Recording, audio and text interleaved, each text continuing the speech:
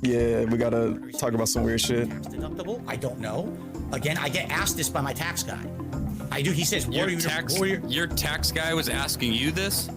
He said, I just got an email the other day that said, we need your breakdown of what you paid for premiums, if you had any medical expenses, if you had any of this. We need all this to file your taxes properly.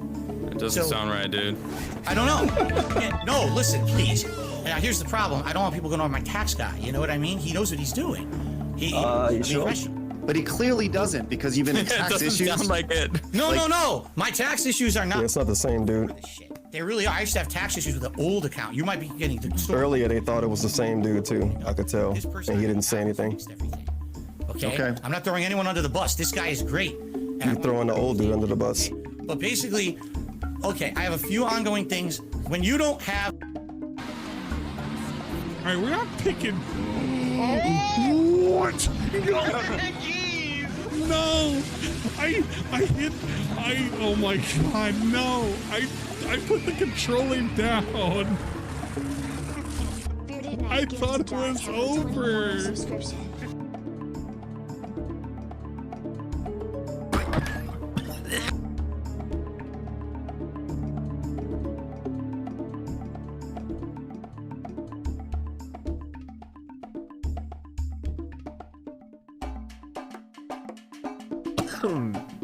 Bitch ass.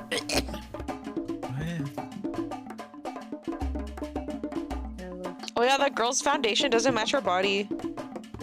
Oh! Another tornado. She's James Charles. Oh, what the? Oh, wait! Oh my god. I just died immediately.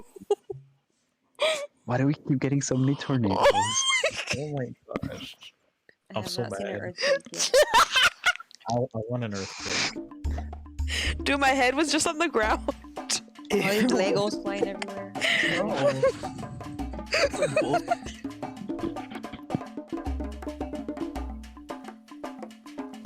One of the dogs barked. No. I was like talking to the dogs, and then like the boy's like, "Hey, did you say something?" I'm like, "Wait, no." And then Kratos said no too.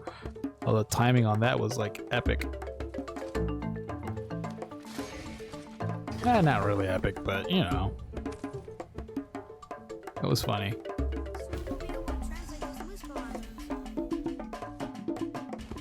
I don't know.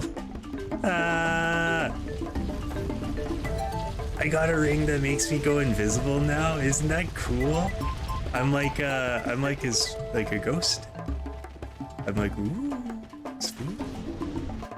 Explaining, made sure to note his experiences for a potential new addition to his book on natural history, which was already 37 volumes in length.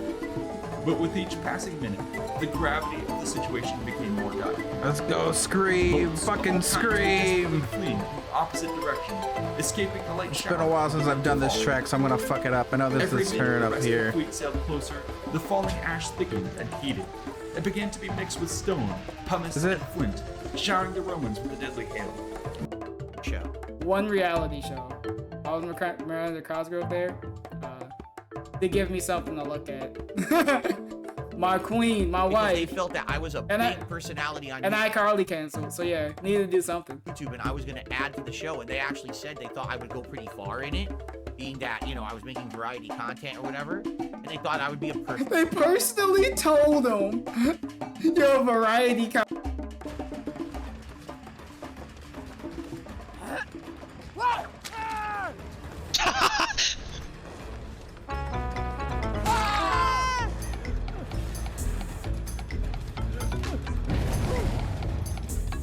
Totally was aiming for this guy.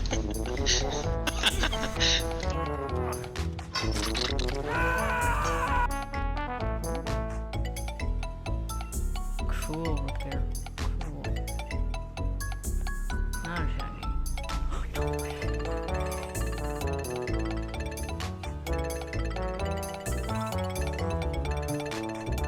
Yeah. Yo, I got the thing! Oh! I got the dash, short dash combo.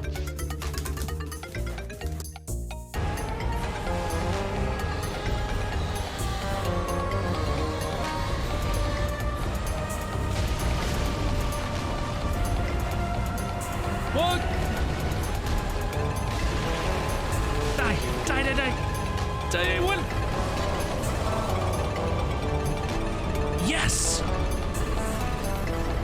Lord of Cinder Fallen. Let's go. 50,000 souls? Oh my goodness gracious. What was that, third attempt? Holy cow. Great job. Great job, Robin. Great job. Wow.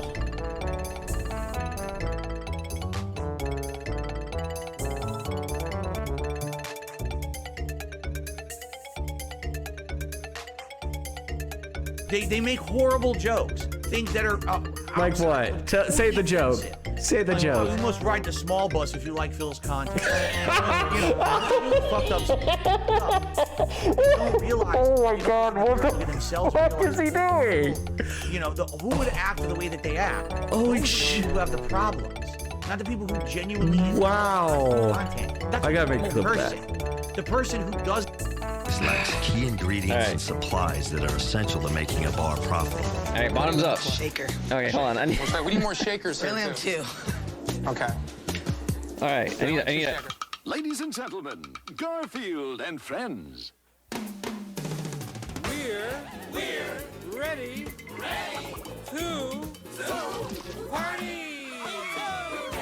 to party. We're ready. I hope you bring lots of spaghetti. I'm scared. Come on in, come to the place where fun never ends. Come on in, it's time to party with Garfield and friends. Dancing, fiesta, romancing, siesta, samba, la bamba. Ay caramba, disguises, surprises, and pies of all sizes. Come on in, come to the place where fun never ends. Come on in, it's time to party with Garfield and friends. Come on in, it's time to party with Garfield and friends. Garfield and friends. And pay attention. There'll be a test at the end.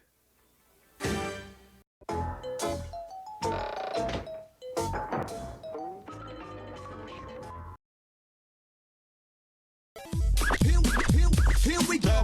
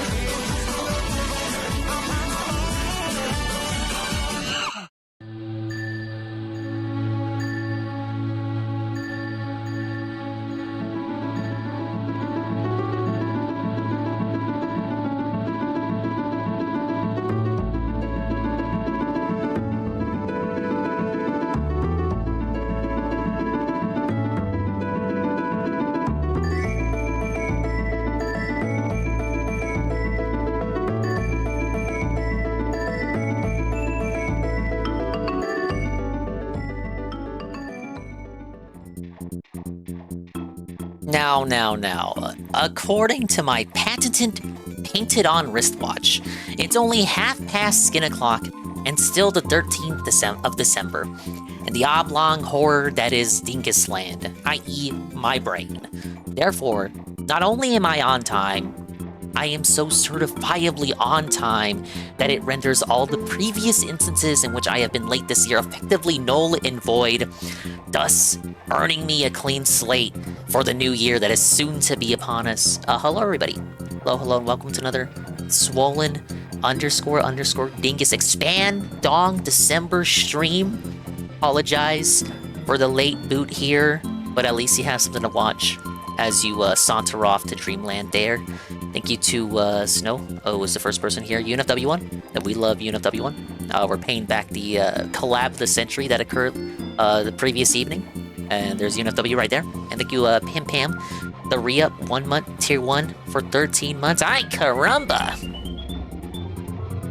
Yeah, we're all for the disguises, the surprises, and all that. Thank you to, big ups to all the dingas, dongas, and swollen__ones who are here. And all the dingas, dongas, and swollen__ones who will soon be arriving in the immediate and far-flung future, like Golem and many other such people. So, yesterday, we watched the awards, and in the interim, as it was airing, I was wrapping up 101% for Country 1. So, we got that. It took like 9 hours, but don't worry if you missed yesterday. We did 101% Donkey Kong Country 1. So we've done that. We 100%ed Land 1 and Land 2, and we 102%ed Donkey Kong Country 2. We are back on Donkey Kong Country 3.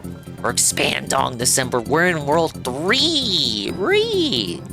And, here we are in Northern Kremisphere.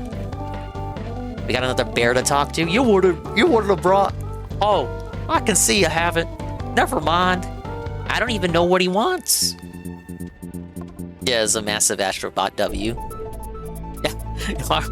I've already shared my thoughts on that. I don't know what DSP had to say about it. I was not watching his pre-stream at all, but I'm sure he had words to say. Yeah, he had words to say. He said he had like 14 trailers to watch, which tells me that he has 14 games to skip. But we have World 3 and 4 here. So when I played this with Capital Co-op on the last session of this, and we made it up to... We did 4 worlds, basically. On my solo run, I finished only up to World 2. After World 2, it's something that this game does the other 2 Donkey Kong Country games don't do, and even the later ones don't do. You have a choice of which world you want to do next. So me and Capital did this factory world first, and then we did this waterfall world. I'm going to switch it up and do the opposite for my solo run. So we're going to start off with the waterfall world and then go to the factory world, which I think is the intended order, because some of those factory levels went pretty hard. So the awards were worthless and he didn't really talk about it. But surely he watched the trailers at least, right? What games was he excited for? Alright, here we are. First level of this world.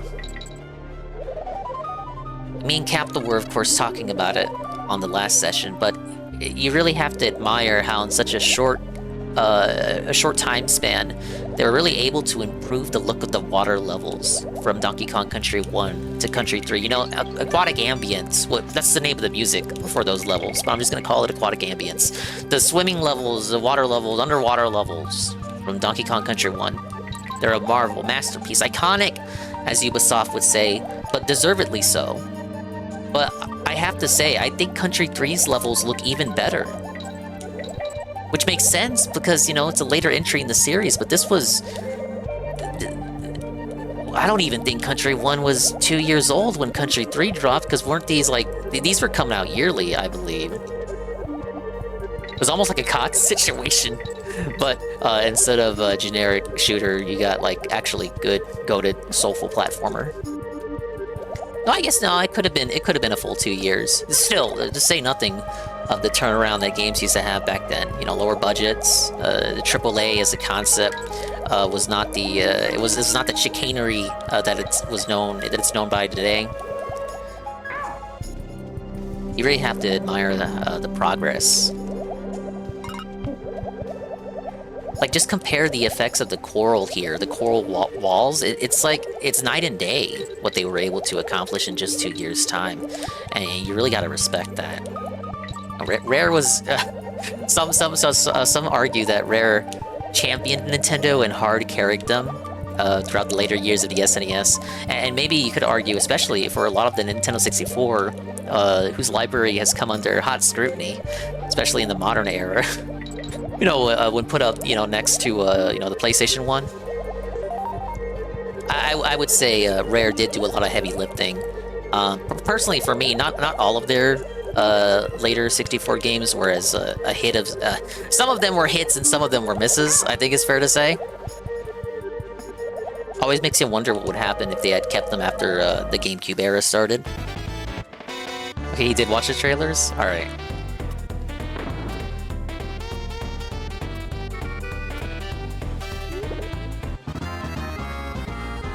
Oh, that was embarrassing. Let me try that again.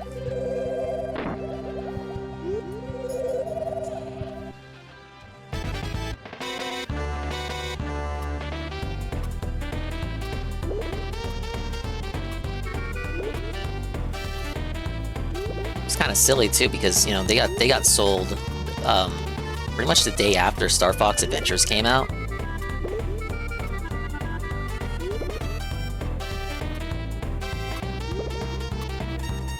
It's kind of grim too. So it's like that game had no future. I suppose if they had done well enough, they would have just commissioned a sequel for a different developer team. Okay, so we're back here.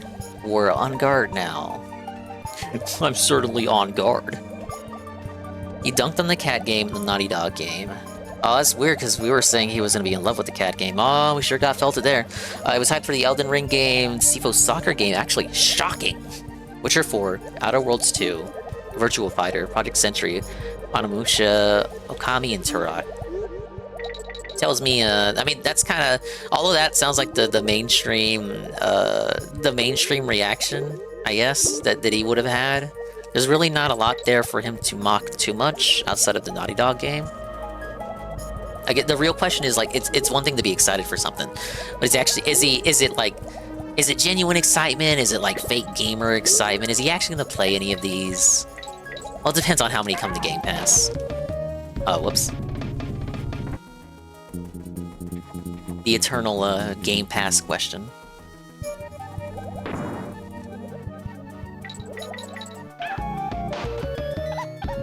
Okay, that was pretty rough.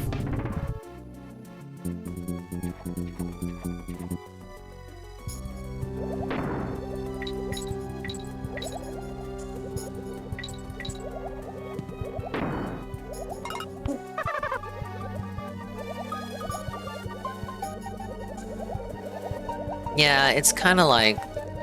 I mean, has DSP played like an Onimusha game before? I know he played Okami. He didn't finish it, I don't believe. That was like a minor mid-2010s controversy from him. That he didn't finish it, if I recall. It's kind of like, you know, when we saw that Onimusha reveal, for example, I wasn't like, oh my god, Onimusha! But I was like, oh, I know of that series. I've heard the name. That's nice for the people that were excited for that, because that had I was familiar with the fact that it had not gotten a game in a while. So is it like it feels like excitement in the sense that you want to feel like you're a part of something.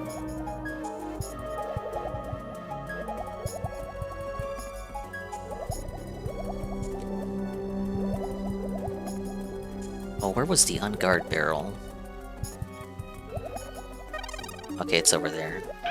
What? Snuck up on me. Said he has not played Onimusha. You know what? I won't give him shit for that, because that was during his alleged... You know, I didn't play any PS2 games years. I would actually be more doubtful if he had said that he had played them, because then you'd be able to like quiz him on it and you wouldn't be able to answer any of that shit. So, kudos to honesty, because he's told us for years he hasn't played any games from that era.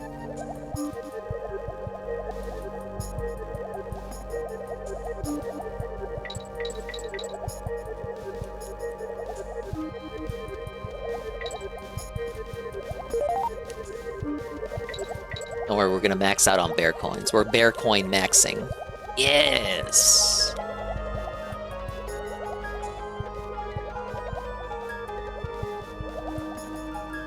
I was looking at some online discussion, and honestly, UNF, the sentiment that Astrobot winning has been kind of like confusing, was shared by a lot of people. Like, it's not a bad game by any means.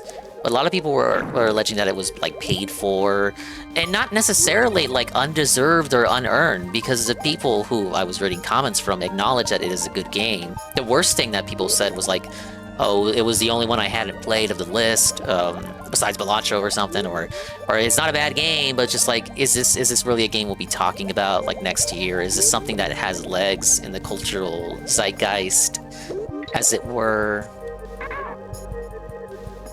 I stated my concern and issue with it as like an IP, is that it seems very, like, people tout it as like a champion of Sony's history, but I'm not typically cynical, but I saw it more as like a funeral march, a procession of like dead IPs you'll never see again.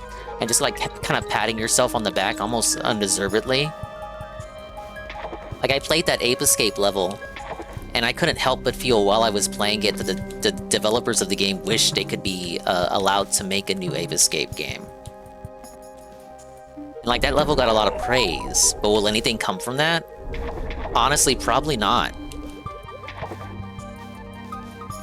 So I don't tend to be that cynical when it comes to things like that. But it kind of makes me think, like, is it successful because it was a Nintendo game? It took like Nintendo's formula and, you know, quote unquote improved upon it, or gave it graphics, or like good graphics and like a great frame rate and shit. It wasn't like fucking chugging on a Switch or something. Like, did it succeed because of that genuinely? Or is it because people saw their favorite character and like clapped when they saw their favorite character? People say everything about the game Force is paid for. But I guess that's fair. That's not wrong.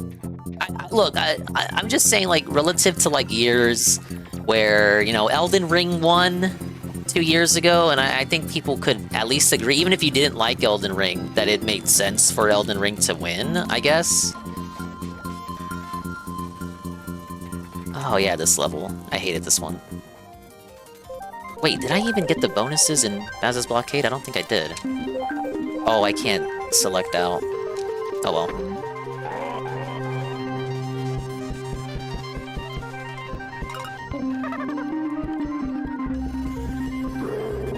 No new Infamous? I mean... Do people want Infamous to come back? I'm not a PS3 guy. That, like, I went from PS2 to PS5, so I'm like... I'm horrifically uninformed. But I feel like Infamous just ended, and that's okay. So, yeah, people, you know, we don't have to shamble corpses along forever until the end of time.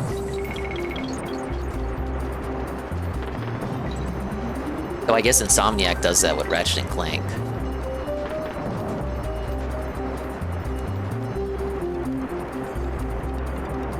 So this level's got a mechanic of where you jump into these barrels and they shoot upward up the waterfall.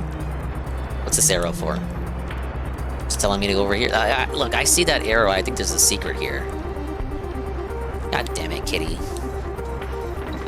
Wait. Eesh. Hold up. No, hold up. No, what you doing? What's over here? Guess nothing. I think the worst part about... Okay, if you want my hot take, because I don't think I said it during the commentary with UNF, but it's something that I noticed in hindsight and just reading everyone else's take, is that it's very... I think it would be fair to say that it would be a little bit... It's a little dishonest for that Intergalactic trailer to say, you know, from the studio who brought you Crash Bandicoot, Jak and Daxter, especially the first two, and then like Uncharted... and it's like, if you really want to be honest about it, and they weren't the only studio responsible for that during that awards show. I think at least one other, the Outer Worlds trailer, with Obsidian, was also like that, kind of like focusing too much on the history of the studio prior to the announcement that they were doing. I would say that's a bit disingenuous to do announcements like that for like 20-year-old games, where in all likelihood, the people who made those games what they were no longer work at the studio. It's the kind of mentality that you don't really consider when you're seeing stuff like that in the moment, but it does become evident after the fact. Now, I'm told 𝓔𝓁𝓷𝓭 was allegedly a programmer on Jak and Daxter, starting with Jak 3. Now, Jak 3 was the weakest one of the trilogy, period, and I'm pretty sure he had no effect on the narrative, which was probably a good thing. So I guess, from the studio who brought you Jak and Daxter is valid if we're talking specifically about 𝓔𝓁𝓷𝓭. But even then, 𝓔𝓁𝓷𝓭, when he was a fucking flunky programmer working his way up the ladder programming for Jak fucking 3, you know, he had a team of people alongside him to make that game not completely terrible. Being mean to Jak 3, it was actually a pretty decent title. I gotta give it a replay. Since you guys funded the Jack and Daxter series replay, we'll be getting that in 2025. But yeah, it's I don't like when studios do that, because that's the kind of stuff that really gets the gullible kind of people. You're selling the cart before the horse, you know? Which was pretty much that whole trailer, is just no gameplay. I know that's a classic DSP complaint, but don't shoot the messenger if it's the truth. Have those trailers had no gameplay, no release date, fucking some of them like the Shadow of the Colossus Ico next game, they didn't even have a title. It's just a concept.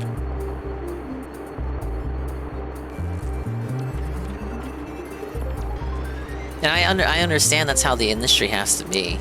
You know, we talked about the amount of care, or perhaps lack thereof, afforded to some of those game categories, how it felt less like a proper award show celebrating the achievements of the industry, and more like a cynical kind of funeral procession of these soulless corporations giving themselves a pat on the back, but maybe only a couple of devs actually having the opportunity to go on stage and demanding for change. I think there was one dev in particular towards the end that was calling out companies who, you know, CEOs and shareholders that focus specifically on, you know, the profit margins and whatnot.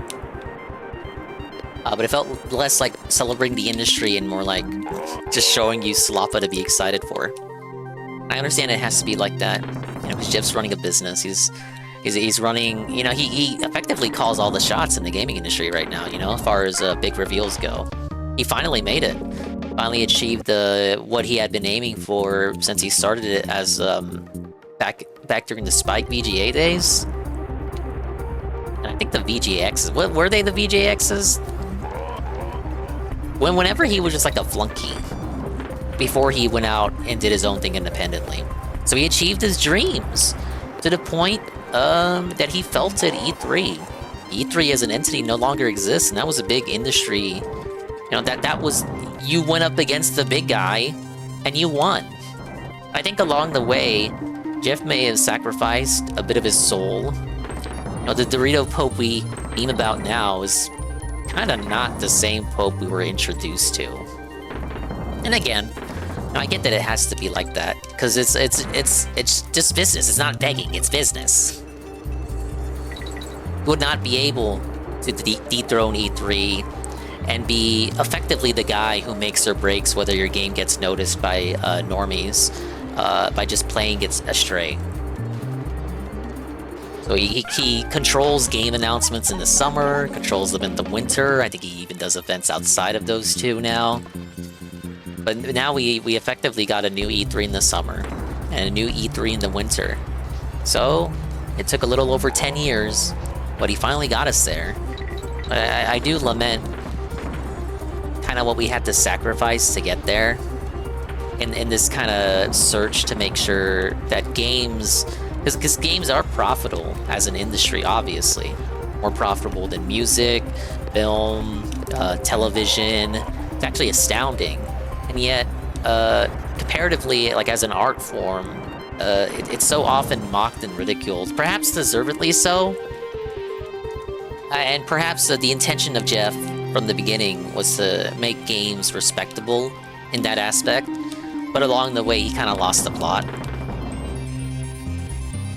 Big ups J Frosty, OMG Zelda. Yeah, okay, that's the guy, the Baldur's Gate 3 dev, last year's winner in COVID killed E3. It did. They tried with that 2021 digital showing, but it just couldn't save it. It's a shame too, because you look back on the memories for as much of a tragedy as E3 could so often be, with all the cringe. It really is a product of its time and like a bygone era. Everything has to be digital now. Sometimes you think about like, oh man, what if I could have went to E3? What if I could have had fun there, playing the latest games, beta builds, on the show floor? Seems like a dated concept now. Friend request received. Who's 𝓔𝓁𝓷𝓭? Did you see the weird segment with the bald guy saving people's jobs at the Game Awards? I know, I saw that. I saw and covered that. I know all about that. I was talking about that with UNF live as it happened. I know all about it. People were showing me shit after the fact, but I am aware. Me and UNF noticed something just did not feel right with that segment as it was airing, and we were later totally vindicated on that.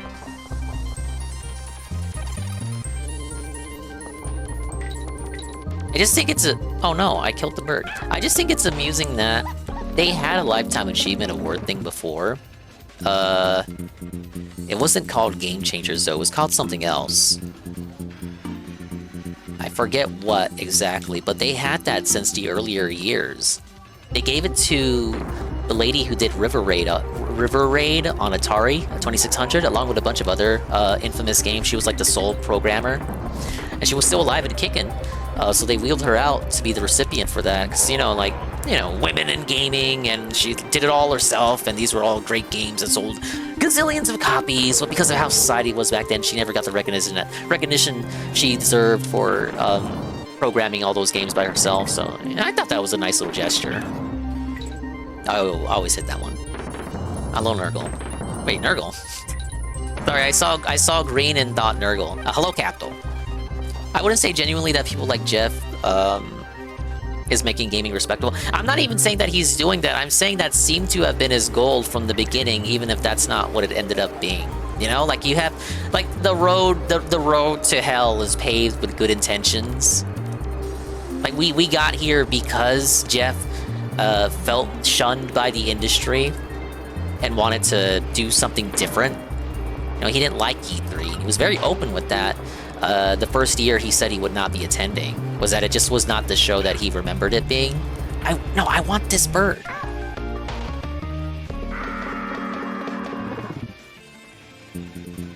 What up, Jamsies? Big ups, Jamsies. We were watching her playing, she was playing Splatoon earlier, Big Run, and I was bigly laughing at all of her L's. So many L's during the Big Run, but she's probably better at it than me.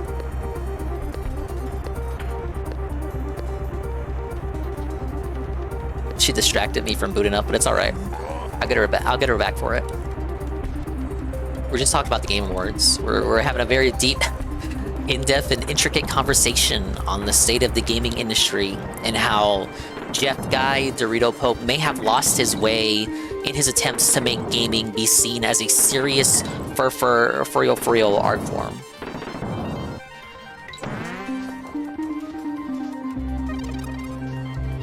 Because I was saying, gaming makes a lot of money as an industry, more than music and film and television, but it's not really respected as a medium in the same way that those are.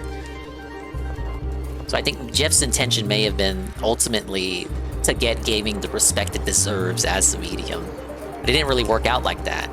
So now we have an awards show where, compare it to I don't know, the Oscars or something. Yeah, we're gonna compare it to the Oscars.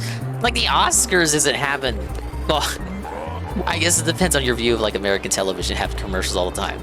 But it's not it's not always promoting the new movies and shit. They actually do present awards, and it is actually, celebrating the movies that came out that year. I know the Oscars is right with issues themselves too, but it's not structured the same way that the fucking Game Awards is. It seems like he knows people won't tune in unless there is an over-reliance on reveals, which is a shame, because, these developers go through crunch, and they get paid peanuts.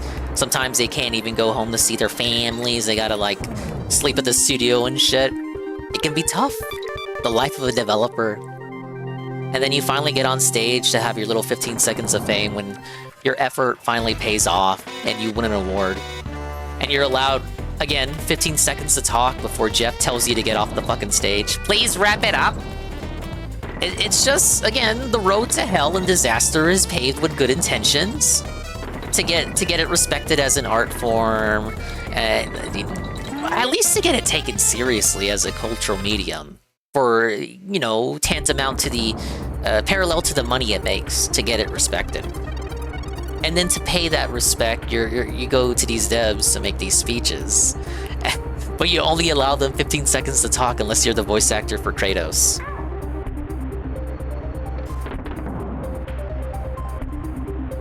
It's because it's a newer form of media in comparison to the concept of movies and music. That's true. Yeah, really, you know, games, you know, compared to movies and music, especially music, games is more recent than music and movies. Like, they've had more time to be appreciated and respected in that vein that gaming so dearly wants to be respected. There will be a massive group of people who will just never understand it. Shoot, go back to like the days of Roger Ebert specifically saying that games will never be respected. I always want to find new games, so I like watching the Game Awards. Wait, how did I do this one? Shoot. Capital already... No, wait, Capital, we glitched this one out. Fuck. I gotta get lucky. Yeah, I never really cared about game being respectful because you lose a lot of passion trying to conform to norms. That's another thing where I think Jeffy may have lost his way, is that in order to get these people to care, because Capital's right, like it's a newer art form. So the old fogies, like, you know, look, we're reeling out Harrison Ford and shit. Like, Harrison Ford is like fucking 90 or something. You know, games weren't like existing like they are today in his heyday, you know?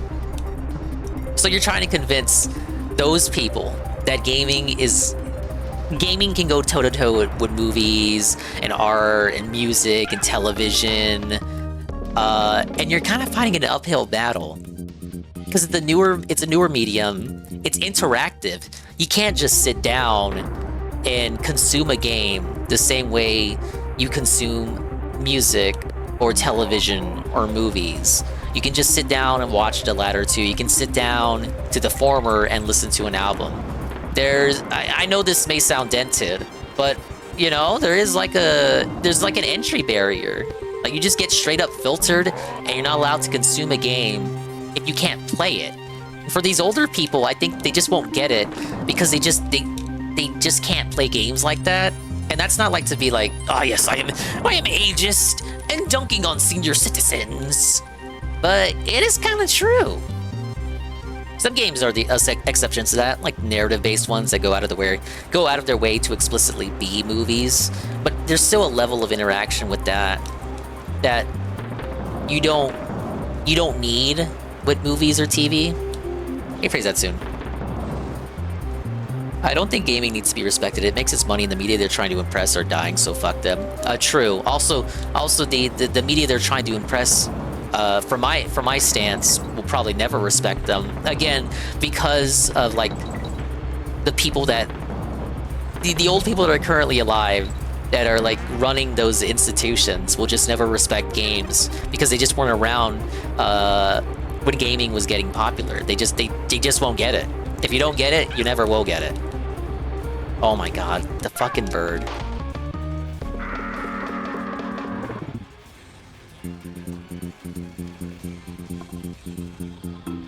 So I personally don't think it'll ever change, it'll ever get that respect that it deserves. But in some aspects, you're right, it doesn't really need it. That media form is dying as is. These people who don't respect games like that will just die out and get replaced by the Zoomers of the day, who will grow up. And then maybe by then, when we're all in our 80s, then gaming will get the respect it deserves. It's just a shame that ultimately, going back to the Game Awards, that Jeff tries his damnedest to appease that crowd, and it doesn't seem like they care about it. They're not reciprocating that. So is it really worth going after that crowd in the first place? Jeff sure thought so when he started the Game Awards.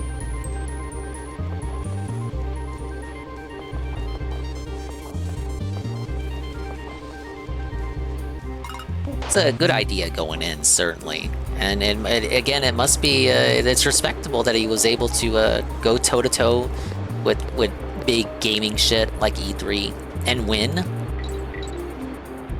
But it's probably not, like, the show now I think even he understands, because I feel like he's talked about it before, about over-reliance on commercials and promotions and advertisements and just cynical game trailer reveals and announcements. So I think he obviously understands that the show today is probably not what he envisioned it being, but ultimately has to like come to terms with that in order to get people to watch. 'Cause even gamers don't respect gaming like that, you know? Not that they should or that they need to, because like Jay Frosty's kind of right. Maybe gaming doesn't even need to be like that in the first place, but he understands that he has to suck up to these corporations in order to get people to give a shit. Because like, let's be honest, if it was just straight up awards with no announcements or trailers, less people would tune in. And on that note, again, it's a shame that he worked for AAA games have like 4 to 5 year developer cycles. They work on crunch time. They're underpaid, unrespected. They don't get the respect they deserve. They're felted. Even if you want to say like, oh, it's DI, it's woke, they got cringe opinions on Twitter. But still, it's like I wouldn't wish crunch on them. So like a show's made to, you know, pay tribute to the shit that they have to deal with, and nobody would care about it if trailers weren't there. Suffer, devs, suffer. Whoops, I think I did this one though. If something new will come along that all the Zoomers that love gaming will hate and a cycle will start over. Yeah. Maybe VR really will take off. That by 2080 it'll be like the VR won't just be a category, it'll be a whole award show in and of itself. Am I liking this one so far compared to the others? I was talking to Capital when we were playing. I actually would say, I would go as far as say that so far this is my favorite one. And that's weird because I always heard that people hate this one. Like they say this is the worst one. And I was talking with Seru about it, and Seru says it's specifically because of Kiddy Kong, that they don't like how Kiddy Kong is a strong Kong when it could have been Donkey Kong.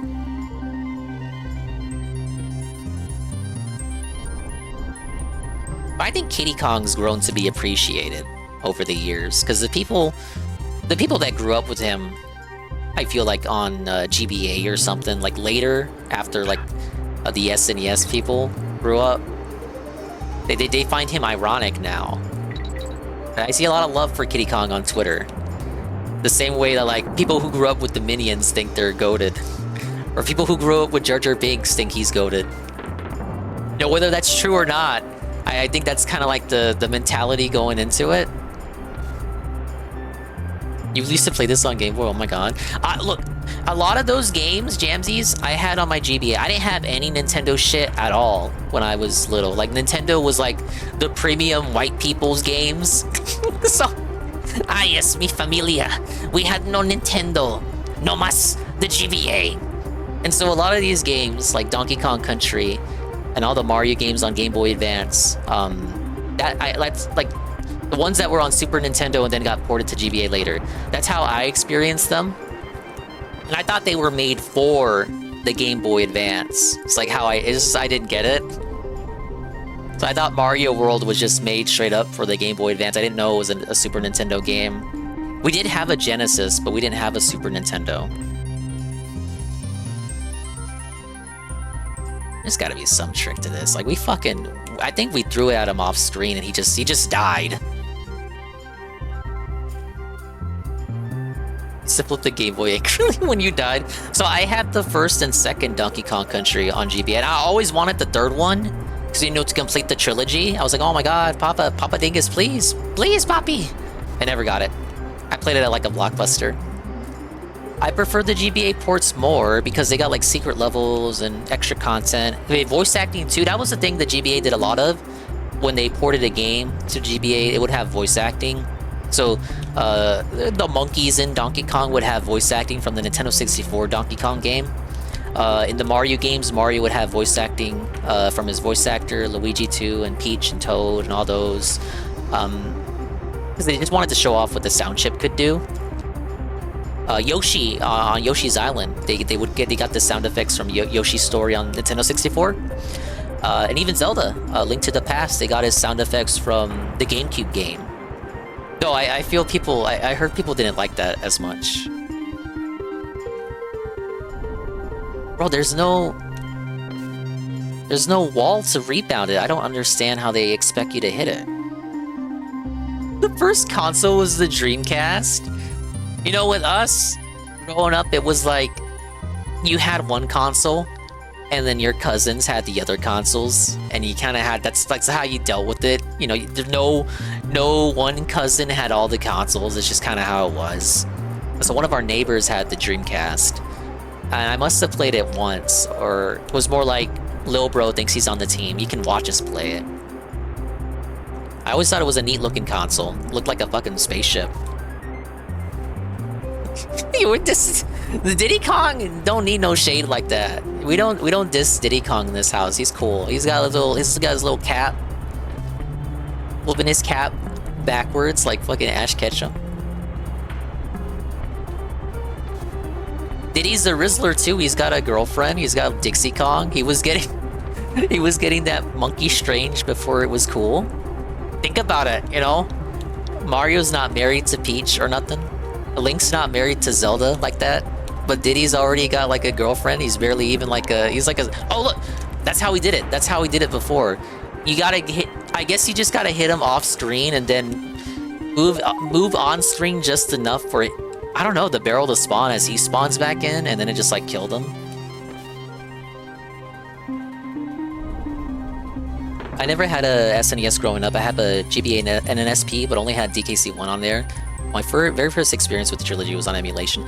I had the purple GBA without the backlight, and I think later I got the SP, the blue one, the cobalt blue one. And I had a Spyro game on there, 𝓓𝓸𝓷𝓭. And it came with like a skin for it, and I think I still have that skin on there. Oh yeah, I gotta redo this one.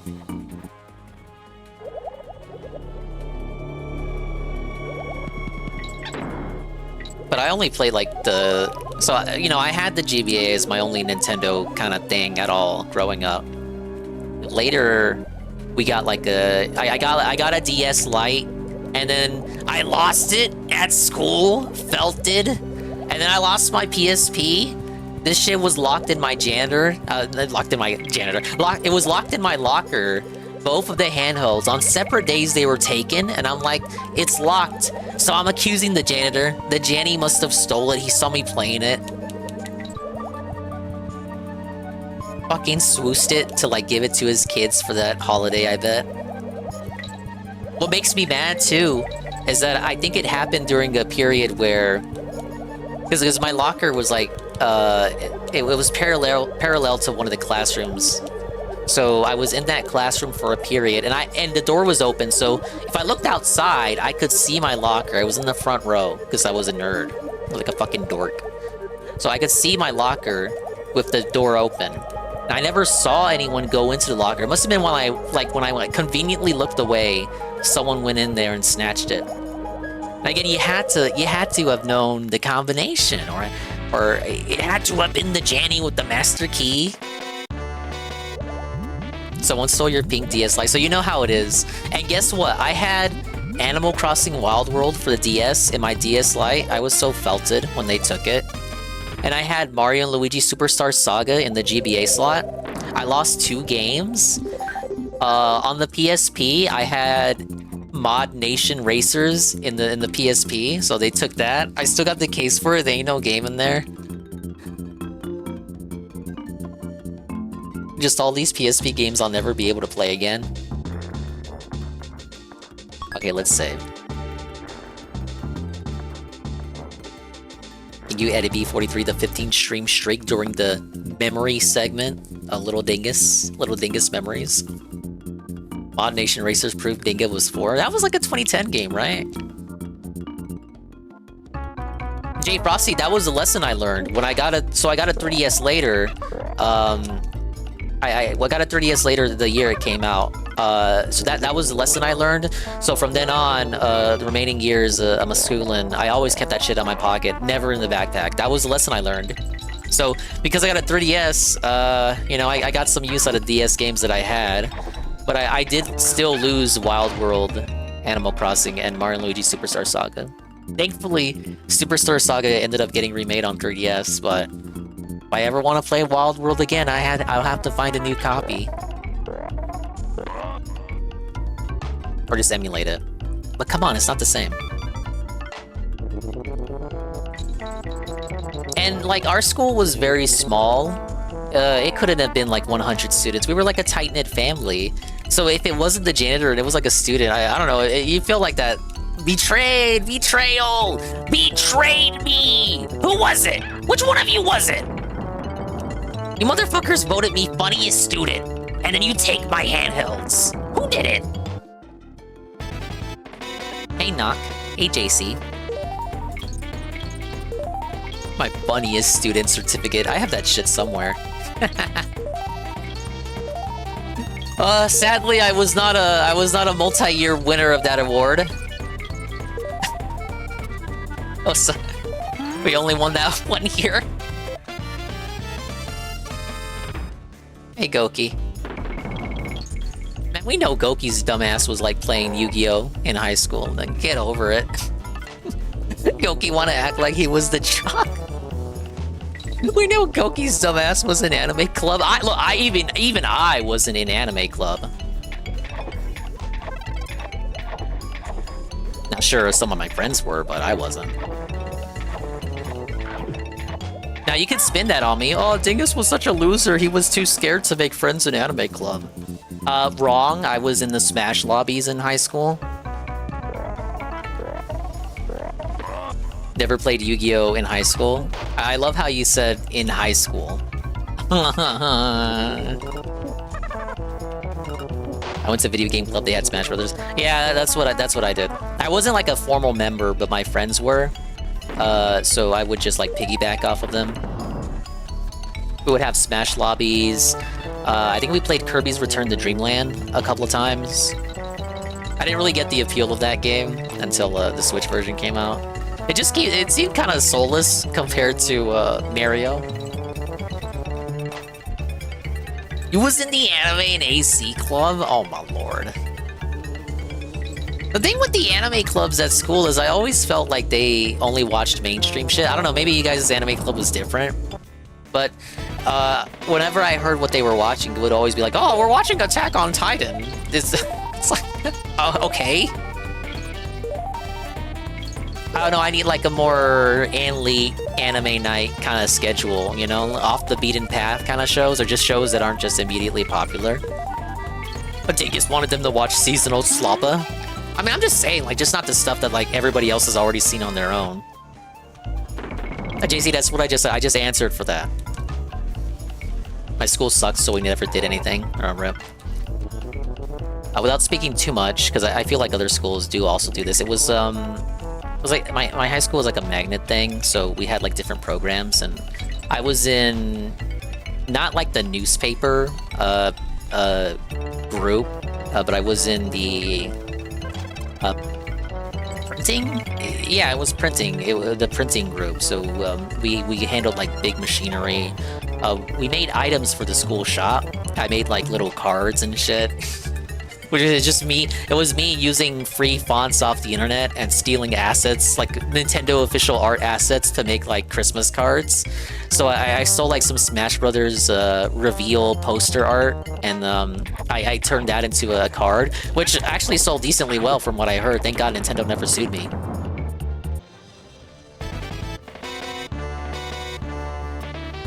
I remember the final year, the teacher told me that she thought I could have a future in that field, like, because it wasn't really graphic design.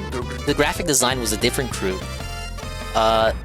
In the graphic design group, you actually made the assets yourself, whereas in printing, printing was like taking existing assets and kind of like, you know how like floral arrangement is a thing, like that, like that, but for computers. We took existing assets and like made them look nice. So I worked a little bit with InDesign, Adobe InDesign, not Photoshop. But don't ask me to make anything for you on InDesign, because I wouldn't be able to. Because they made us work on Macs. I was working on Macs. I wasn't even working on PCs. Everyone in my high school wanted to play COD. I never really liked FPS games until I was in college. I was never in the game club when they were doing... Because I don't even know if they did FPS or not. It was only ever Nintendo games. We did like 8-player Smash. And then they held like a tournament that I participated in, and I got fucking washed, man. But I was just happy to be there. I was happy to be there. Not to sound lame. I'm happy to be filler for your little tournament, dude. It was just for bragging rights. I don't believe there was a cash prize. I certainly didn't pay a fee. But I made Pac-Man, and I got Gugats.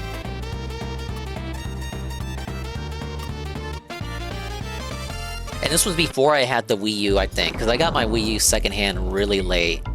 So I didn't have a Wii U controller. So all my friends were using, you know, Pro controllers and shit. And I had the 3DS, as I said. So I used, you know, the 3DS. You can use that as a controller on the Wii U version. So you bet your dumb ass. To enter a tourney, I used an input delay infested 3DS as a controller. With a broken L button. My L button could not work. So the only way I could shield was with R, which I would... It's affected my muscle memory and how I play Smash even to this day.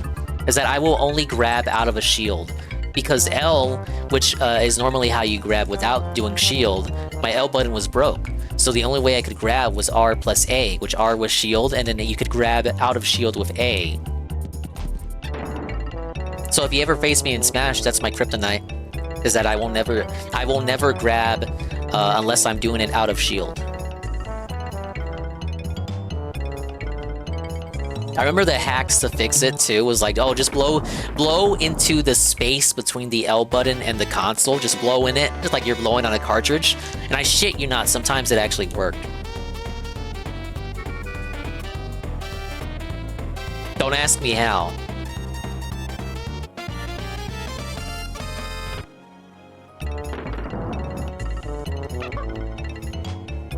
Play a lot of games on Vita and 3DS during high school. They were usually JRPGs. I would say around that time I was getting into JRPGs more. Like growing up, especially, I was into, you know, I already said Mario Luigi Superstar Saga, Paper Mario, but that's like entry wall shit. Just like getting into the genre. Like that shit is supposed to introduce you to later JRPGs. I had a GBA, of course, and the 3DS and a DS Lite.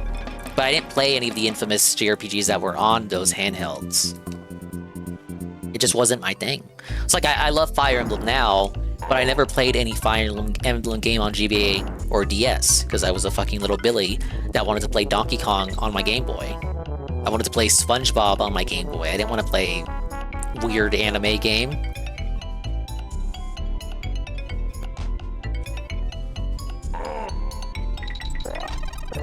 Well, I gotta be careful, JC. I'm doxing too much information. Gonna add this to your dossier about me. I'm getting too cozy. I gotta be vague with my information. I'm oversharing. Playing a fuck ton of Smash Brothers on my old 3DS. I like 2 years ago though. Shame. Probably be a lot of good shit just locked on 3DS forever. That'll never get remastered or re-released. It's kind of in a weird effectively now closed off ecosystem.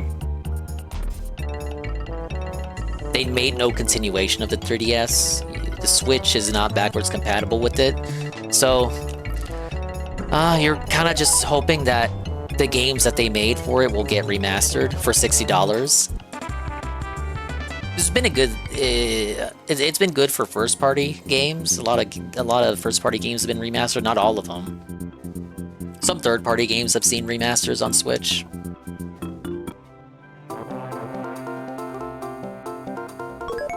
Ah, right. We have the sideshow. I've never done endurance. Atlas 3DS games, Persona 3 and 4 and Vita on the Vita. That time was when I really fell back in love with Kingdom Hearts, and especially I discovered Fire Emblem through Smash with Lucina and I was like, you know, who is this pretty lady? What game is she from? So I played Fire Emblem Awakening, and that was the beginning of the end. Dinga hates $60. He loves burning it on stuff like Fossil Fighter remasters. That got remastered?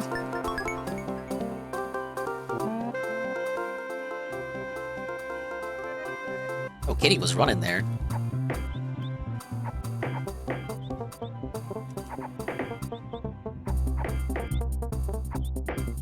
You gotta be careful.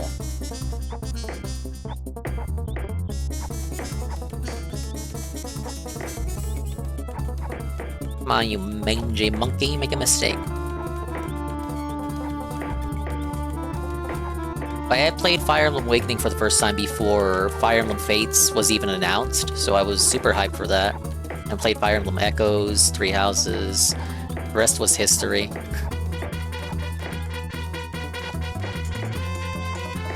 You know, then from there I got into other JRPGs like Xenoblade and shit. I effectively still consider myself a normie in that medium. I even completely went over how I went back into Pokemon with Gen 5. So I had like White version, White version 2.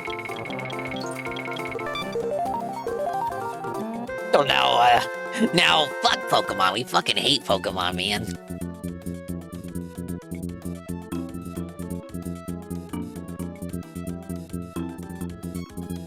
Okay, complete.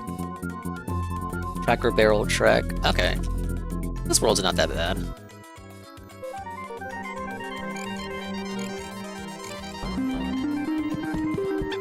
We were talking the other day about how they're gonna remaster Kirby Planet Robobot, which I have a copy of, but I've not played. But I've heard is pretty decent. Give it enough time, and because they're running out of Wii U game support, right? They haven't ported everything over, but they're running out of the good shit that people actually want ported outside of the Zelda remasters. They're gonna start porting Wii games, because that's easy to do. It's easy money. They probably still got the you know, the files for that shit. And then 3DS games. It's very easy to upscale 3DS games to HD. Wii even more so. So all you gotta do is take that shit, upscale it, do what you gotta do, and then sell that for 60. And you got your 2025 filler release date game. Really, you too, J Frosty. That was the one that killed me. Killed it for me. Yeah, I have it right here, Ultra Sun. I could not get past Island 1. I just got very cynical with it. I already felt the story. Like, okay, very inspirational. Lily's story and character arc, but it was fucking Lily's game. It wasn't my game. Not to sound like a petulant child about it, but the game was more focused on Lily's arc than me. Like, I was just a silent fucking goober. I really don't like silent protagonists in games. Like, I need you to have your own arc. I don't self-insert like that. Unless it's a game with truly no adherence to a plot like Animal Crossing. Then we can, like, you know, autistically self-insert as Dingus. Like how DSP self-inserts into everything. But I prefer to see the protagonists as their own character. And Pokemon always fucking flops in that angle. I know it's supposed to be, oh, you self-insert and go on your own Pokemon adventure. And to an extent, it's like that, you know, when I name the Pokemon or name the character. But I really just see the stupid kid going on his own adventure as his own character. Which is heightened more so by the gacha game coming out and actually giving the protagonists, the Pokemon protagonists, names and personalities. So I was totally vindicated on that. Same thing for Fire Emblem. Fire Emblem's even harder to self-insert to because the avatars have canon names and canon personalities that you cannot really influence. So like, how the hell am I supposed to influence, how the hell am I supposed to self-insert into this character when he says and does things in the plot that I have no control over? It's just kind of my take on that. Oh, come on. Like, sure, I can choose who they marry, but I can't choose what they do in the plot. It's a JRPG, not a WRPG. It's not a Western RPG. It doesn't have like the Fallout style. You can do the evil route, you know, in Fire Emblem. You can't do that like you can in Fallout. So if I can't influence what my character says, how am I supposed to self-insert to them? I can't be an asshole. No, they give you some dialogue choices, but that shit is illusion of choice. It only affects flavor text. Pick up GPM and D-Side.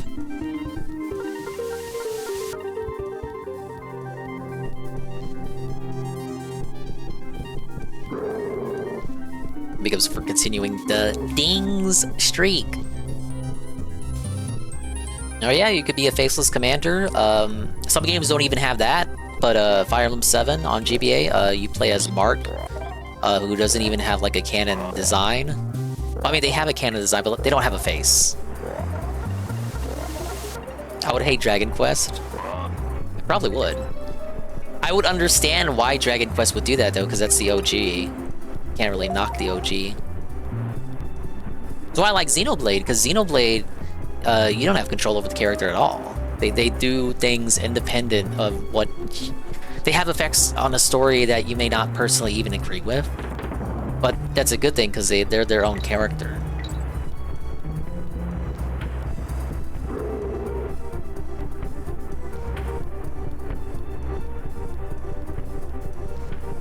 Dragon Quest 3 has a named protagonist. Sometimes it depends on the game within the series. Sometimes some games within the series try something different.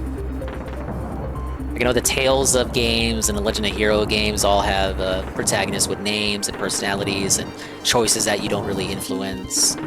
Again, outside of like the ones that include romance. Whereas Dragon Quest, it's all nameless heroes outside of some... Oops. And I think Persona is like this weird in-between, right? Where sometimes they'll talk and have a voice and have dialogue, but not all the time. I watched Goon play Metaphor, and Persona 3. There are instances, especially in Metaphor, where the protagonist will talk, but only for a decision, a dialogue decision, and they won't really talk otherwise. That kind of shit kind of like takes me out of it. I feel like you're just a vessel at that point. You're a vessel for me, which is the point, but it doesn't immerse me into the world. It takes me out of it.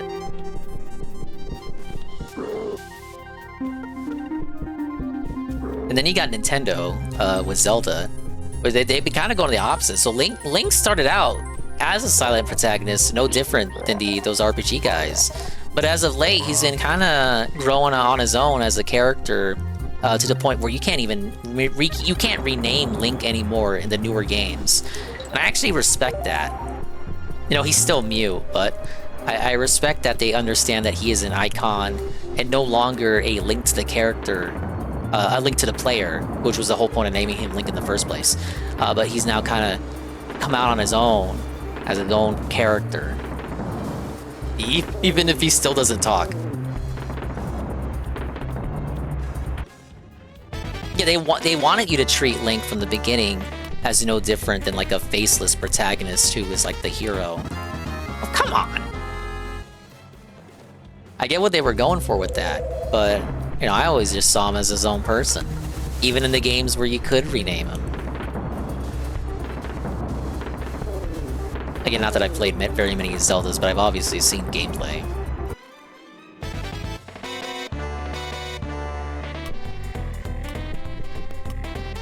Gotta fuck this up again.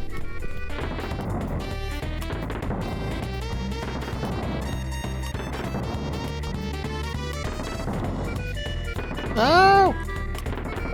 I wanna fuck it up. Oh! I thought that was the end. Rip.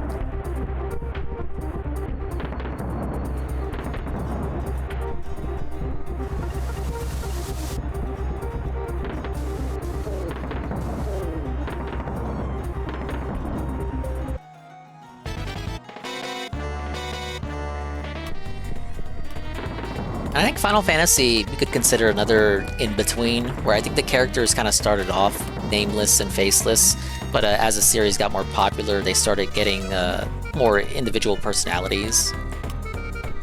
What? Oh wait, no, it's Bash to Baddies. What am I doing? I thought it was Reach the End. Fuck. Fuck. It's my fault, it's my fault. I'm dented. Dented and seething. Thing is, before Goon comes in here, I did not rage quit 𝓔𝓁𝓷𝓭. I bore quit it. What's the difference? Wind Waker HD be released on a modern console TBH? That's me right there. Wind Waker HD and Twilight Princess HD. You know it's coming too. They're sitting on it. It's probably already done. It's already fucking done. They just need to change the control schemes. Thank you, Elijah Berry, the 5-stream streak. Thank you. Welcome in.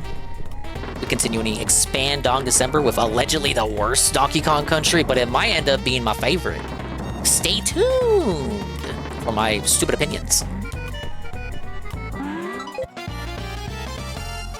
It's so done, they're gonna shadow drop it. They should. That and Metroid Prime. Because what is look, they're gonna announce the Switch to January, February. That's the, like, not to rumor monger, but they themselves said it's gonna be before March, which is the end of the fiscal year. So it's gonna be January or February. Fuck, it might even be, we may even be weeks away. January 1st. They reveal all it's coming, guys. It won't be a Nintendo Direct. They'll put out an ominous tweet and give you a date, and then you just tune in on that date for like a trailer on YouTube, and that's how you find out what it is. Even though we already know what it looks like from all those Chinese leaks, but still.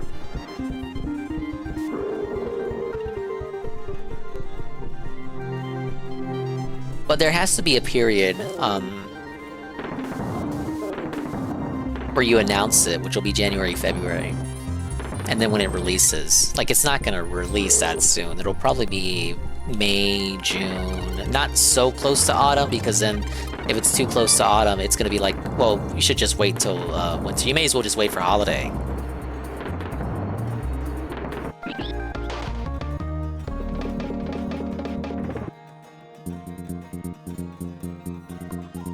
Okay, I found all the bonuses, that's good.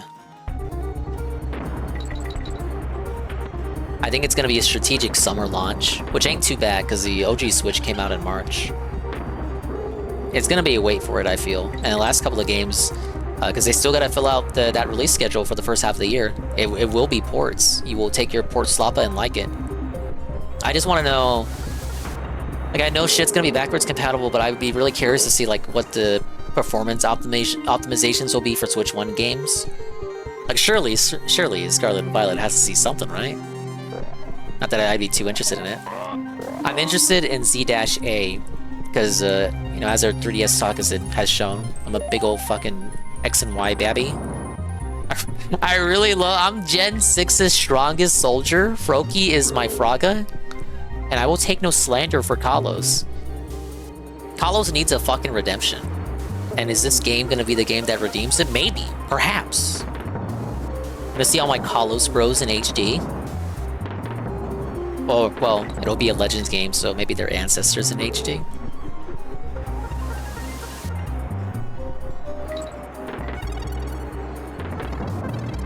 Yeah, it always felt like X and Y never got the respect it deserved. Like, the reason the story was shit was because they put so much into just fucking getting all the Pokemon there modeled. Story was kind of like the last thing. The goal was to get it fucking working. There was no time for story, you guys.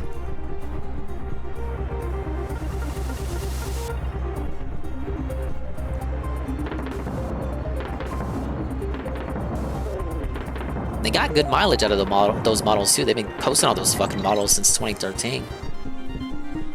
So maybe now we can get the narrative redemption that XY deserves.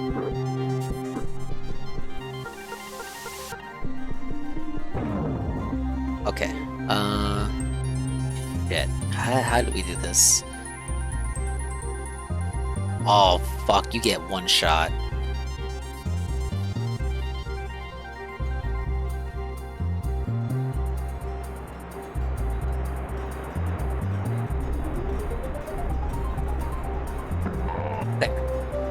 I don't think we got that capital for. I think we missed that, so there's me redeeming that.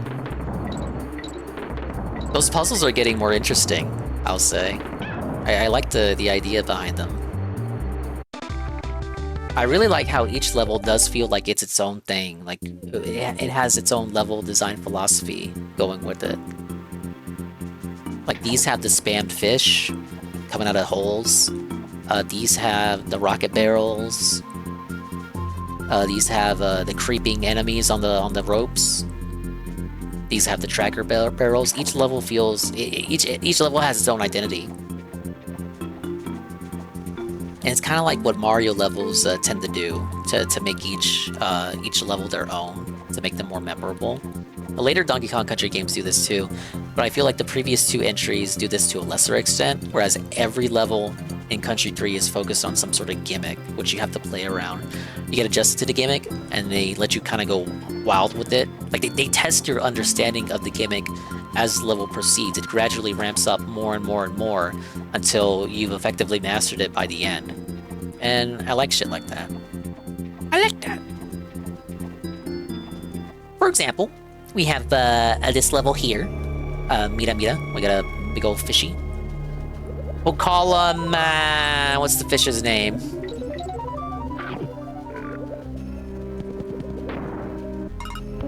We'll call him Bennigan. So, Bennigan here. I didn't realize it would capital. But you're not supposed to feed him the spiky fish. Now, I got an excuse because I had never played the game up to this point. Even when I played it at like Blockbuster, I never got further than like the doorstop level in World 1. But Capital was like a Country 3 master, and didn't realize he was feeding the fish the wrong food. Suffer! But you're supposed to keep the fish fed with the regular fish. If you feed him the spiky fish, he doesn't like it and gets pissed off. If he gets too pissed off, he'll eventually bite you.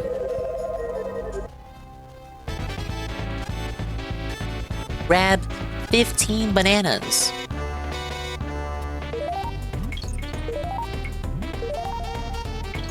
I don't disagree, GPM.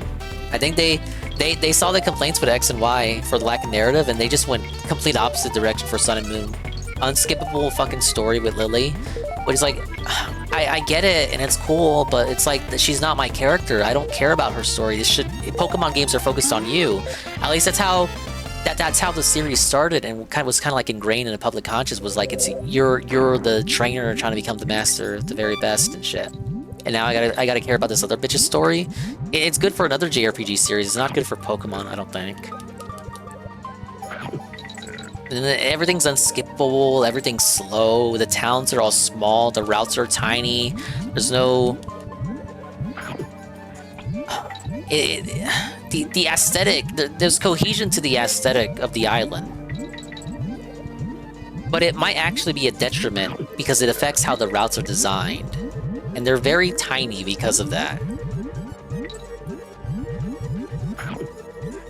It doesn't feel like you can get lost in the routes in that game. The same way that you could get lost, potentially, you know, if you're fucking 7. You get lost in a route in a Pokemon game that's just very huge. It was like a need to adhere to cohesion when it comes to the routes relative to the island that they're on. In older regions, due to hardware limitations, the routes could be as big as they wanted to be because each area was its own separate location, loaded one at a time. But in Sun and Moon, it felt like it wasn't the case, but it felt as though the routes were designed so that they felt like it was all part of one big world that you were always on, if that makes sense. Not necessarily open world, but everything was all interconnected. So it felt like you were. It works for the immersion. It makes you feel like you're more in a believable. It's a more believable setting. You feel like you're actually out there on the tropics. But the negative part about that is that, again, it affects the what you're able to do for the route design. The routes weren't confusing at all. Some of the caves were a bit better in that regard because the caves don't have to rely on the up there. That's why you don't want to feed him the spiky fish. But the negative part about that, again, was that it just did not work for making routes that kind of challenged that childlike wonder and imagination that got you into the series in the first place. The caves were better because the caves were separate locations loaded independent from the greater island. So it didn't matter how big the caves could be.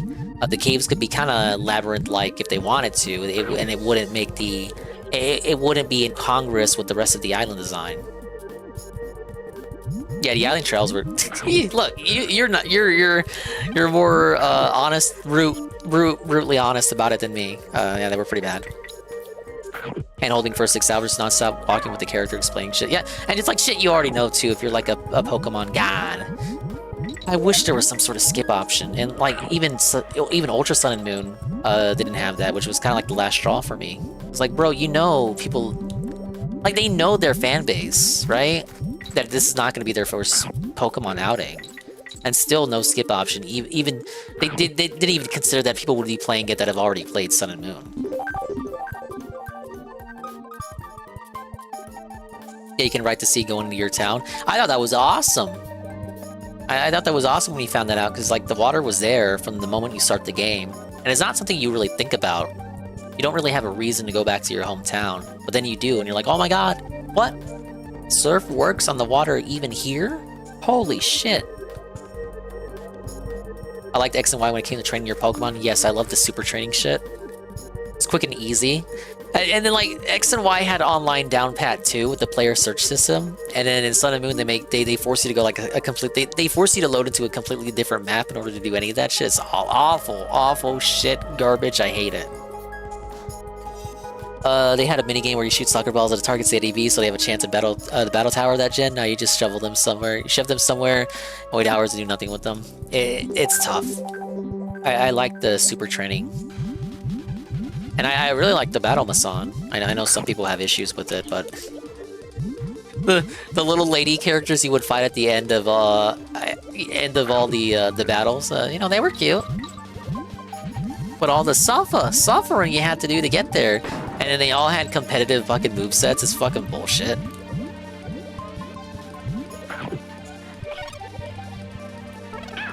I like the idea of like doing consecutive win streaks. Oh, we gotta hit the win streak. We gotta hit the win goal. And being allowed to do like 50 in a row before you fight the lady of the mode that you picked. Like you had single battles, double battles, triple battles, and rotation battles, all included. But I hate that they removed triple battle and rotation battles, but that's because I guess the Switch would die if they tried triple battles on the Switch. Yeah, I hated Z Crystals and Z moves. That shit was clowny. They were awesome Yokai Watch shit because they got scared of Yokai Watch.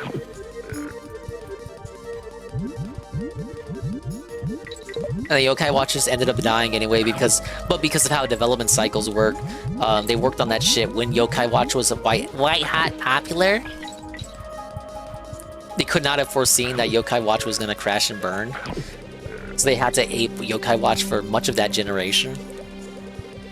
It just really felt kiddie, is what it is. Pokemon should be an all ages thing.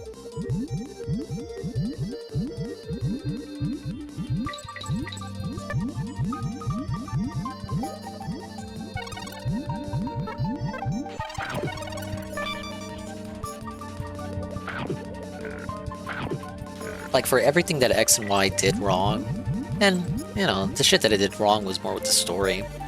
So I feel like gameplay-wise, it was pretty competent outside of the lack of post-game, aside from the Looker side quest.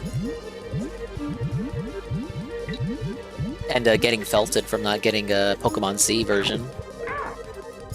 I still have better memories of it than what came after. I didn't really even like the Gen 3 remakes that much. They were still better than... Because they were built off the skeleton of Gen 6, I still think they were better than Gen 7. But yeah, Z-Crystals suck. They were chasing after Yokai Watch.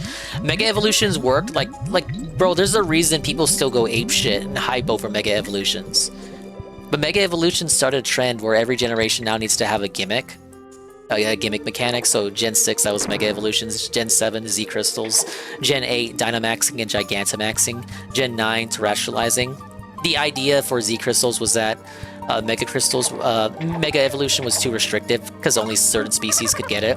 And the species that could get it in X and Y, some of them were not even in X and Y. Like, they weren't even catchable in X and Y. Oh no. So the idea was to make it so that everyone could have a power boost without having to make new designs or new assets. The problem was that it just was not flashy and it was very kiddie. It was obviously made to sell fucking toys too to compete with Yokai Watch. I saw a lot of that shit in clearance when I used to work retail.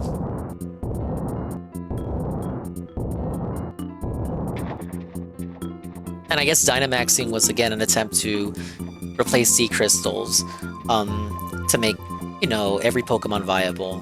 And then Gigantamaxing was kind of have like a have your cake and eat it too, to again have unique designs and forms for certain species. So they were kind of like do the best of both worlds. But it was just some clowny kaiju shit. I really did not like it. Yes, scaled the Pokemon model like 10 times, and there you go. There's your new gimmick. And rationalizing is just whatever. Again, trying to answer that question of how do you make every Pokemon viable to make the game even easier. I feel like Mega Evolution had it right. They had it right the first time because it takes up your item slot, and a lot of items are desirable. So there's a lot of competitive sets where it's like you have to ask yourself, like, do you want the Mega Evolution or do you just want, like, I don't know, for example, leftovers or something. Like let's take a Pokemon like it's a good example. How about Scizor? Scizor, you could have like a Mega Scizor set, but because Mega Scizor's stats are so different from base Scizor, you could effectively run competent Mega Scizor sets or just regular Scizor holding an item. You had to make that decision. You can have the busted Mega Evolution, but you can only have one of them on your team, and you had to risk the item slot. And for certain species, the item slot was desirable.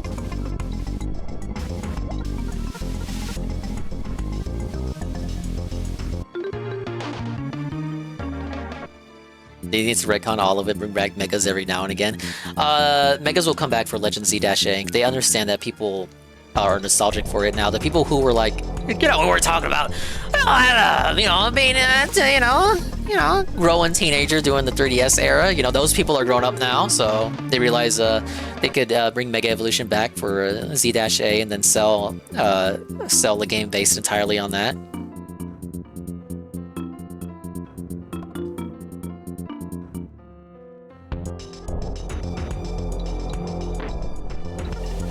It's just more thought went into it for Mega Evolution. And nowadays it is true that every gen feels like they have to have this fucking gimmick to justify, you know, it's for marketing purposes. But you can really tell with Gen 6, since that was the first gimmick that they had done, you could really tell that that was not what the intention was. They didn't intend to have every gen have its own unique gimmick. What it probably was that they wanted Mega Evolution to continue into the other generations. That's why Generation 7 still has Mega Evolution as a mechanic. But then probably developing, in the development of Sun and Moon, they realized that they couldn't really have Z crystals and Mega Evolutions exist simultaneously. That's why you unlock Mega Evolution in the post-game of Sun and Moon. That's why no new Mega Evolutions were introduced either.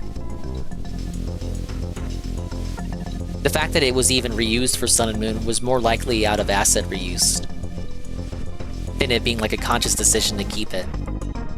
Then the first opportunity that they could get rid of it, they did. But I think going into it, they expected it to be something that would stick around for the franchise rather than it being a one-time gimmick.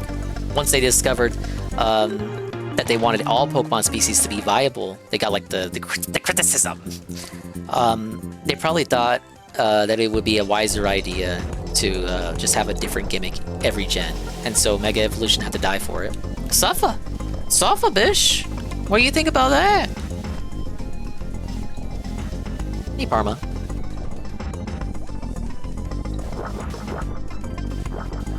I'm quite a Pokemon A-log. I mean, I don't really think just saying, oh, it's a kid's game is like, oh, okay, ultimate shield from criticism, I guess. I have a right to criticize it, alright. I feel like it used to be more of an all ages thing. And it is better now than what it used to be during the Sun and Moon era. They are improving in that regard. Like, yeah, I heard Scarlet and Violet had an alright story, whereas they kind of fumbled the bag with Sword and Shield's narrative. So it's nice to see. It's nice to see that. The issue though comes with the stories going back to Sun and Moon story. The over focus on Lily trying to make it into like a proper JRPG story. Pokemon is a JRPG, but it's kind of its own unique thing. It's like the Dark Souls RPG question, where it's more of its own thing, right? I don't think you can really do Pokemon as a... Well, I mean, they literally did it, but I feel like there's issues trying to make Pokemon into that standard JRPG story. So much of it is about you doing your own thing. Yeah, I feel for a lot of those earlier generations, Generation 1, Generation 2, especially, back during Pokemania hype, the story was, you made the story up as you went along, because so little of the story really existed for you to care about. The story was your imagination. It benefited from like that childhood wonder of not holding your hand too much, but kind of like tossing you out into the wild, the wilderness of this Pokemon world. And you kind of make the story up as you went along, with the general narrative of it being, oh, you're this kid trying to get all the badges and shit.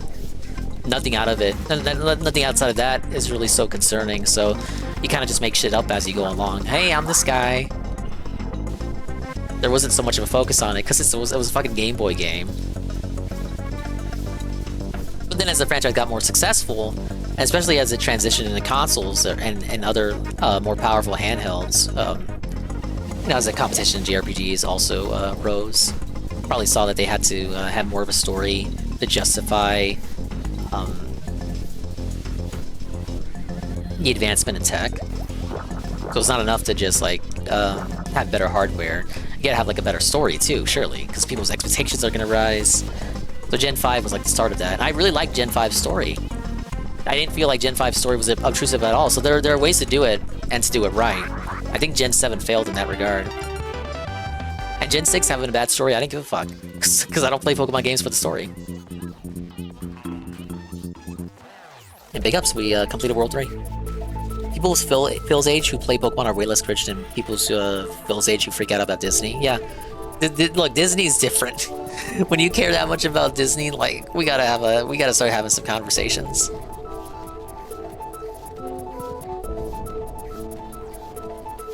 Yeah, make us like 𝓔𝓁𝓷𝓭 kind of did it right. That in Coliseum, they had it right the first time.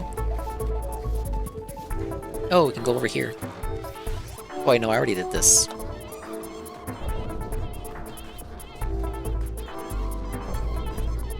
I think there's still a market for turn-based RPGs. They get a bad rap.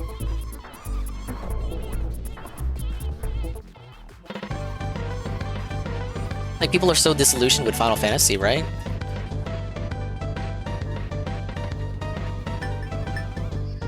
Oh, I still don't have enough for that mirror.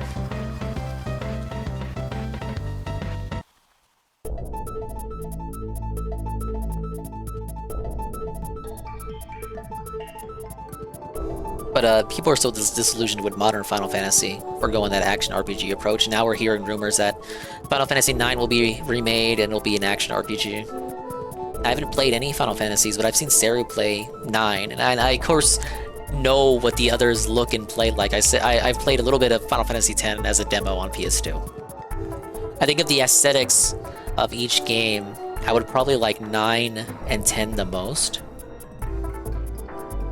So it's a shame to hear, oh yeah, we're gonna bring back 9, and it's like, oh, it's an action RPG just like all the other ones you didn't like. That's the power of the industry, baby. Anyway, we have the 4th world, Mekanos sounds right, because it's got a K in it, but everything about the English language is so cucked as it is. That's why I can't pronounce like half the words that I say. Yeah, shoot, I had a point to make, but it escaped my mind. Metaphor won how many awards? Now, sure, a lot of those for like art direction and shit, but it won how many awards? There's still respect for JRPGs, but in some aspects, it feels like it still gets a bad rep, depending on the franchise. Like, especially if it feels like the devs feel like for Final Fantasy that they can't go back to turn-based, even though Atlas has consistently proven that there's an audience for turn-based. Because Metaphor has sold 1 million already, right? It sold 1 million within the first week, I believe. So I guess that's not enough for Square Enix shareholders for a big-name franchise like Final Fantasy. Oh, normies don't want 4 Fragas in a row? Well, I mean...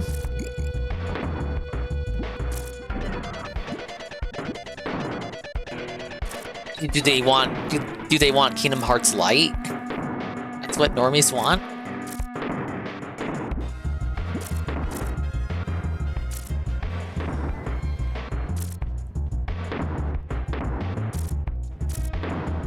It's just a shame they hear that, because again, the aesthetic for 9 looks like that would be the one that I would like the most. It's not because Tevin named 𝓓𝓸𝓷𝓭 during his playthrough.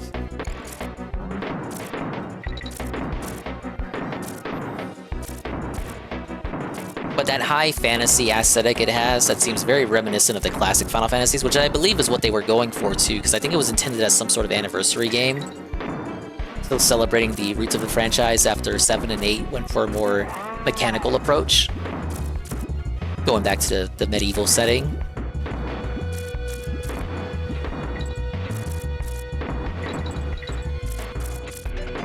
I just like worlds like that, worlds you can lose yourself in. Like we were just talking about with Pokemon. Stuff that kind of like... it prods the imagination. It makes you wonder about like what else is out there.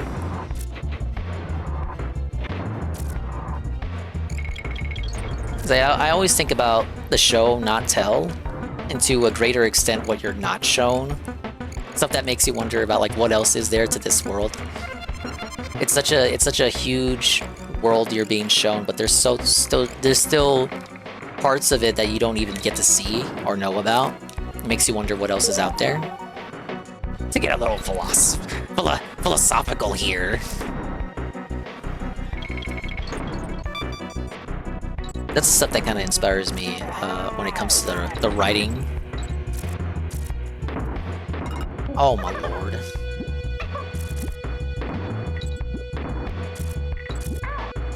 Oops. Stupid little owls. What you got going on?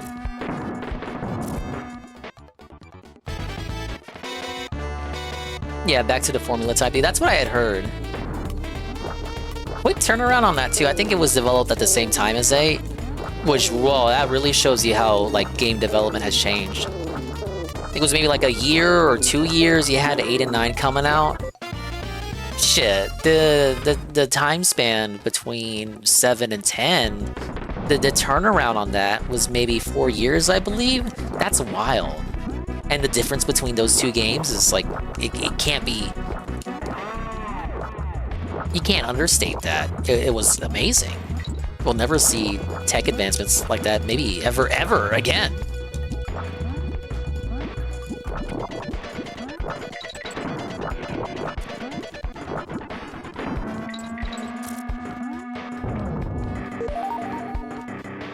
Safa devs, Safa. And now look, no matter what franchise it is, you gotta wait like fucking 5 to 8 years before you get even a sequel. And that's if they greenlight the sequel immediately after the release of the previous one. Or just have people already be working on it before the current entry even releases. Like I saw those Insomniac leaks, and they were talking about like, oh, the new Ratchet & Clank will hit us in 2027. The fuck? Hello? And those leaks were in like 2021, 2022? For a fucking Ratchet & Clank game, I have to wait until 2027? Bro, I'm gonna be ancient. I'm already ancient. Hack. It's just a shame that shit has to be like that. Nintendo really is the outlier. I'm sure other, like, to a lesser extent, like indies and AA studios are also that same token, but it kind of sucks that things are like that now. Nintendo games have more modest budgets, and their turnaround nowadays is still not what it used to be. But the turnaround now is like, oh, for a sequel to your favorite series, just wait like 2 or 3 years.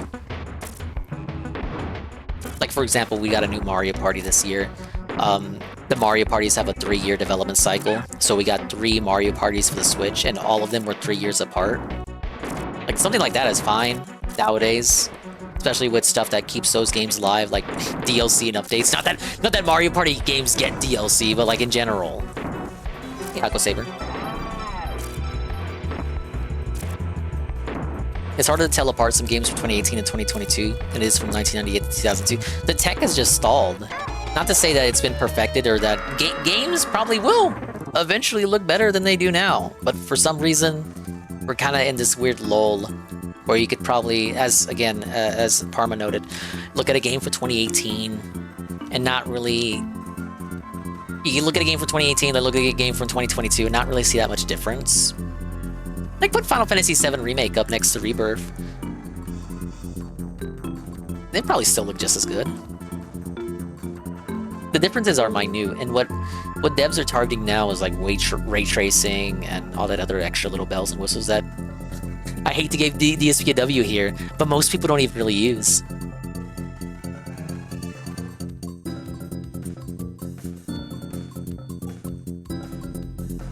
It's why I'm excited for the Switch 2.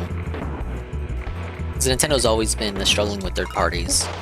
But the leaked specs seem to indicate that it will be equal to a PS4. And that seems ancient, but as Aquasaber notes, and as Parma said, graphical fidelity is seeing diminishing returns, and we've kind of stalled in how games look.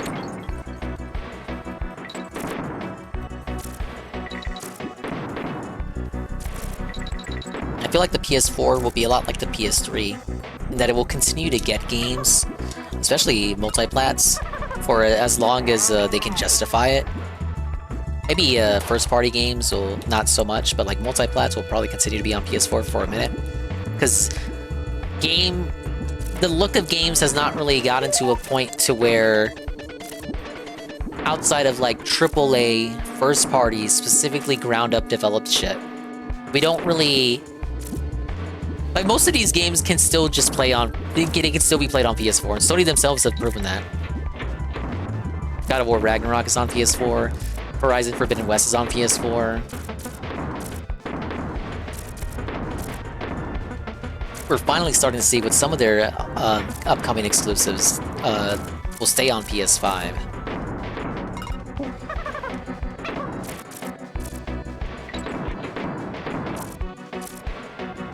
Whoops.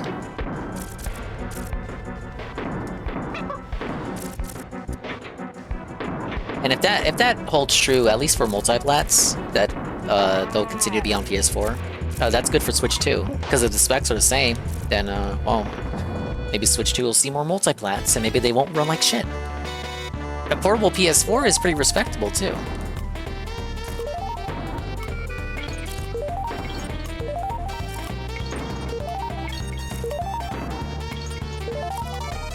That's certainly an advancement of technology. Going back to, like, especially, like, figuring, like, where we came from and where we are now, you know? Wow, it's a portable PS4 in the palm of your hand. It's like half the size of a PS4. And it plays games that look as good as games on your PS4, wow.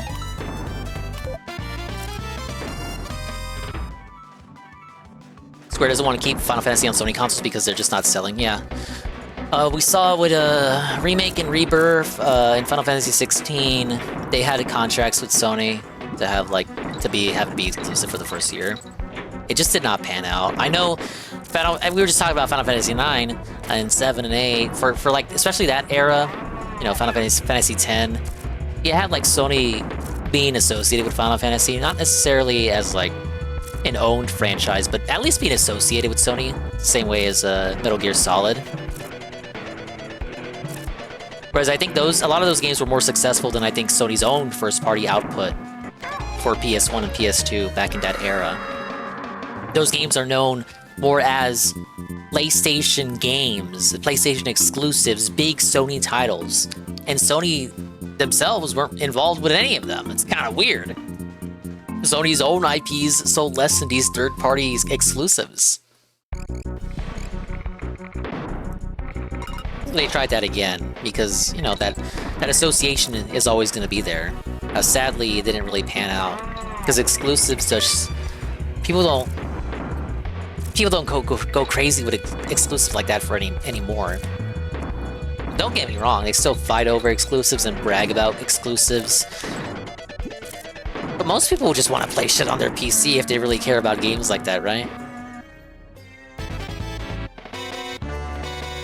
If you hadn't heard, console accessory maker 𝓓𝓸𝓷𝓭 CEO confirmed the Switch 2 feature in their kill switch case for it is legitimate. I had seen that case, so that confirms all the leaks we had seen up to this point. I'm not too surprised. Don't fix what isn't broken. Like, it's the Switch 2. Why would it not look like a Switch? GameCube into the Wii, it makes sense the Wii looks different from the GameCube because they didn't call it the GameCube 2, even though it basically is the GameCube 2 spec-wise.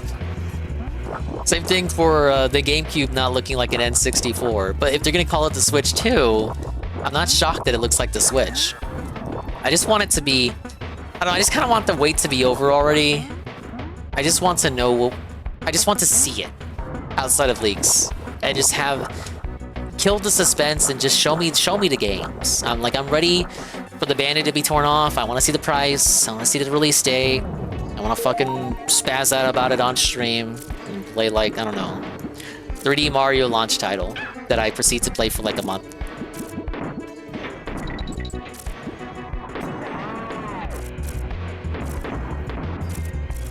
Oh, that's right. PS2 had like a good year on the market before Xbox or GameCube came out. People forget that.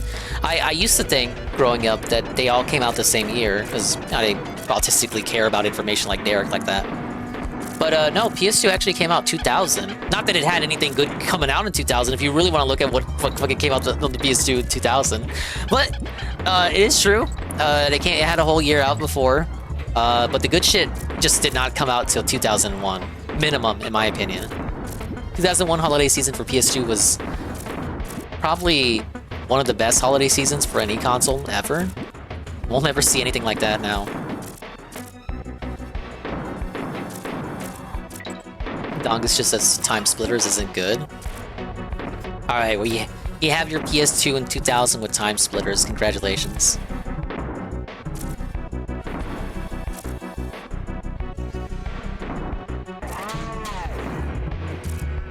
I am the Fire Emblem. Oh my god. You are the Fire Emblem. Thank you, Simone, for the follow.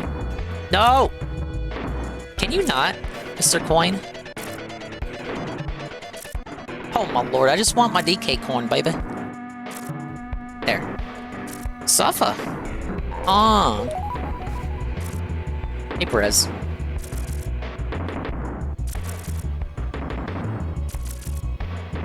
The launch lineup was insane. It wasn't even the launch lineup. That shit was like, that was year 2 holiday season. Silent Hill. I can pull up. You want to pull up the image? Fuck it. Fuck it. We're gonna talk games. We're gonna talk the state of the industry, and we're gonna expose the industry. PS2 2001 holiday. Now these games aren't for everybody, but there's a good variety of games here, and each game is. I think it would be fair to say, even if some of these aren't for you, you can at least recognize that these games are goated. So there's at least probably one game in here for you. Let me pull this up. I hate how images work on Reddit now. I hate that I have to go on Reddit at all. Reddit? More like I read it 10 times already. Oh. Get it? I pulled a Statler and Waldorf.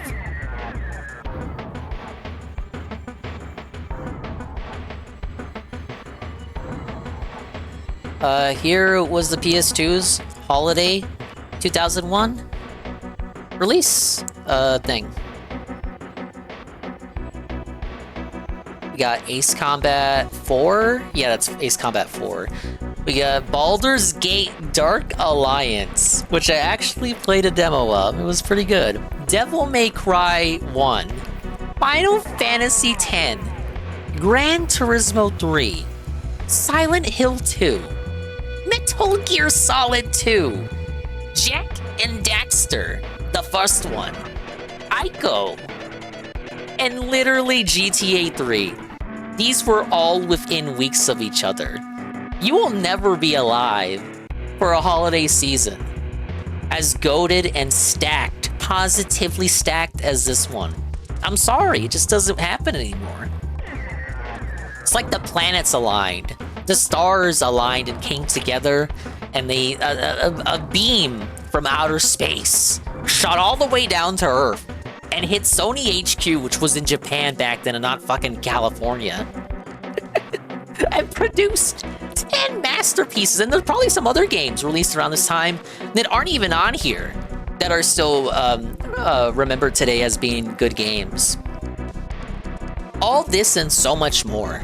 Greatness awaits. More like greatness already came. What's next, Sony? All these games too, all pride or multi-class, like that's a lot of what people today don't get. Yeah, these were all exclusive. I think it took a couple years for some of them to get ported to other consoles. Like fucking GTA made it to Xbox eventually. Same thing with Metal Gear Solid and Silent Hill 2. But for the time frame of what we're talking about, these were exclusive at the time. This was the hot console.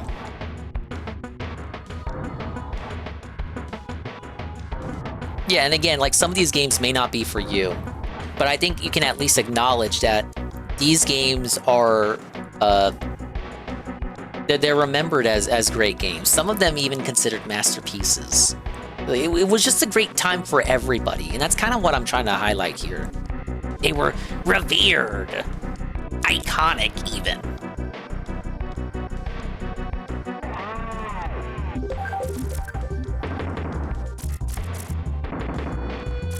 Yeah, JC, you gotta consider other consoles too. So, you know, GameCube was coming out. Now, maybe the GameCube's launch lineup wasn't that stellar. I mean, relative to the games that I just showed. But you had Luigi's Mansion 1, you had Melee, Wave Race, and Pikmin. Xbox was dropping Halo. Literally Halo, do I even need to say anything else? And, well, I guess that's all they had. No, wait, they had Fusion Frenzy. I like that. My cousin had that game.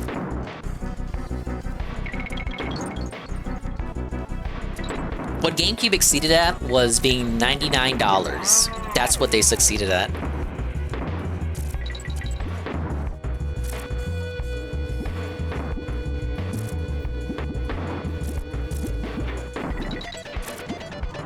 Wild entry point for that console. I can't believe Reggie allowed it to be sold for like 99 bucks.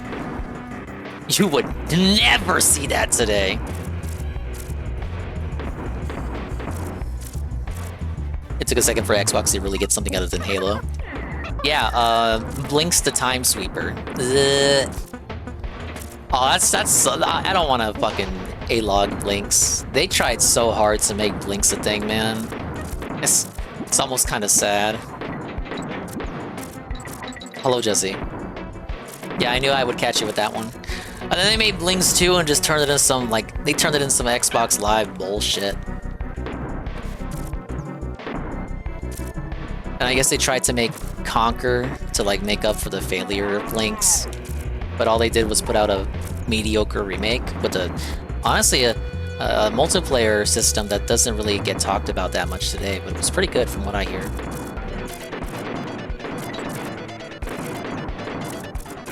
But still, again, as JC notes, not as well remembered as the N64 multiplayer.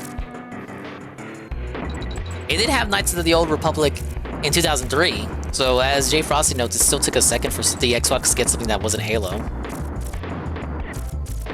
And yeah, they did have Fable, though, I mean, You know, look at what became of Fable today. Though I suppose the same could be said of Halo. Look at what became of Halo today. Where is Fable anyway? Microsoft had nothing to show yesterday.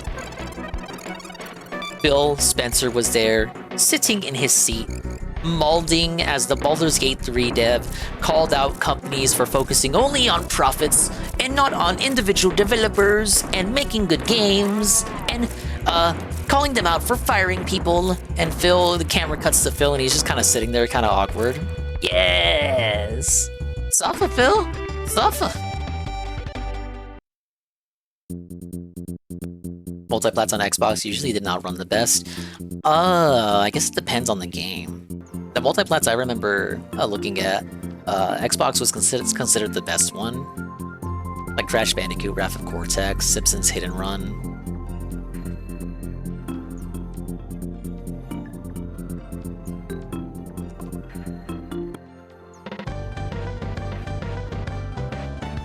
Morning, kitty.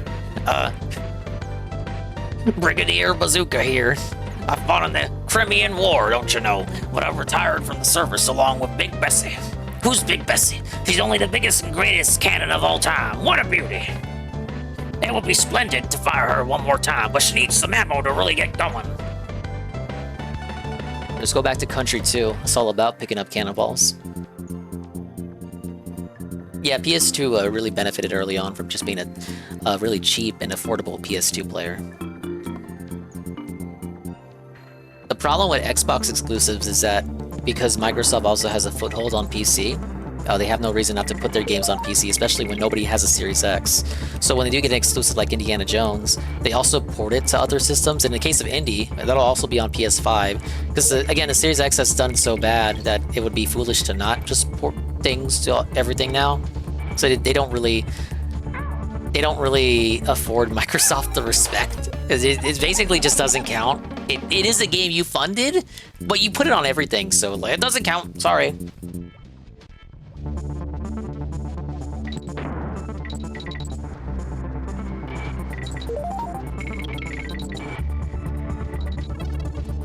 So like, sure, they have indie, but if you're playing that on Steam or you're playing that on PlayStation 5 when it comes out on PlayStation 5, I'm sure they see some kind of return on that, but not the same kind of return that if you just bought it on Xbox. And they have to take that L because no one bought a Series X. They can't just, in a happy, if you look at it outside of business, you know, it makes sense for them. Like you have to ask, oh, why don't they just make Series X exclusives? Because that would be business suicide. A Series X is a failure. It's third place. It's losing to fucking Nintendo. They lost all that, they lost the foothold they had from the 360. I guess in hindsight, you have to ask yourself, was it the 360 being a success? Given all the red ring of death and how much of a fucking disaster the hardware was? Or was it just the PS3 just being that much worse and expensive? Either way, they had a year it was going good, a generation that was going good for them. And then Don Metric came in. And we've never really recovered. Phil Spencer has tried his best to like be the gamer bro. Yeah, I'm just like you guys. I'm a gamer. And nothing's really come from that. Every year he tells us at E3 or now Summer Games Fest or Game Awards, oh, we got games. We got games. We're not bringing hype. We're bringing games. I remember that one of the E3 years, it was like E3 2015. We're not bringing hype. We're bringing games. And then nothing got revealed. It's been a really weird gen for console because both the high-end ones are doing bad and the other console from last gen is doing better than both. It's gotten to a point where, again, graphical fidelity has stalled to a point where if you truly care about that and performance, like if you're gaming and it's more than a casual fancy, it's hardcore. If your investment is that great, you would just play on PC, right? The consoles have kind of worn out their usefulness. That's why the exclusives argument doesn't really work anymore, because it's not profitable. It's not profitable to only put your AAA game on one system. Unless you're Nintendo. That's why even Sony is porting things to PC. Oh, but it's okay when Sony does it. But when Xbox does it, they get they get laughed and mocked, and like they're told their exclusives don't count because they're also on PC. They can't just put an exclusive out for the Series X because there's no magic exclusive that they could put out that would make everyone go and buy a Series X just for it. It's already over. Literally, the generation is over. They're just coasting now.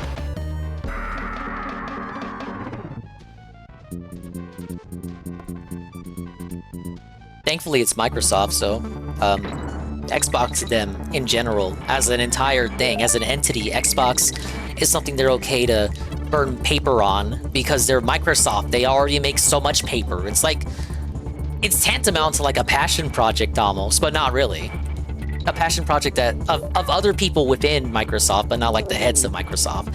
They're okay to just let those guys do whatever because they make so much money from literally being Microsoft that it doesn't even matter. They won't see any revenue loss from Xbox failing. Xbox can't fail that hard. Sony to a lesser extent, because Sony isn't as big as Microsoft as a company. But they got other ventures that make them money. Easy money. Thank you for the 5-stream streak.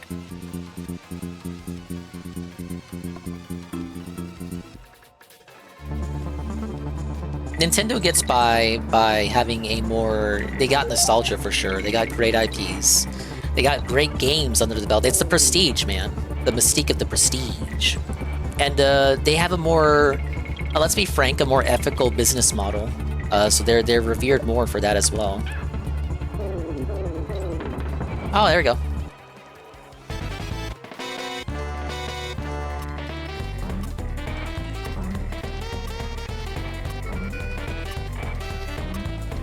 Oh, 𝓓𝓸𝓷𝓭.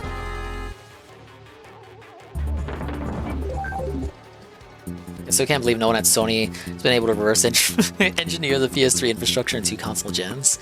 It's that cell, baby! It's that cell! You're gonna stream PS3 games forever despite your premium PS Plus membership. Big ups.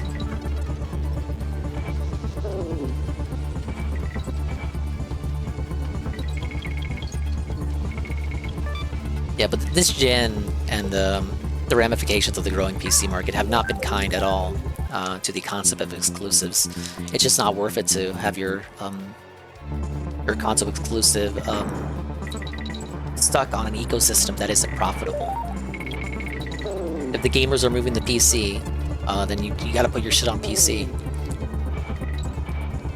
You shouldn't look at it as exclusive so much as looking at it as first-party output.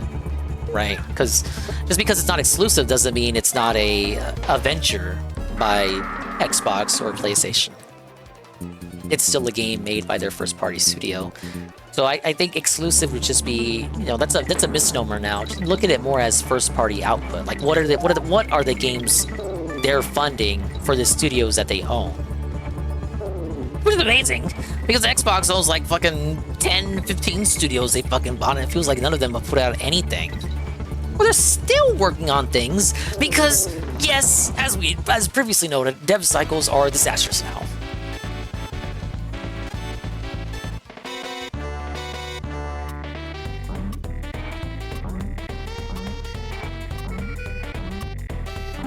I would say culturally, they're failing. Gamers don't respect Xbox, so they don't respect PlayStation either. And Nintendo gets shit all the time too. But I still feel like ultimately Nintendo, as far as you know, the prestige and reputation goes, is more respected than either of the two.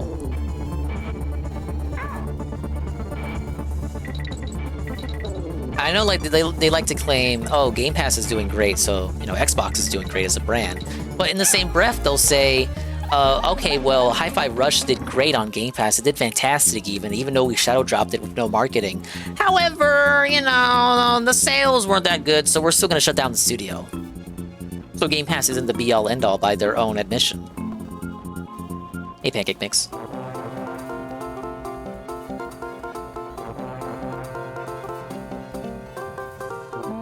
Well, let's do Race to 25.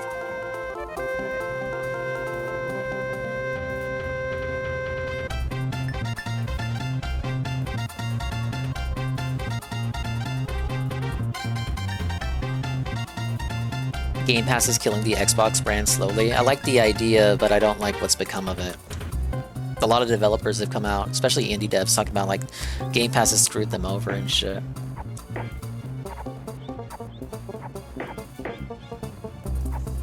It just goes back to, I've never been fond of digital in general. Even, I'm a hypocrite too, because I'm playing this emulated on like a NSO service that I have to pay a subscription for.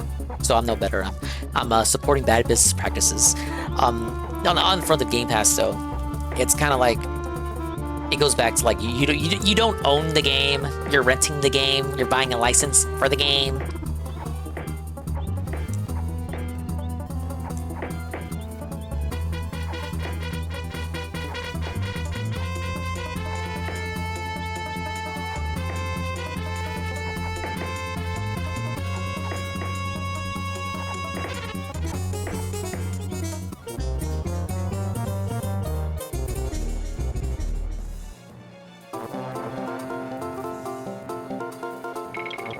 If not for Steam or Game Pass, no indie game would be botting us because nobody's playing them. I don't think that's necessarily true.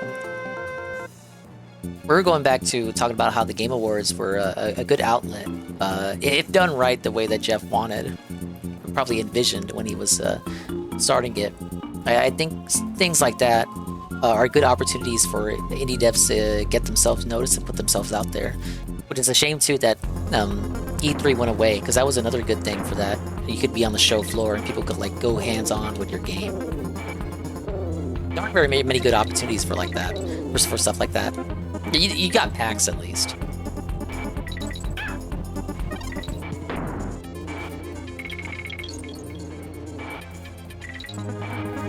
I just feel like Game Pass has kind of cultivated a mentality to where you see shit like the Game Pass. Oh, it's a good Game Pass game. Oh, it's good. Wait for it to go on Game Pass. Yeah, I'd play it if it was on Game Pass. Or wow, your game why isn't your game free on Game Pass?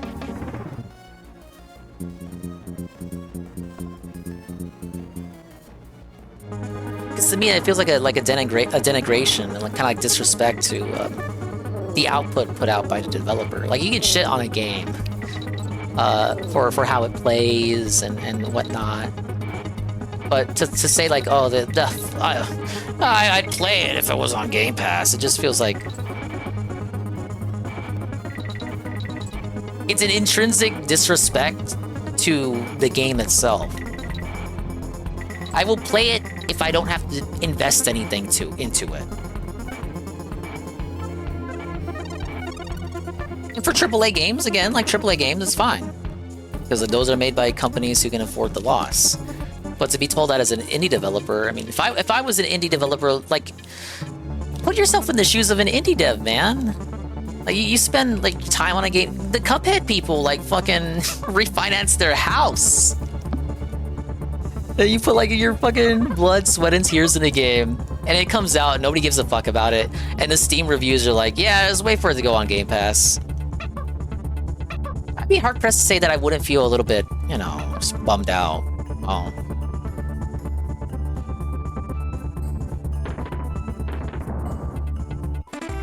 Hey, Cyber710. I always hate on this one, but your playthrough is making me reconsider doing this. Thank you. It looks like I'm still missing a bonus here. I think this is a great evolution of the minecart concept, the toboggan, because you're able to switch between lower and the lower and upper ends of the pipe. I just wonder where the bonus is at.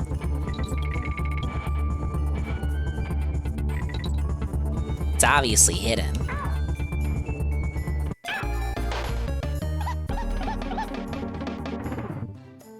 If they put the game on the shelf and not Steam or Game Pass, they make zero. I think that's an exaggeration. They don't make fucking 𝓔𝓁𝓷𝓭. Like I know they get pay for putting their game on Game Pass, but not every dev has been satisfied with how Game Pass has treated them.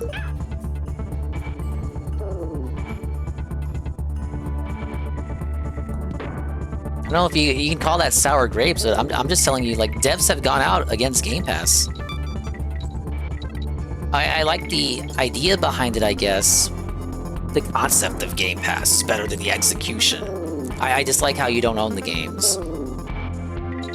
I've always been for ownership and physical media and all that. Some games I own digitally because they don't have a physical release, or the physical release is like a special edition only, or a limited release or something. I hope I'm not sounding too preachy. Is this am I sounding rainbowy and Pride Month? Oh, you care so much about the devs, Dingus, you fucking liar. Is that what it's coming across? You don't actually care about the developers, Dingus. What are you talking about?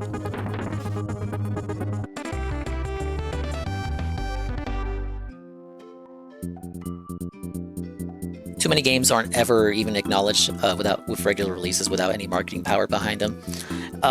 Yeah, and I'm part of the problem because I only ever play games that I know about or care about because of marketing. I'm no better, so I guess I am a hypocrite. I only play Nintendo games. I don't play any indies on the stream. So as I advocate for Little Guy, I don't even bother to play indies on my own stream to begin with. So I really am no better.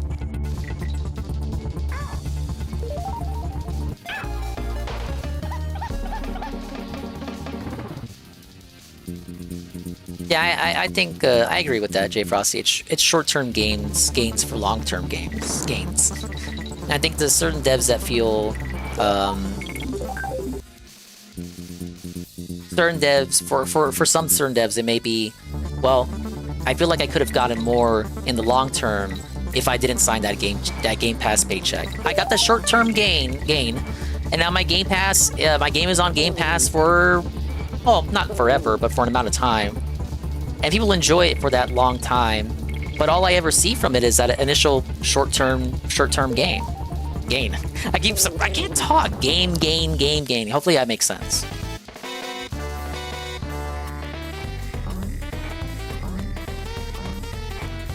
And the devs that do speak out about this, none of them ever speak in specifics, so we'll never know what the money they were offered were because of contracts and obligations and whatnot.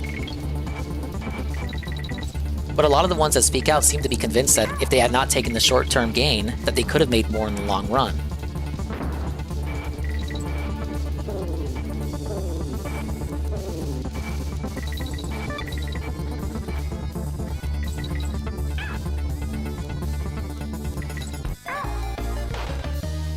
You could drop a game on itch.io if you know how to market it yourself and get eyes on it. But that'll it just doesn't beat something like Steam. If your small indie games blow up because of some streamer and your game's on Game Pass, and they kind of fuck themselves. Yeah.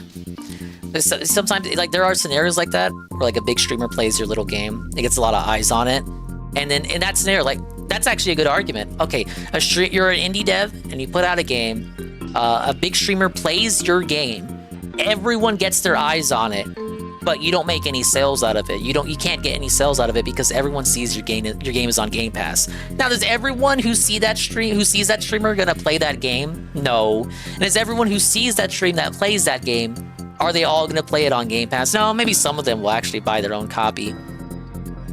But that is probably that is a good scenario that I imagine some of those devs could be considering. Oh, a big streamer plays my game, and I could make big sales from that. But I don't. The people that do end up playing the game, which, you know, you gotta appreciate if anyone plays your game at all, right? But the people that do play it, you know, a good chunk of them end up playing it for free on Game Pass. And maybe in an alternate timeline, the dev sees themselves in that same situation, but it's not on Game Pass, so they're all forced to buy a copy. Thank you, C-Snow. Take it easy. Yeah, baby Kong, Kitty Kong crying. Suffer, Kitty Kong, suffer. Most people are not using itch.io. Yeah, it is. Itch is a niche. That doesn't rhyme. They got a lot of hoopla recently because Pop Funko took them down. Funko Pop. It was pretty amusing. Literally, Funko Pop took them down.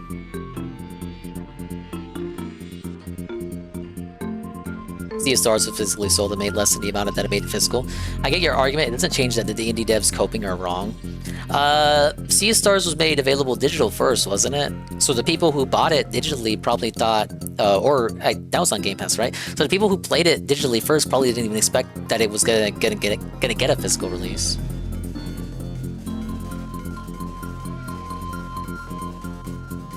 Both? I'm pretty sure the physical release came later. Because I remember people saying the physical release had the completionist in it.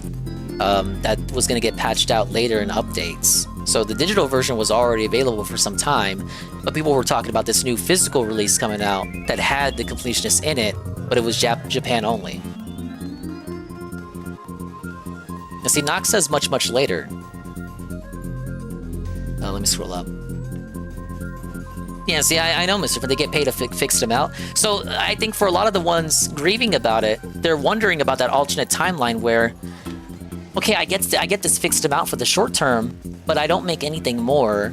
And I am thinking about, the long term, how much would my game have made if I didn't sign the Microsoft contract?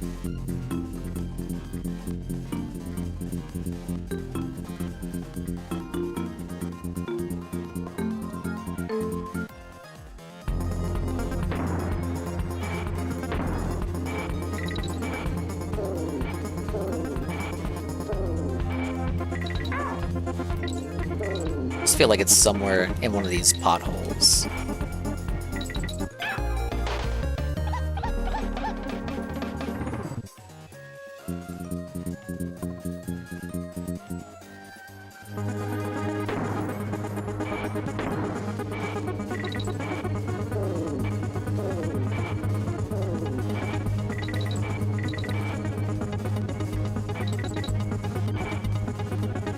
Is it up here?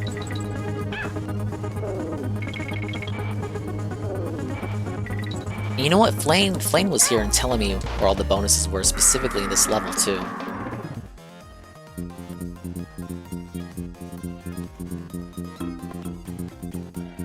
Give me the controller, shut up! I guess I'm just a bit sympathetic to devs today, because I started the stream talking about, like, the state of the industry after the Game Awards, and how it's just like a very cynical kind of thing, where the devs don't really get respect, and it's just people only watch it for announcements and reveals, and when people get up there to talk, they only get like 15 seconds before they're told to fuck off. Where Jeffy came in with good intentions to make gaming a respectable art medium on the level of TV, movies, and music, but along the way kind of lost the plot, and has ended up in this kind of situation where he has to kowtow to corporations and marketing and advertising to make sure that people even watch it. Because compared to like the DICE awards, the DICE gaming awards that air on YouTube, which is just all awards and no announcements, like nobody watches that shit. You see it talked about in like the reception pages for games on Wikipedia, but nobody watches the actual awards show for that shit.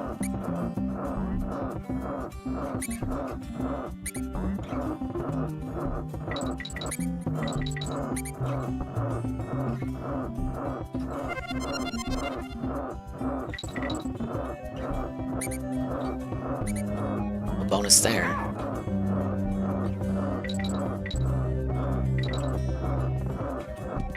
The saw is way too fast on this level. You can be sympathizing, but these devs wanting also have no jobs, not because they don't make money, but because the market is inundated with trash.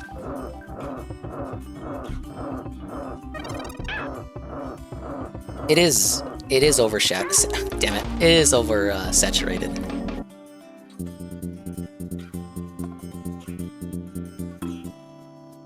It's more on the execs and the people up top that greenlight that trash than like the devs who get paid peanuts to make it.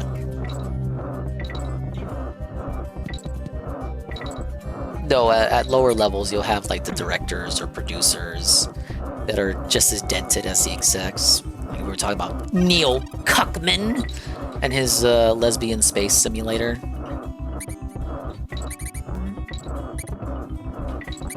there's been a rejection of that type of game this year. But you have to understand that game was kind of in production since 2020 by their own admission, working on it in secrecy. So probably hot off the death. Well, I don't know if I want to bring that up, but hot off the death of that guy and everything else that happened in 2020. So it'll probably be like 4 to 6 years with development cycles before we get devs returning to normalcy. No! Oh, bonus there.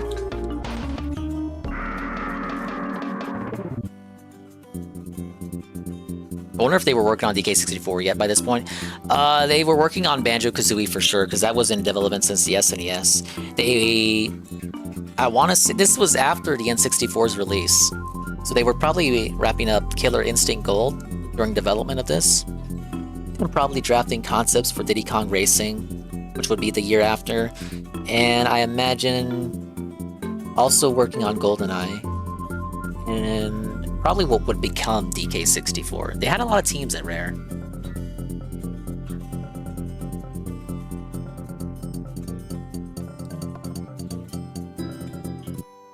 They got lesbians in space? Apparently.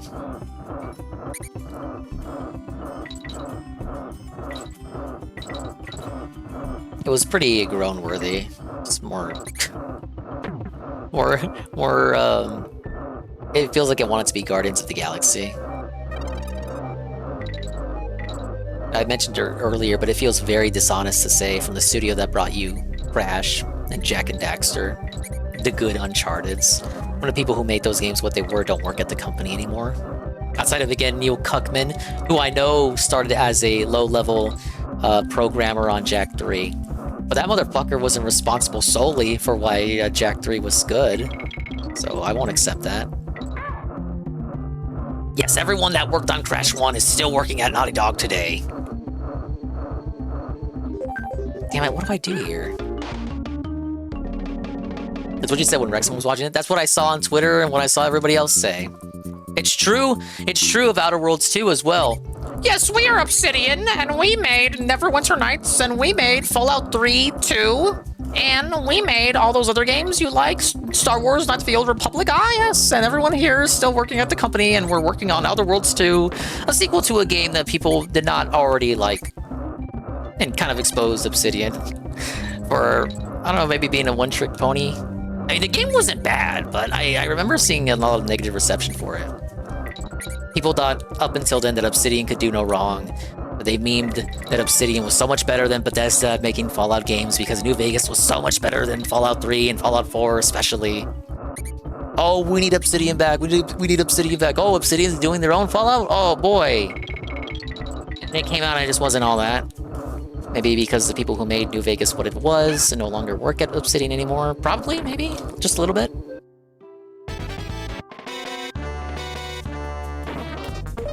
Oh, fuck. What am I doing? What am I doing? I'm invincible. I'm invincible. I think Concord, if I want to cope for Concord, I want to sweep for Concord. Concord should have been a single-player thing. Whatever this lesbian space game is from Naughty Dog, that should have been Concord. Now, would it probably still be a cringe story that wants to be Guardians of the Galaxy? Probably. But it should not have been a fucking Overwatch clone. Yeah, like Jesse said, I'm so excited. I'm so excited the guys who made a mascot platformer in 1996 are working on like this third-person act. It looks like a third-person action situation. Third-person action situation. Starring a lady. Not that there's nothing wrong with that, but a space lady, bald lady in space. I don't know, I need to see more about the game, Ian. Maybe it'll be good. I'll be felted.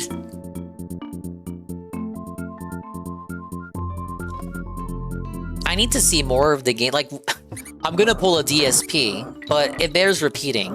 We didn't see any fucking gameplay. No release date. No gameplay. It was a fucking trailer. Right?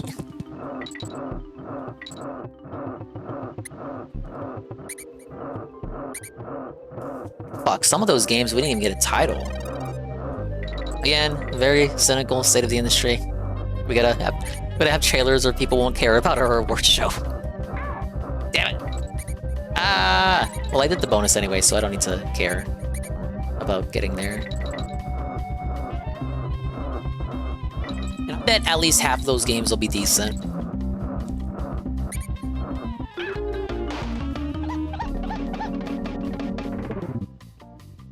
I refuse to get hyped for any cinematic-only trailer. I don't care.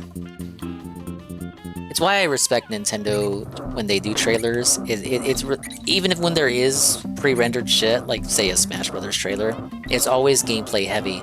I love how they cultivate and craft their trailers around, in a lot of cases, the gameplay gimmick of the game. The second trailer for Mario 3D World is an excellent example of an amazing Nintendo trailer. What trailers can do for a game, because nobody was excited for 3D World until that second trailer dropped. We thought it was gonna be soulless trash like 3D Land. I take that back though, 3D Land wasn't bad, but like people had issues with that game. I actually like 3D Land personally, but Mario was kind of suffering from like an identity crisis at that point, so please understand the angle that I'm framing it here.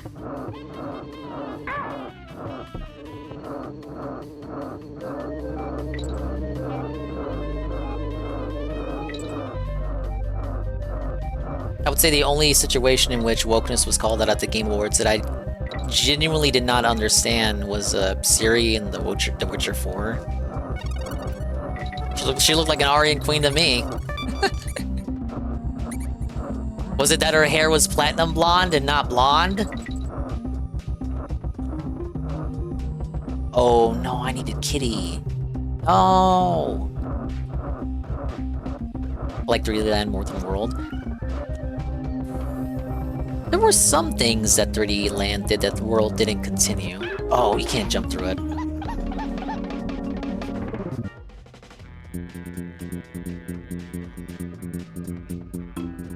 Some people were upset that Ciri was recasted, which I don't think is intrinsically attached to the wokeness complaints. I can respect if you were a fan of the series to be disappointed about that. I mean, in these narrative-driven games, a character is kind of defined by like, their voice, of course. I thought Ciri looked good. CD Projekt Red redeeming themselves after already doing that with Cyberpunk DLC.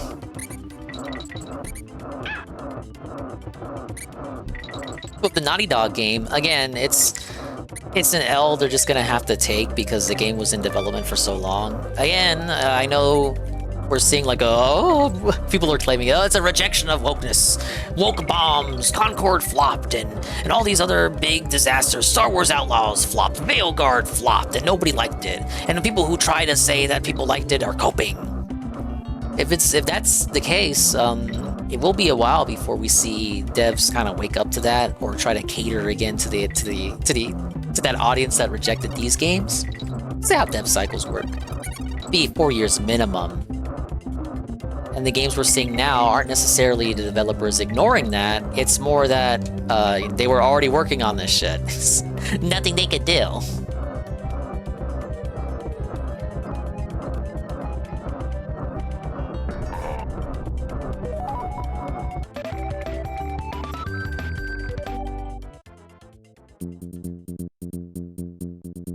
Alright, complete.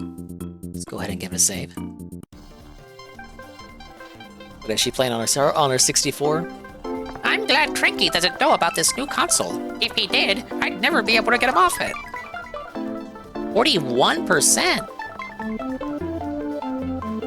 When crossing the jungle, remember to look left, right, and then up for falling monkeys. Thank you, Wrinkly. Now she dies after this game, right?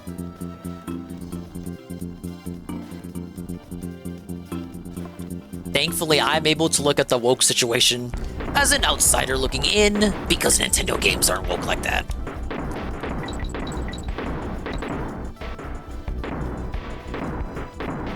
Even when they do include quote-unquote woke shit, like, I don't know, gay romances in Fire Emblem, I see that more. I honestly see that more as pandering to, like, the Yaoi, Yuri, and Fujoshi crowd. It just, like, not to give, like, a defense of Japanese developers on that front. But it literally is just a cultural thing.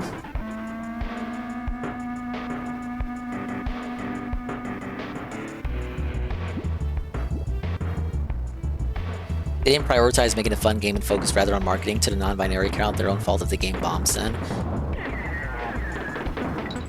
I could see why Jeff thought he had a big reveal there, getting the opportunity to announce the next Naughty Dog game. It certainly is a prestigious honor, right? But I saw a lot of reactions, and these are people, even counting people that aren't calling that game woke. A lot of people seem to be of the sentiment that Okami sequel should have been the final reveal. Or that the Okami sequel got more attention. Positive attention.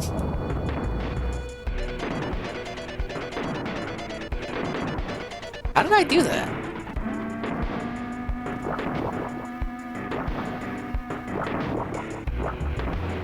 Not the gays, no. Funny though, when like literal anime has been turning into women romance, but we cry over gays smooching.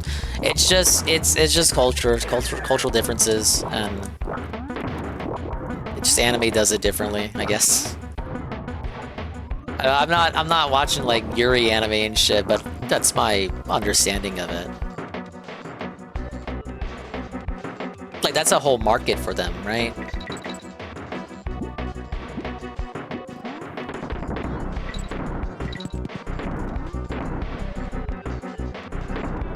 And I guess too is that it feels a lot less cynical, right? A lot less corporate when Japan does it, primarily because when you see that stuff, it's like a manga or an anime that had like actual people behind it that gave a fuck. It wasn't like a soulless corporation trying to pander or what is it? What do they call it? Queer baiting. It's not a corporation going, hello, fellow kids, changing their profile picture to a rainbow icon for 30 days in 1 month. Like, when you see that shit in Japan, it's like a manga from, like, one artist, and maybe it's a lady artist or something, and she's putting out her vision, and it feels more sincere. I guess that just goes in general, not just for, like, gay shit. Kami getting a non-DS sequel that has Kamiya back at Capcom directing is a huge deal. I didn't talk about this up till now, but I did see Platinum Games. A lot of people left Platinum Games. A lot of high-key people have removed Platinum Games from their bio on Twitter. One of them moved out of Japan entirely. So we saw the seeds were sown when Kamiya left Platinum last year. Evidently, it was to go work at Capcom again. For a Kami sequel. So it'll be a while before we see anything of that game. If he only left last year to go work at Capcom again. Something must be going on over there at Platinum Games. They might be cooked. They might be done. Suffer.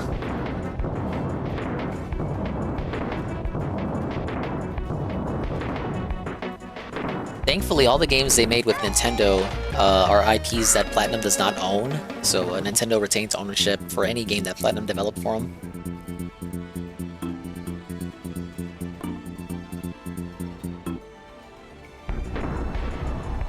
Yeah, Parma gets it. Parma is in Japan, so he knows it. Like, I hope I'm not getting anything too incorrectly, but yeah, Comiket is where doujins are sold and shit, hentai.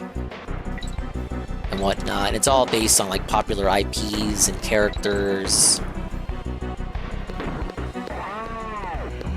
You'll have like straight porn and gay porn. Sure, you have your degenerate section too over there. I won't get too into it because it's the purple platform. But it's like, but it's all by one person, right? Each individual. It's like an artist alley at a convention over here, but like that's the whole convention. They're like all independent artists putting out their shit. It all somehow skirts copyright law because it makes so much money, despite Japan having very strict copyright law. The companies behind these IPs kind of just look at it as free advertising. I think that's why they don't go after it, and just because it's such a huge subsect of the culture that if you go after it, you'll look like a villain.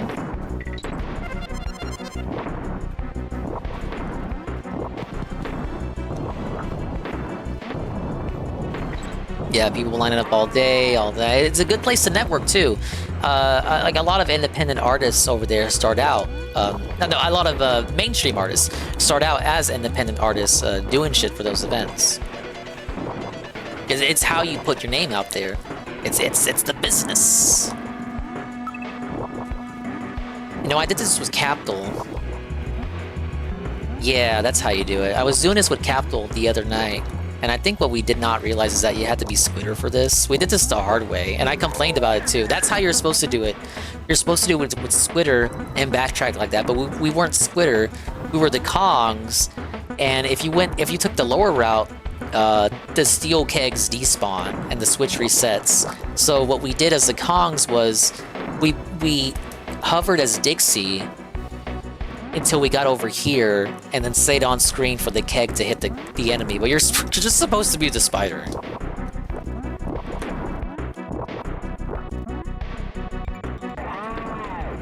Plenty of artists like that can still get a following just over their Twitter pics. Oh, absolutely, especially with the advent of social media. I think Pixiv has fallen off because too many Westoid artists started crowding it.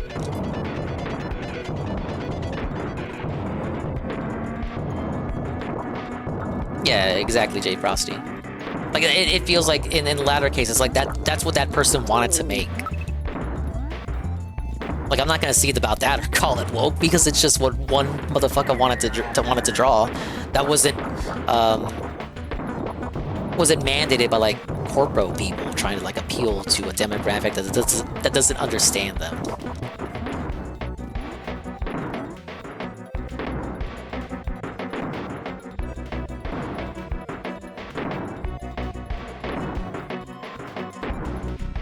Okay, is there anything down here?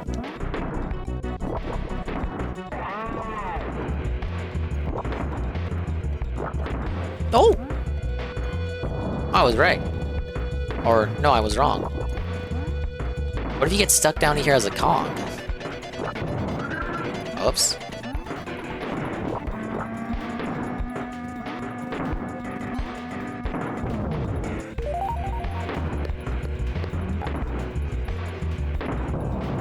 Forspoken, the Japanese devs making that literally said it was a game they were forced to make to accommodate a certain sort of people. At least they got work out of it, but it's a shame to see. Square Enix is another dev that's trying to... they're headquartered in Japan, but trying to appeal to the West. Which isn't, from a business perspective, is a smart move that they have to inevitably do in order to keep profit margins up and all that, appease the shareholders. Like, that's just something they have to do. I think with Square Enix, their profit expectations are a bit unrealistic, I'd say. No. Also suffered from Sony forcing that exclusivity on them.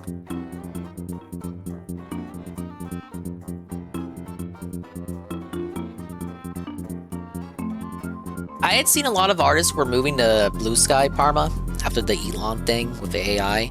Is that still the case? Are they all on Blue Sky?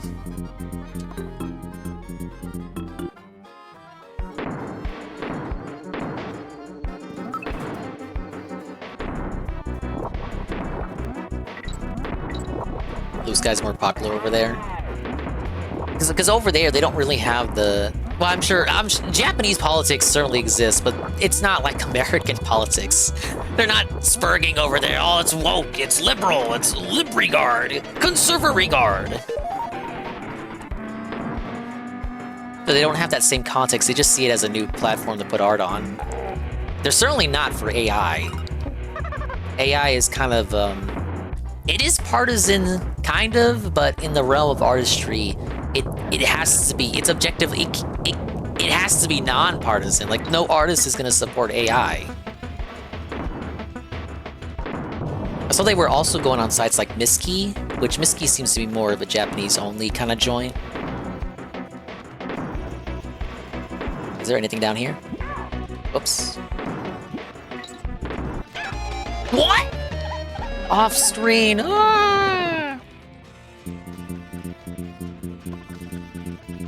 Yeah, so for Japan, I imagine they don't have that connotation of Blue Sky being known as a liberal platform. A liberal hive mind.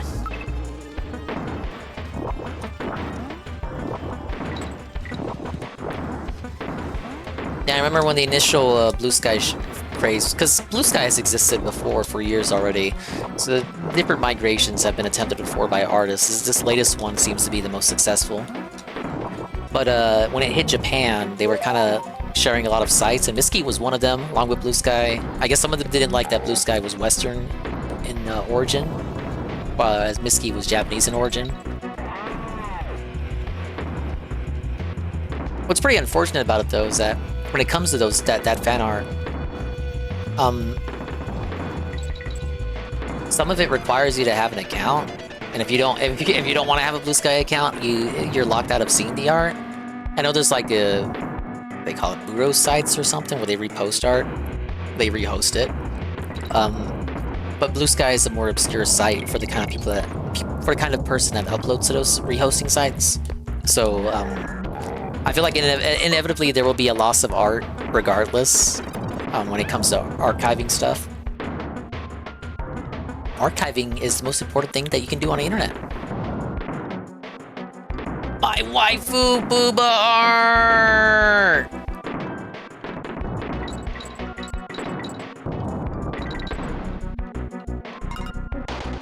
What do you think Murder the Old PM thing is? Well, I know, I understand Japan has its own political spurgery. I'm just saying it's not one-to-one with how it's seen or discussed here.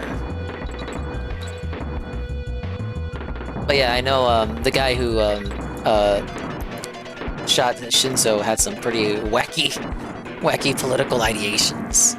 He hated that Shinzo was a part of a political party or showed some support for it. I don't know the nitty-gritty of it, though. This isn't a political stream. What am I doing? What am I doing? What am I doing? What am I doing? Oh my god! Hell! Okay.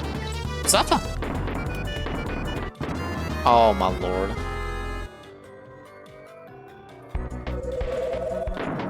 Scam the mother of the life saving. See, I didn't know that. Damn it, I lost Dixie. What do you want me to do? Now wait a minute. Felt it.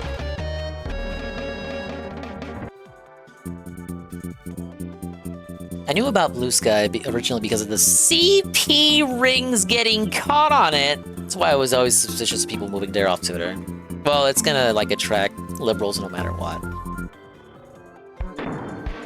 I mean, like conservative regards have their fucking hive minds too. Like Truth Social and Gab, which is just like imagine being on Gab and Minds. It's on both sides, man. But yeah, you know, by Blue Sky's own admission, they're getting like multiple reports for like abusive material and stuff. They can't even keep up with how many reports they're getting. Now you could say that is a result of the people moving over to Blue Sky just being more prone to reporting in general. But I do think that's kind of like a self-report. Yeah, we're just getting tons of reports on like this abusive material that's illegal. Oh. Who are the kind of individuals moving to Blue Sky again?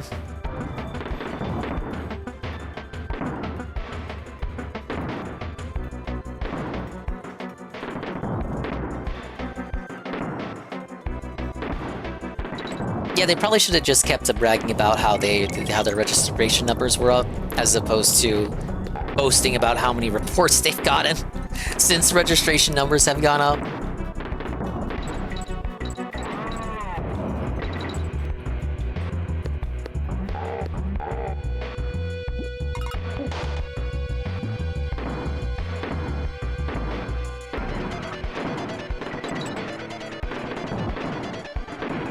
Okay, it's over here.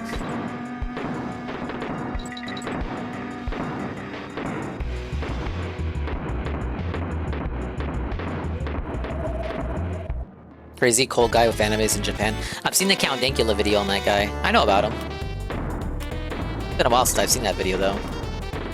That shit was crazy. Yes, that's true. No! No, no, no, no, no! Dude, 36 bonus coins. How many do I have to get? There were 75 in the last game? I'm already halfway there.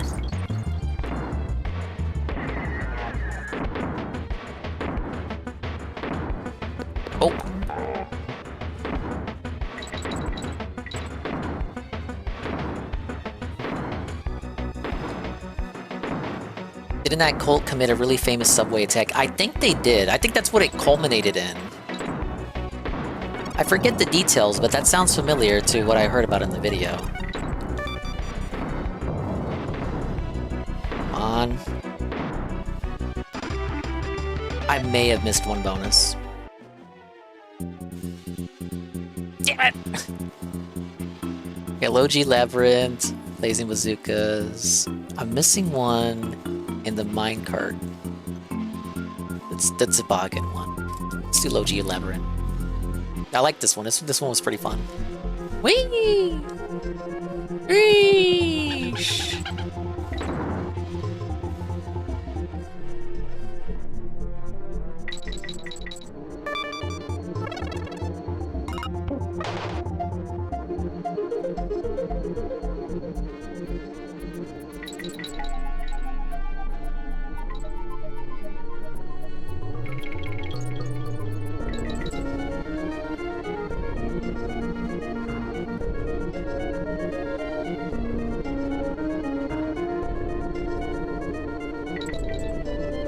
Oh god. Love. Alright, we're good. Dixie is... I'm gonna say Dixie is easy mode for the stage. She's easy mode for the whole game. Kitty only run, bish! Kitty Kong only run! What do you think about that?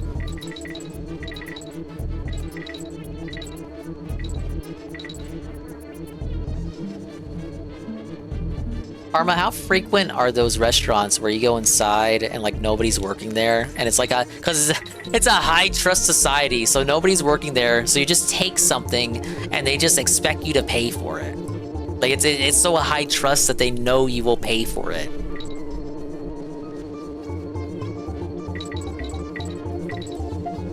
I remember seeing a video on one of those. I couldn't believe it.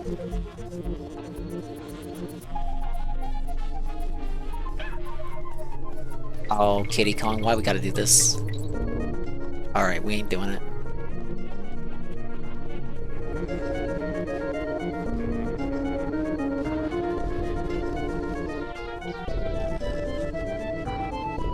Bro, we are not doing this with Kitty Kong.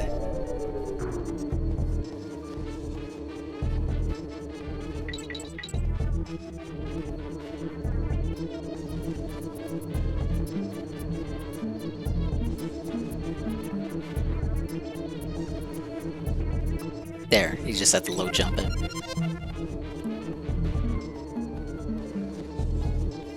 Go to bed? We're not even 3 hours in. Suffer because you booted late. Suffer. Like 80 stars.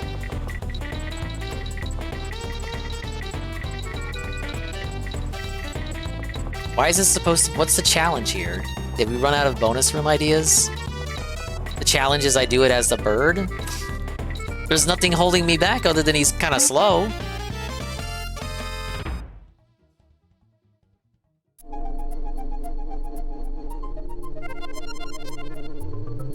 People need to remember that when they say some clickbait saying, Japanese government says, "Whoa, game you don't like is bad." It's often some Yahoo from one of those groups who talks at a diet for like 10 minutes.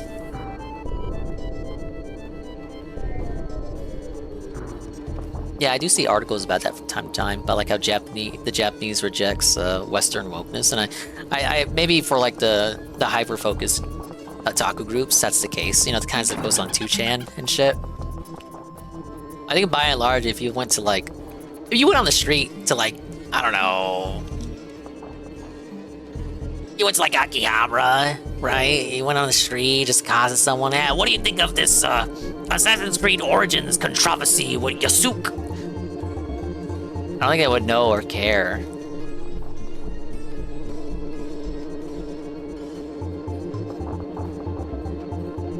It's kind of like the same thing here. You go to like, I don't know, Chicago. What do you think of Yasuke in the new Assassin's Creed? Who the fuck is that?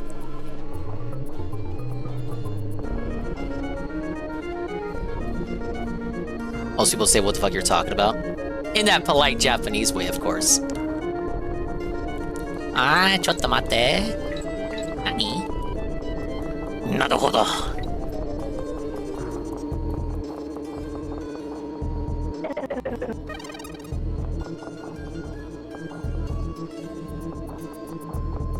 person on the street is pushing 70. Yeah, they got... Look, the 70-year-olds in Japan got worse things to worry about.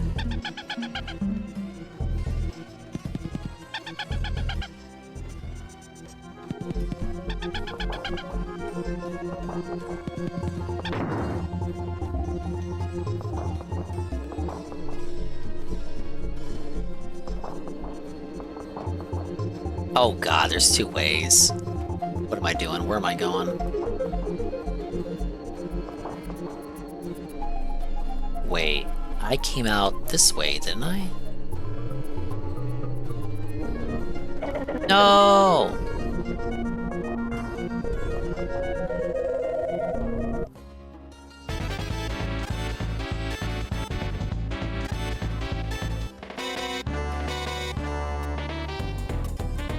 Hey, look, I'm the good bird that people actually like. Yeah, it's probably true, J Frosty, of really most things. The culture war shit, just the internet in general. Like, most people in reality just walked up to them, just kind of want to live their lives and go about their day. This shit does not matter to them. It might matter to them when they, you know, turn on their phone and go to Facebook. But the people who would have opinions on that, strong opinions on that, are not the people who regularly go outside.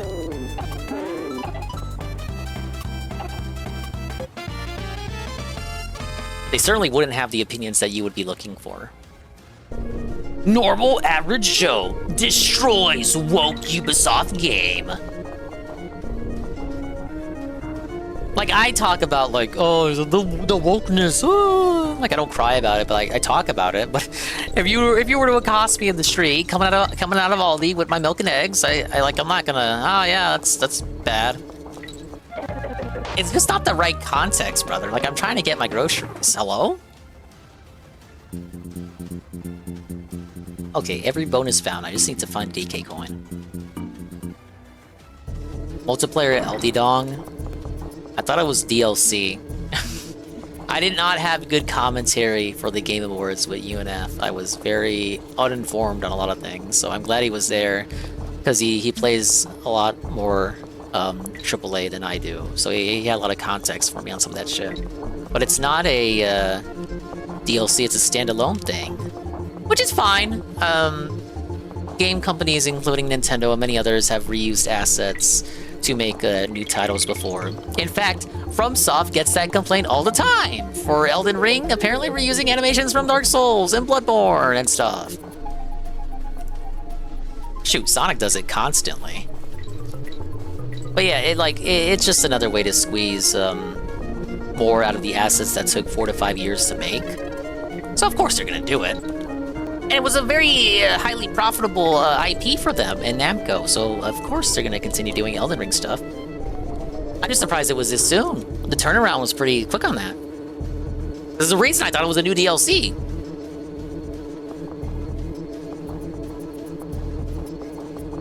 Oh, yes, true. Capcom loves doing it as well. Virtua Fighter, yes. I want to see how long it takes before Dave quits that. He wasn't even that good in Tekken.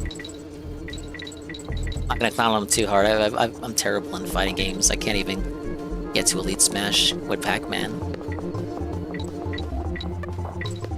I would say this rejuvenation of fighting games is a good thing, because, you know, who would have thought a new Virtua Fighter would ever come out? Now Tekken can have some decent competition again, maybe? Hopefully. You got Street. It won't just be Street Fighter dominating all the time. Of course, you got Mortal Kombat kind of just languishing over there. The absolute status of Western fighters. And then you have the anime fighters, which are growing in prominence too. Always good to see. Stuff like Guilty Gear is less of a niche now than it used to be.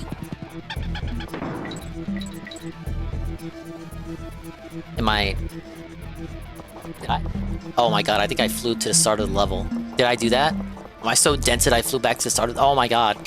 Ah! It outsold Street Fighter 6. I'm aware of that. Mortal Kombat 1 had the last laugh sales-wise. but sales doesn't equal quality, right? At least to take a page from Phil's pre-stream on that. So Mortal Kombat 1 has the sales, right? From all the normies. But Street Fighter 6 was the better game. This is the guy who always spurts out of Street Fighter 6 whenever he plays it. But that's neither here nor there. Warner Brothers and Mortal Kombat, the marketing and nostalgia. Mortal Kombat just has that sales power. Mortal Kombat was dominating Street Fighter in the 90s, and it kind of has kept that crown. At least that's how I see it.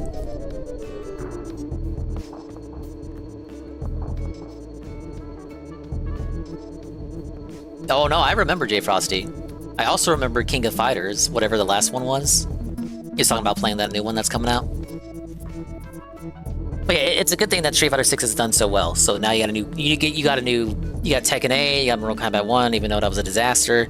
You have a new Virtua Fighter got commissioned, and it seems like we're entering a new era. Maybe we'll even see a new Soul Calibur.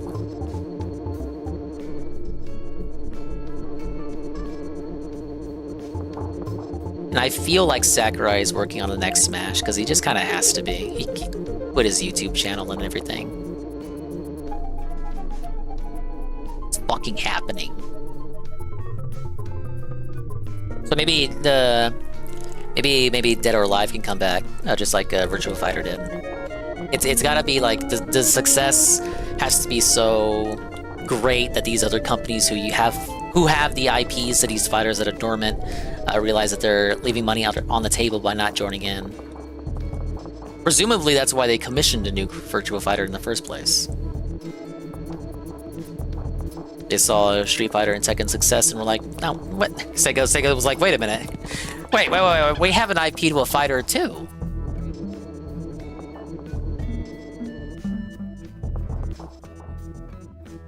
Dead or Alive can stay dead. Well, it was never taken seriously as a fighter like that, right? But that doesn't mean it shouldn't exist, or that they should not be allowed to have a more serious attempt in the modern era for the modern audiences. Bloody Roar? Was that the one they turned into animals? I'm getting that confused with Primal Rage, which was the one with the dinosaurs that puked and shit. Pissed on each other. That one was called Primal Rage, right? AVGN did like a segment on it. That shit looked so scuffed when he played it. I'm sure some people grew up with that game.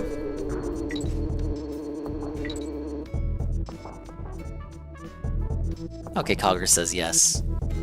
Yes, that's true.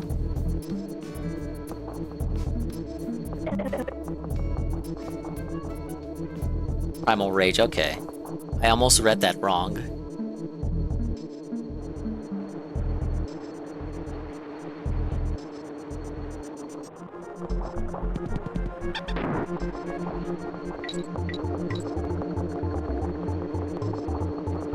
Watch the speed of DK going.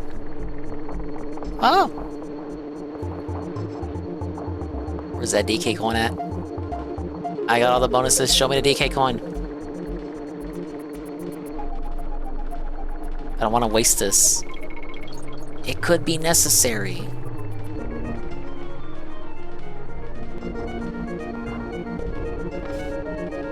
Yeah, check it out. If you kept it all the way to this point. Ah! Damn it! Where did this lead? What is this? Oh!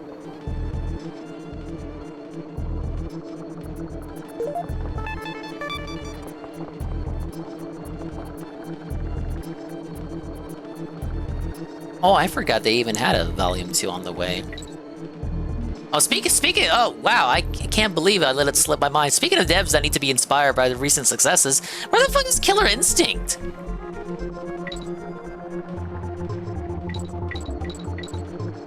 Fucking Microsoft, what are we doing? I backtracked here, but I'm not actually sure how you enter this area. But this is for the DK coin.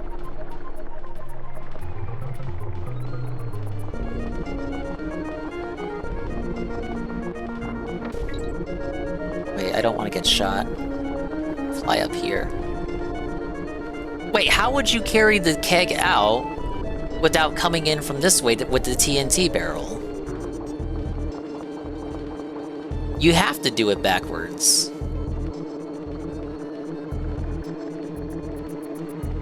Damn, which way do I want to go?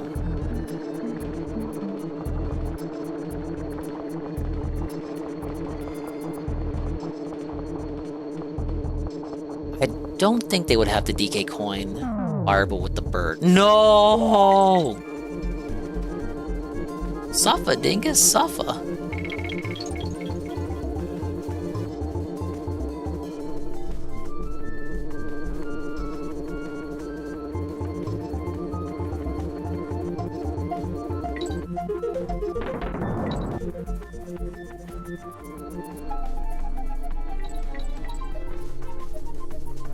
Oh, is it right here? I completely forget the location.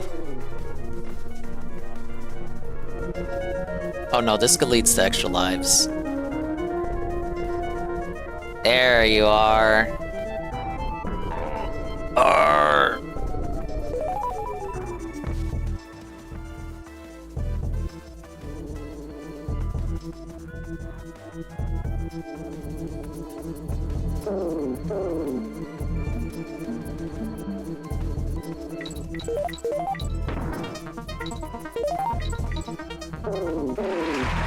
Thank you, Perez. I got so lost in this level, but we beat it. Perfect. We did not beat it. I wanted that G. I saw the G and then I went for the G and I suffered. Top 10 things said before disaster. No. Don't worry, I can speedrun. I got everything. I don't have to fucking fly around like an idiot.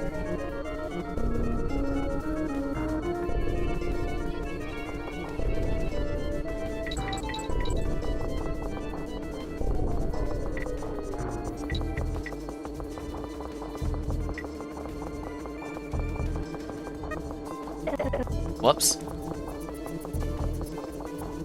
Give me that DK barrel. Where is it at? Right there. Ah yes, let me just spam buzzers, and that will be my level design. Empty pipe, but I spam buzzers everywhere.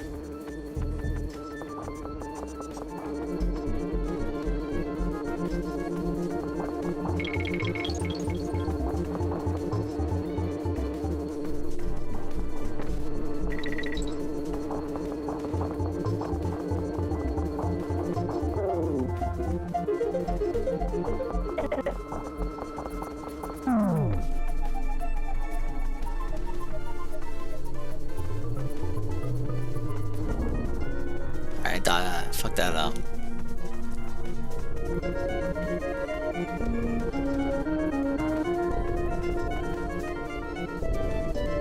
See, I made it back in no time.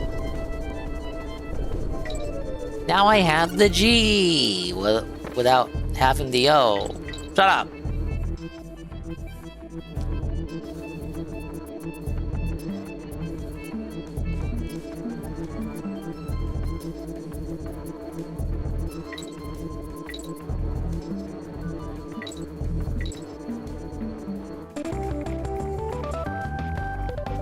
Alright, we made it. What's next? Oh yeah, this guy. KAOS Carnage.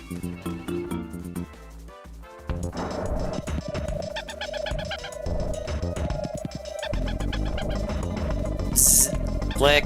Kongs, enemy, you must be destroyed. Free.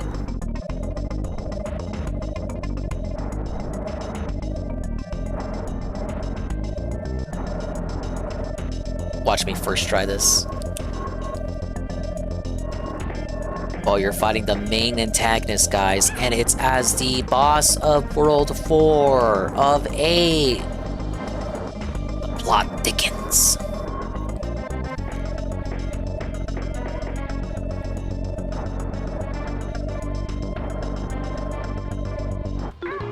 Whoops. The D-pad made me duck, I swear.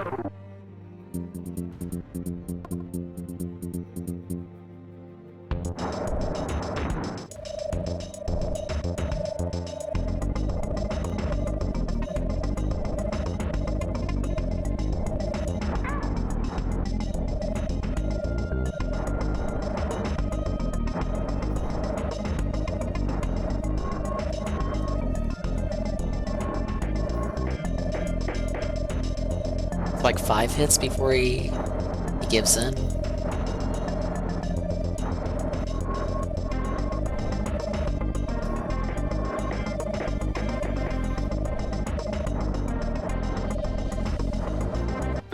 No! The last frame!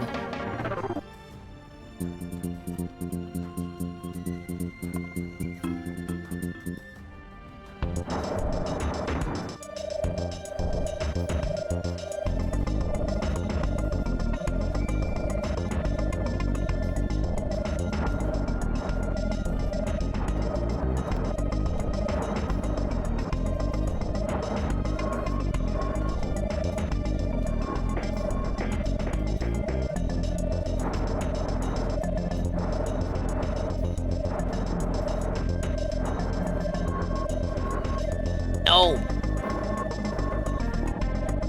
Oh my god. There. No, it didn't count. Ah!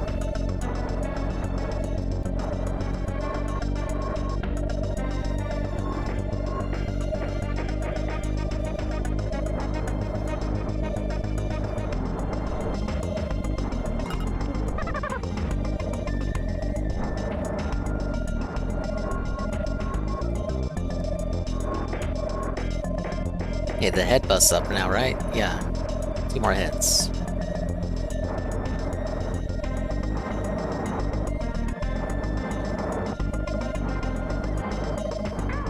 No! Mamma mia!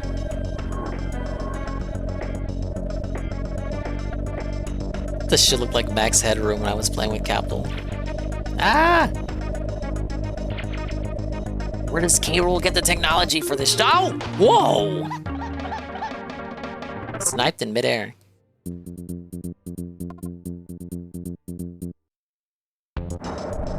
Yeah, this is the new leader of the Kremlings, I'm told. They're now run by a robot, I guess.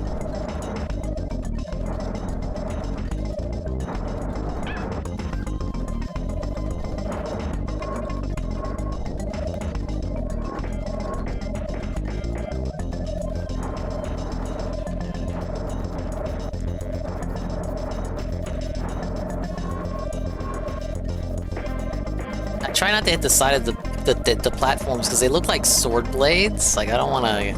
Feels like I get hit if I hit them from the sides. I don't think they have a hurt box.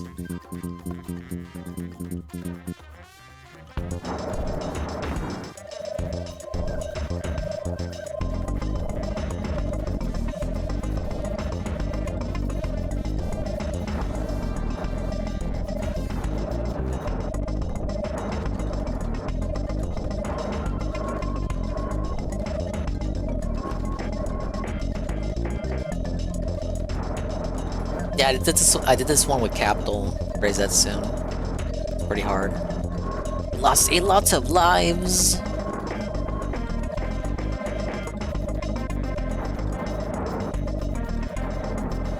We never got a game over on that co-op run though, so that was good.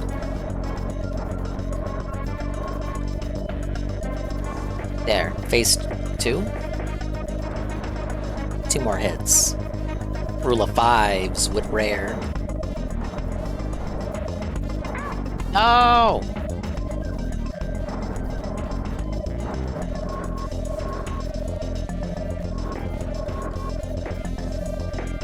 Now the laser phase.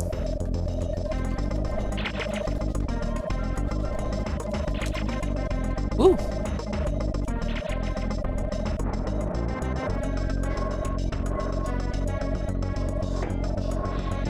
We done? One more?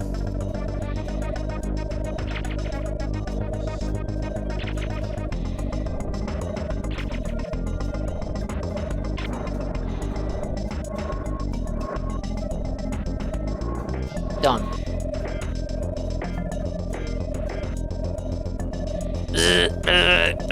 Kongs win. Does not compute. Next time we meet, KAOS will win.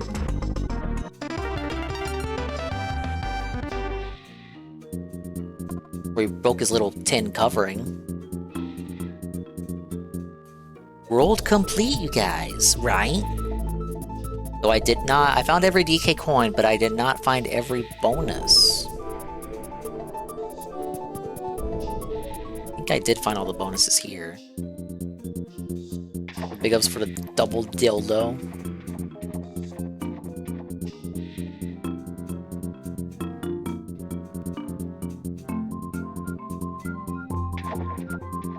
Okay, we're good.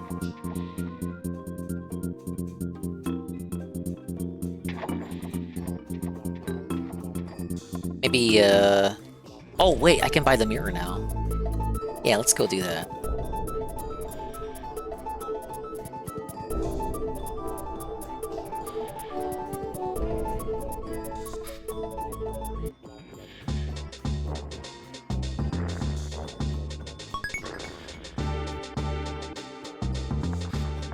At 45%.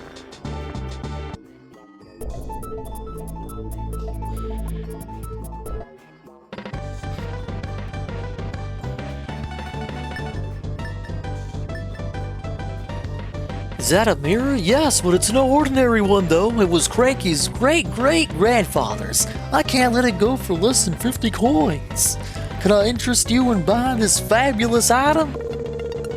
I can tell you now, my friends, that you have made a very worthy purchase. Well, who needs the skis and who needs the mirror?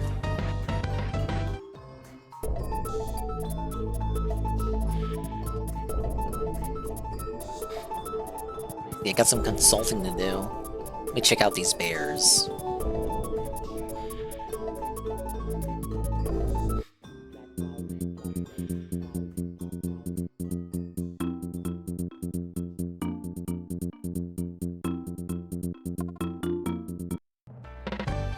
You don't do anything but seethe, right?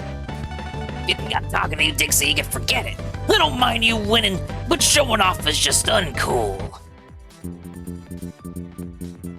Alright, he's mean.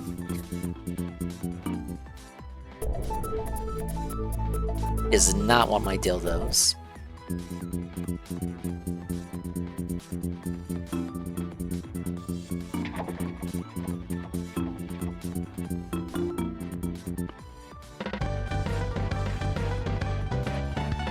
I miss that bird, you know. Never mind. This collection always cheers me up. Yeah, he's the one we gave the shell to, so he's already... This trouble's been solved. Just had to refresh my memory.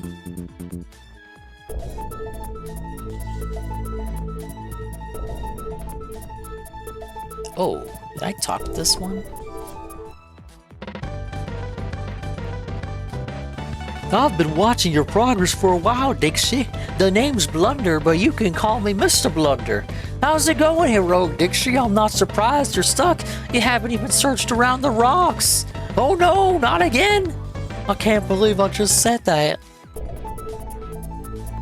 Oh, take it easy, Parma. Thanks for stopping by. Thank you for being a friend.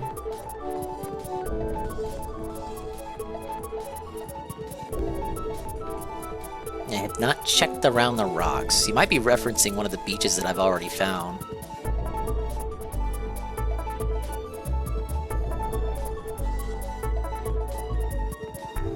Hey, Zowdy 5000.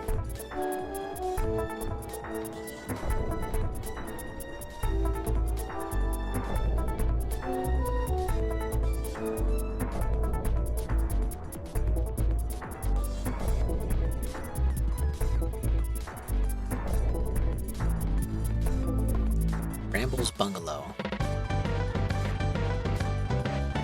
Well, hello there, Dixie. Allow me to introduce myself. I'm Bramble, the famed botanist. I'm glad those horrible machines are destroyed. Perhaps my beautiful flowers can start to grow again now. What are you gonna do for me? He doesn't do anything. Hell.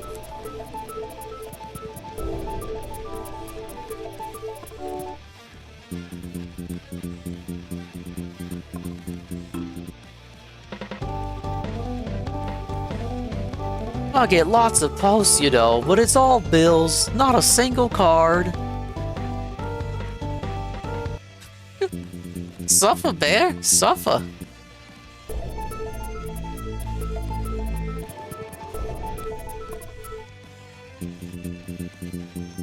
Yeah, it's a Brit moment.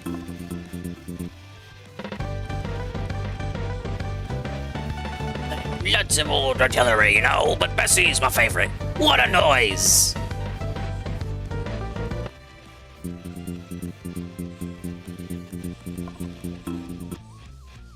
Maybe I gotta talk to Funky.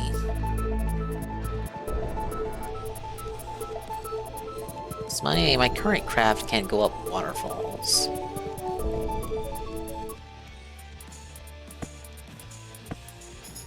Well, hey, you found 2 skis. Awesome. I've now got all the parts I need. Wait right there, Dixie, while I get you my latest and greatest boat yet. Bonkers, I built in a cool turbo feature that'll be sure to take you to new heights. Just press Y. Gotta go, Dixie. Surf's up.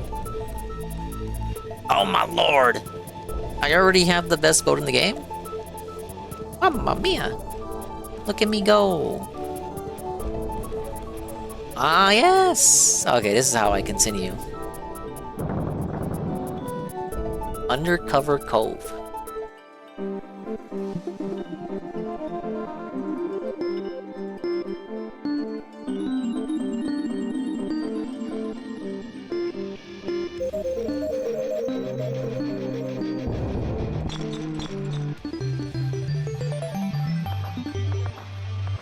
There we go. No, I didn't get one of those caves. I got those 2 caves. I got caves for those in the first 2 worlds, but not in the 3rd or 4th world. Maybe that happens after I help the bears there. The bears.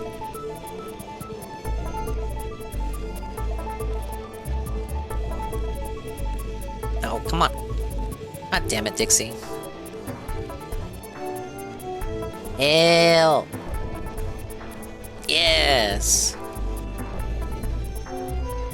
K3. Okay, so you can't choose whatever world you want. You get a choice between these 2, but then you have to do K3 after. What was I doing? Bonuses.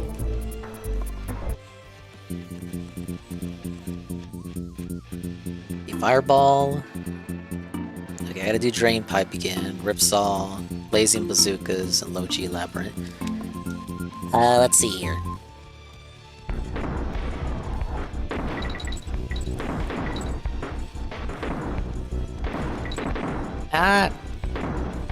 Are these guys invincible? Can we just not have them around?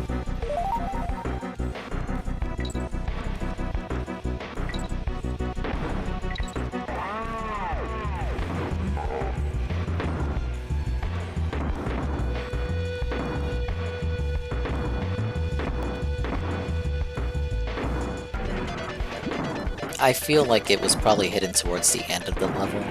That part that I skipped and didn't bother jumping down to investigate. I just got a bad feeling. I'm like Harrison Ford over here. I got a bad feeling about this, you guys.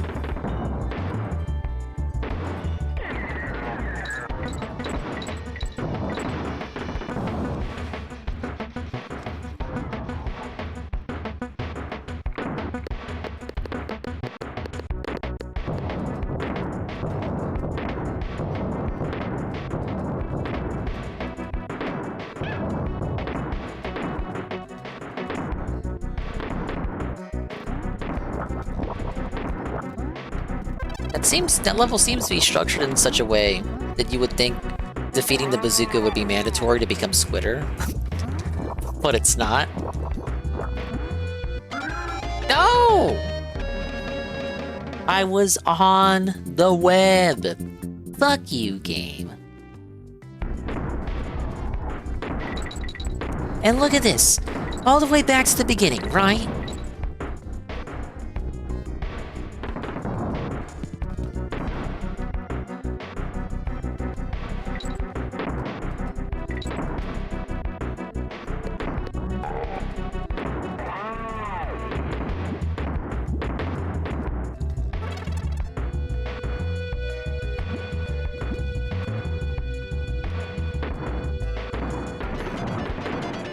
Oh god, grave mistake. It's over. It's over. We lost. We lost. We're losing so hard. We're always losing. We've never lost more than we have lost. No! Chat, we are now winning. We may never win again. I mean, we may never lose again. Lose again. Lose again. We may never lose again, chat. Imagine a bear saying post. Hey, boo-boo! Let's go check the post there! Why, Yogi? Will there be food there, Yogi? Why do you always ask so many questions, boo-boo? Shut up!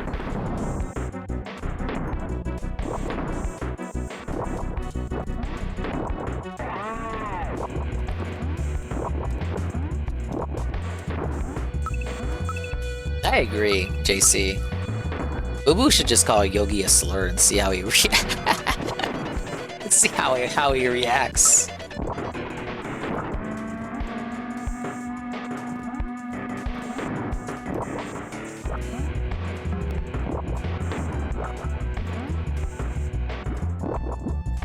Hello, Eagle. I christened the Monkey Man. Thank you. You missed all the great, actually philosophical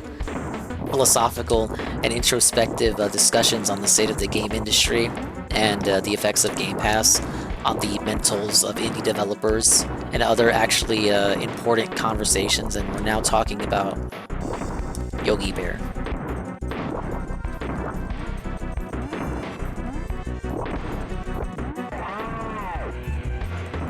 Oh, dude. Fucking 𝓓𝓸𝓷𝓭 was the go. Yeah, like, Toad's a fucking dick. Toad was an asshole. Frog needed better friends. I really liked reading this book, Poppleton, growing up as a Billy. It was about a pig.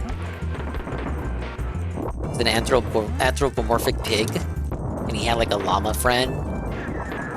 Reminded me a lot about 𝓓𝓸𝓭. I didn't know they animated it though.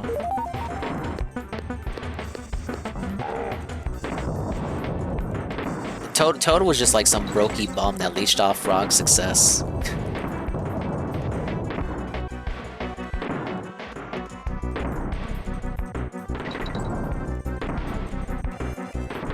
I hate Apple streaming. They took the exclusive rights of Peanuts away. Literally the best thing ever.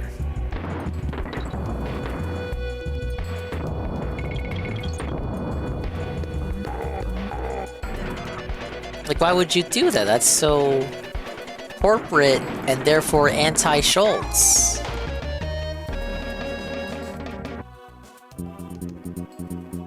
I'm gonna go angrily write a letter to Apple right now on my Snoopy stationery with my Charlie Brown pen.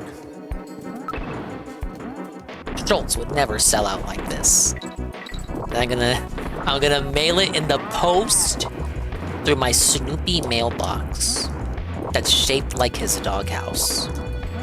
And it's got Woodstock on the top, because anything with Snoopy has to have Woodstock.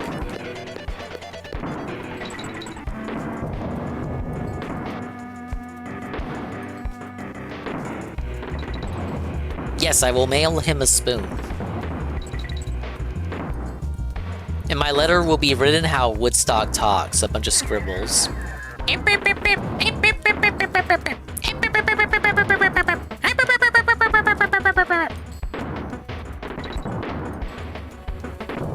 Apple, you have sold out.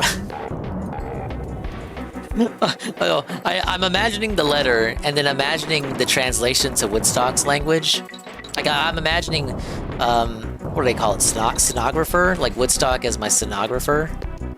So I'm like vocalizing the speech of what the letter should be, what the letter will entail. I'm verbalizing it, and Woodstock is my stenographer, and transferring it to onto paper.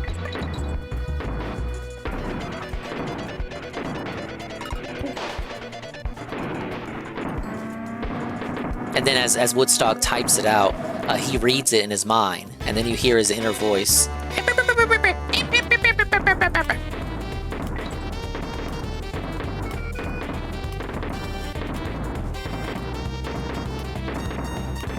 Yeah, exactly.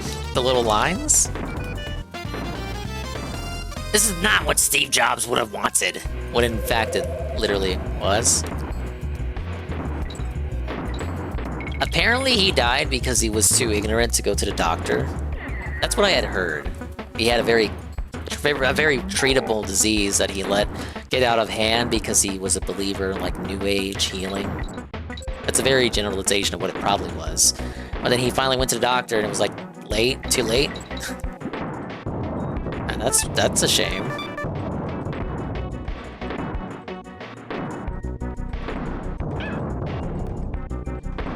Mr. Pun says that's true.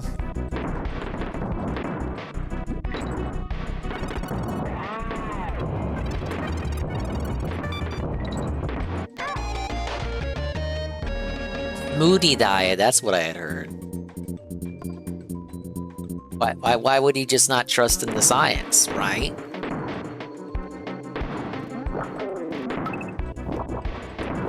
Just trust the heckin' science, chud.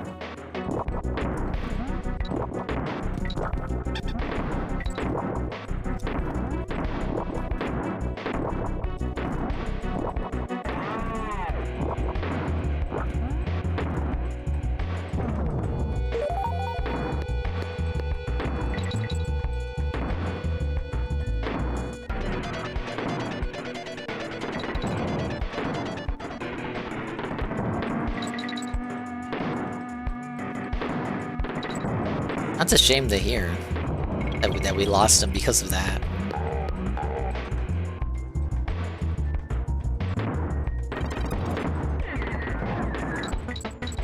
At least he didn't believe in faith healing, am I right?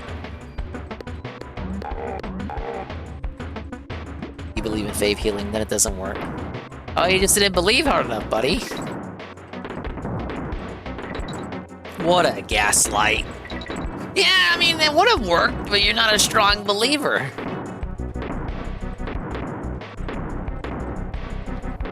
Suffer, non-believers. Suffer.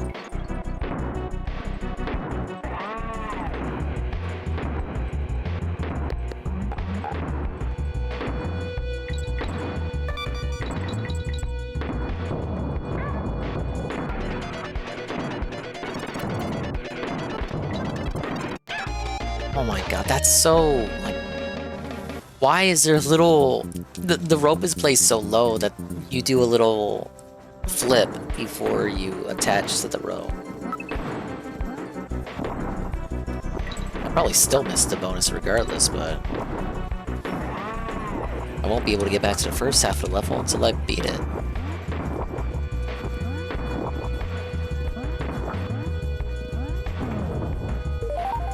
That's what I get for saying suffer.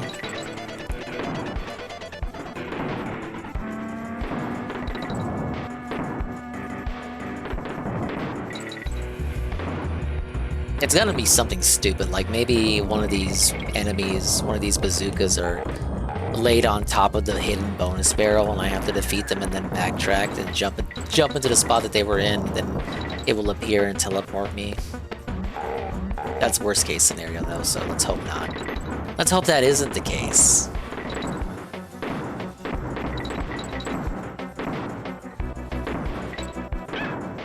Oh boy.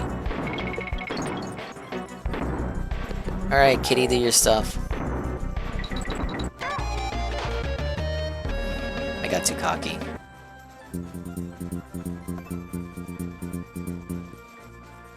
I know, man, it's pretty tough. I don't know why.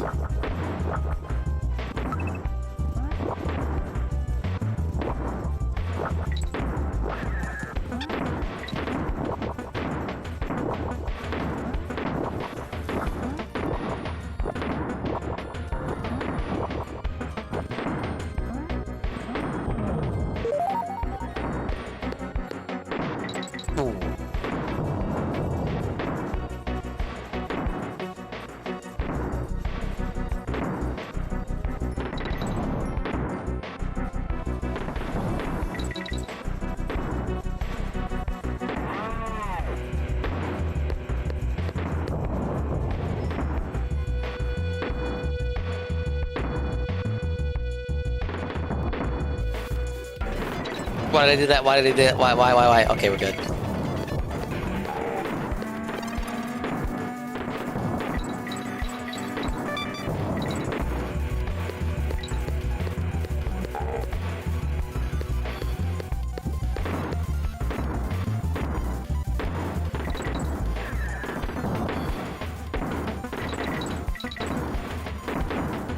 Okay, we're coming up near the end. Skip that coin.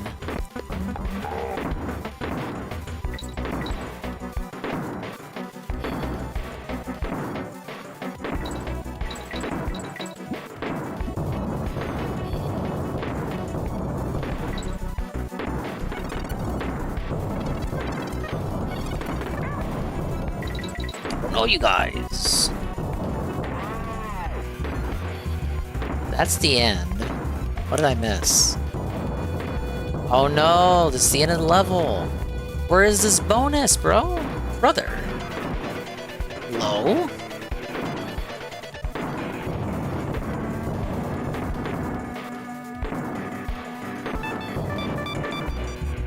Thanks for the 3 lives.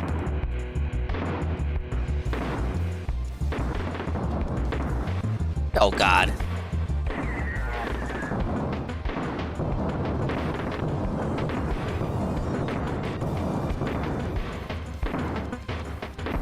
It's at the start of the level.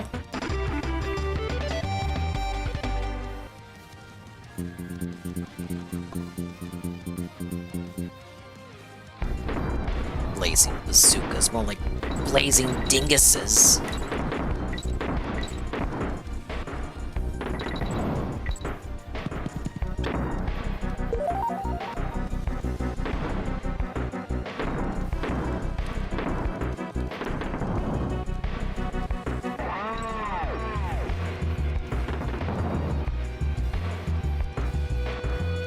Walking around and see if I can find it. Isn't this one, this bonus, they got 3 bonuses here, right? And I got 2 of them. Because there's one very early on that I already did. I'm coming up on it.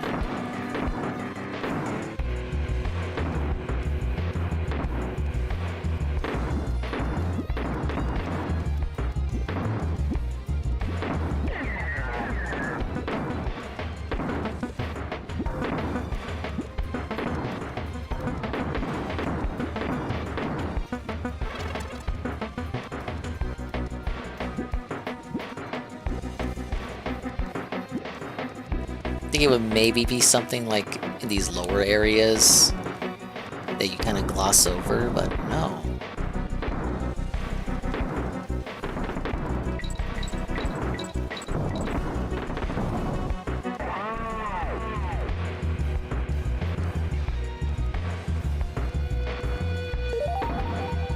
What? I got a coin somehow.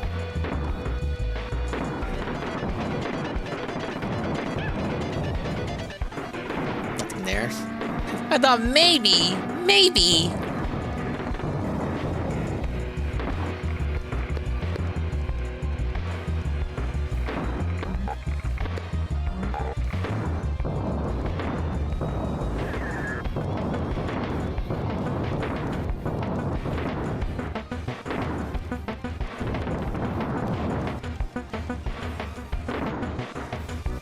Okay, there's a signpost coming up here. Now, they wouldn't put this here. There wasn't... Well, didn't I do this? Didn't I? Can't even remember. No, I did.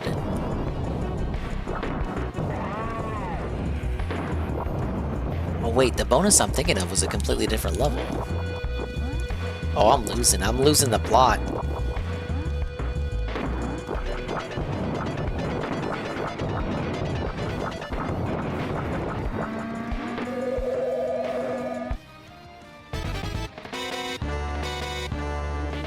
Oh god, I didn't do this one.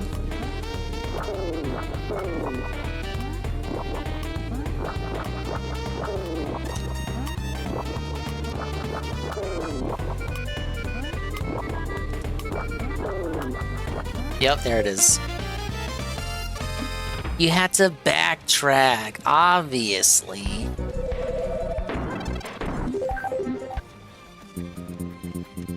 Okay, demolition drain pipe.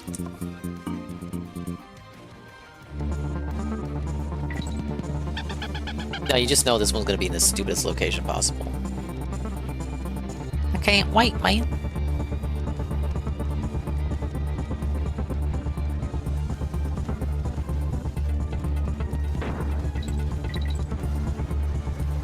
Wait, I already know it. I already know it.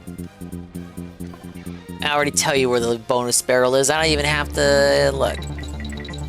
No, fuck. The bananas guide you in a certain direction, but what if you do it like, oh, fuck you.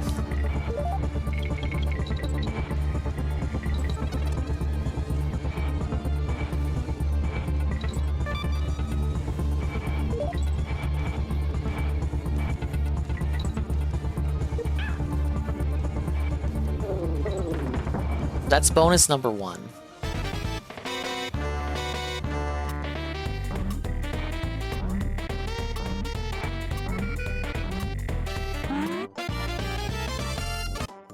The game literally went, no.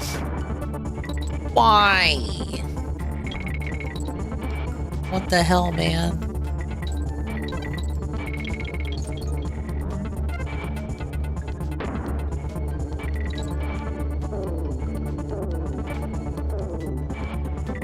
I'm just not sure where else you would put a bonus that you wouldn't, like, communicate it.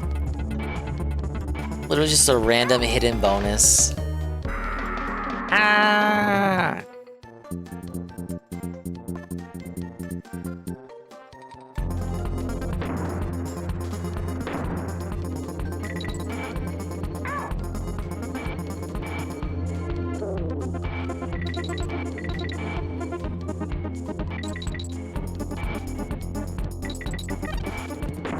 Wait.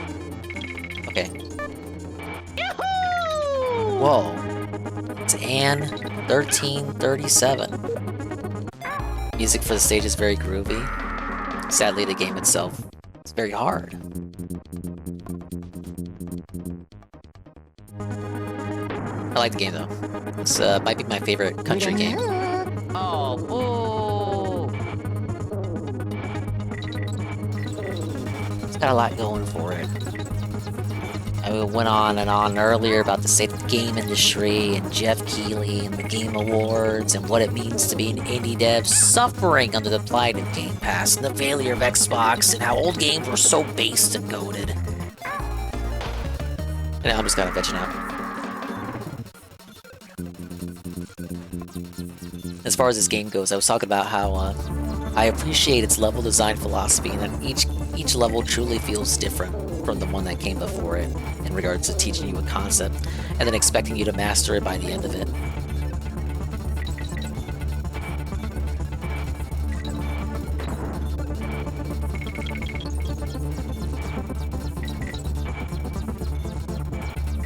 Right here? Damn it.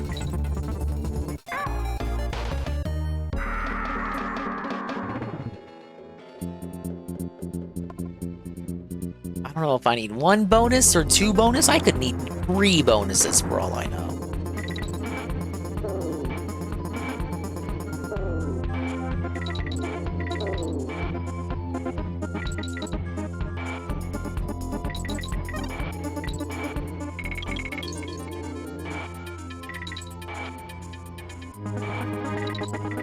Whoa! Wait! No, right, right, no, right there? But you can't jump up from those rails, I don't think.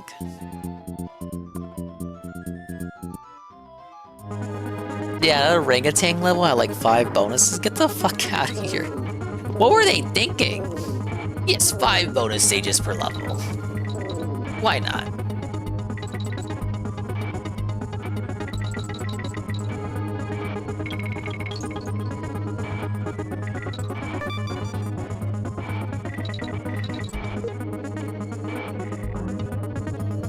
No, you're not allowed to jump into those upper areas.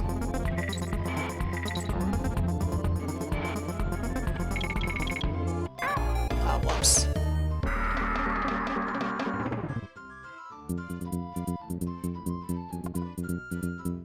No, I know praise it soon. I'm missing one bonus.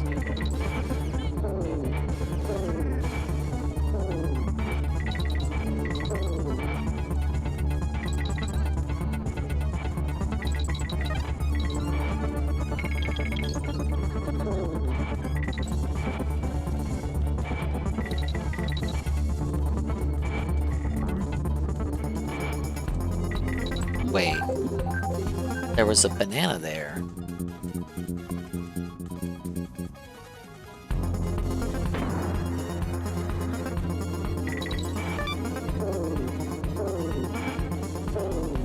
When the game expects you to go up top is when you need to stay low.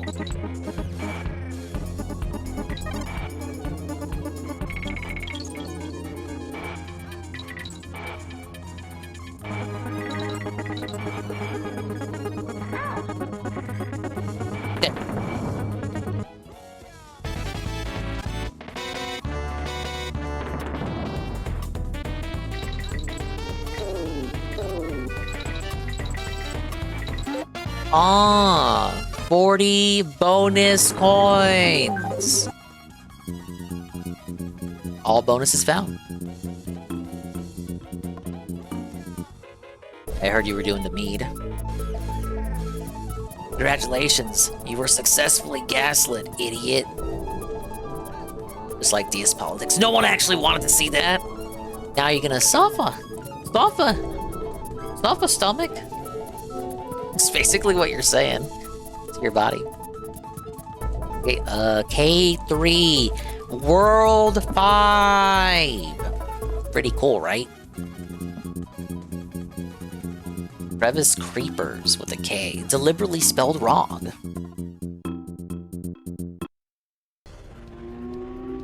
Ooh! Oh, dude, I really love what's going on with the background here and the foreground. Mamma mia, what is this music? Ow. It's the first L.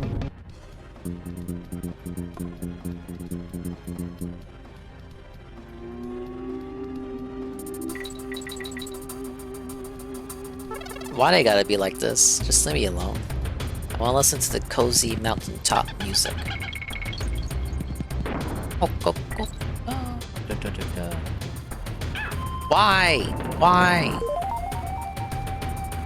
I just got Kitty, and now he's alone.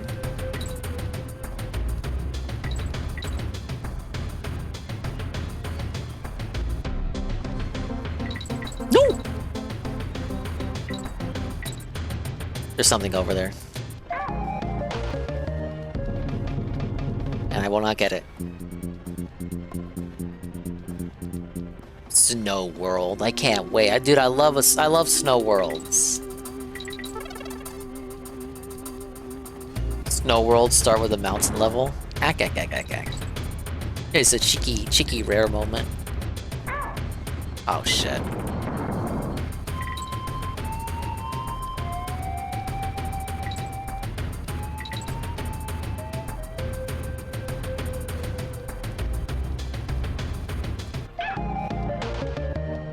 It's not like you gotta sacrifice a cog there. It was criminal that a lot of music isn't in Smash Brothers.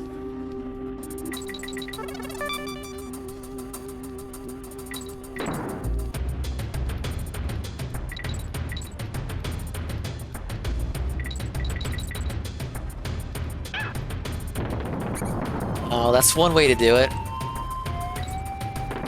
It's a bonus barrel.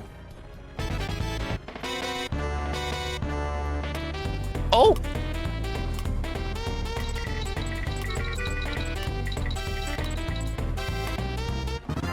Why? There was a delay. Input delay in my fucking jump. Oh, bro, don't tell me. Ow. That dude's gonna respawn. He would have respawned anyway.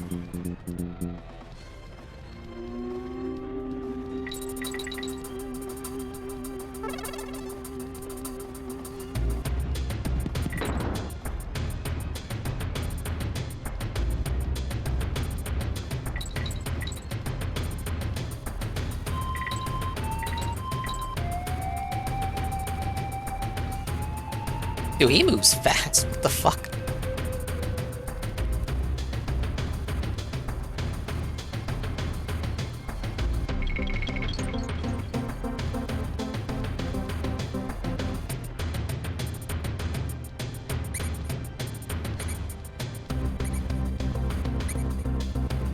Oh, I bet that this is meant for him, but you have to land perfectly after dropping with the barrel. Damn, and I already lost Kitty.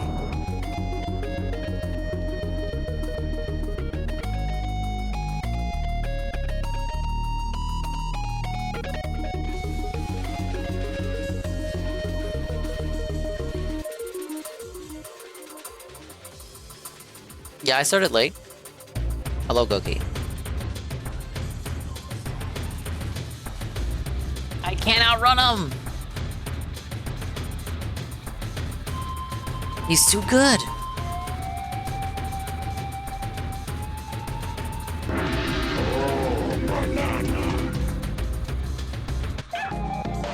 You either gotta sacrifice a Kong or hit him with the barrel, he's too quick.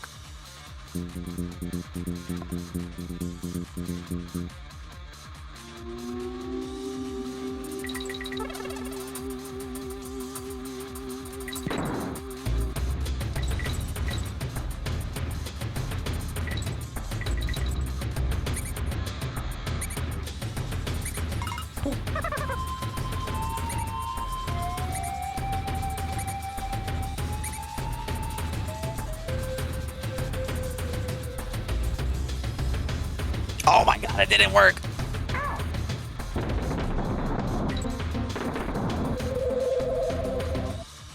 Why would he be immune to that? What was the point of the barrel? What was the point of the barrel, though?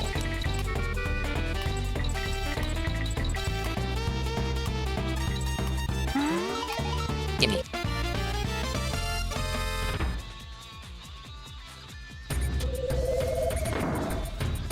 The barrel was for the rat! One barrel for one rat. It's a bit overkill, don't you think? No, my little life!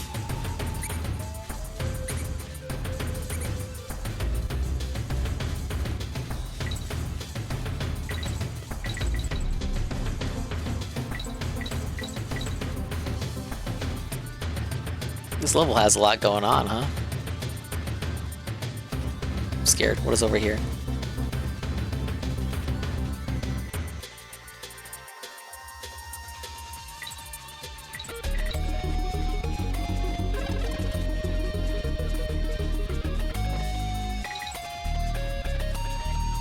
Coin?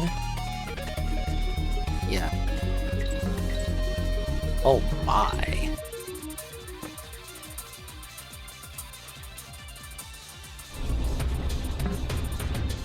Alright, there's gonna be a trick to this.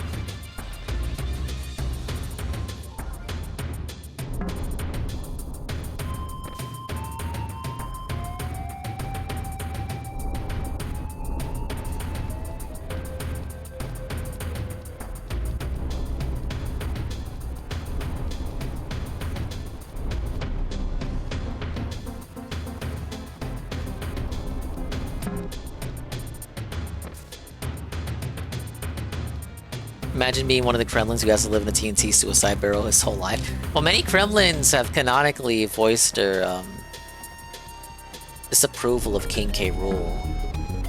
It's quite different for Bowser. Like, all of Bowser's minions pretty much support him. K. Rool don't get that same respect.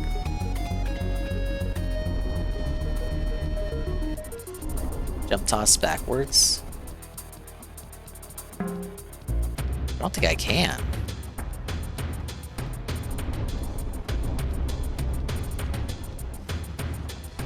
Oh, that might... No?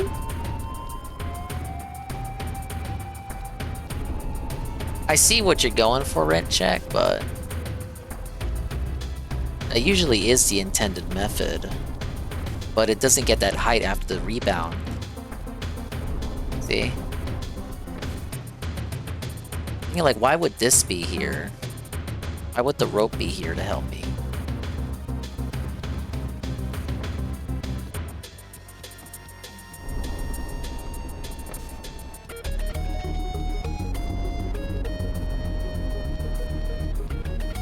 have to up chuck it, or else it'll go too fast.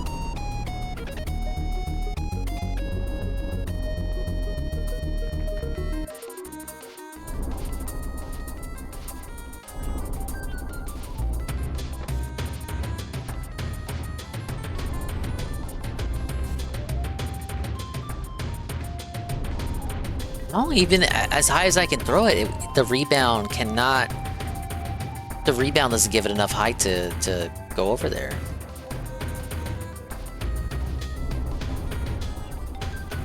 Huh.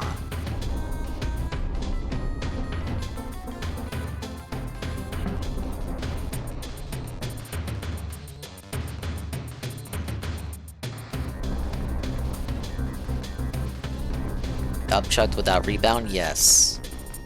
This is without the rebound. Oops. I don't have enough speed to go over here and make him turn around. With the proper rebound, I'd have an extra second.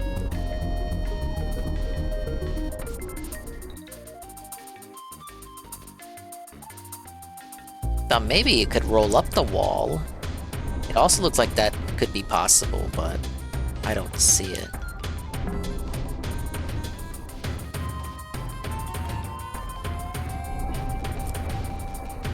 Oh. It's still not enough time. And it has to stay on screen or it will despawn.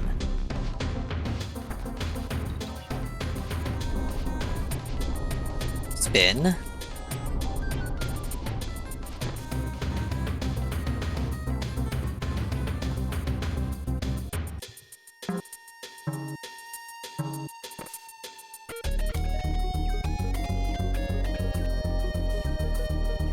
Oh.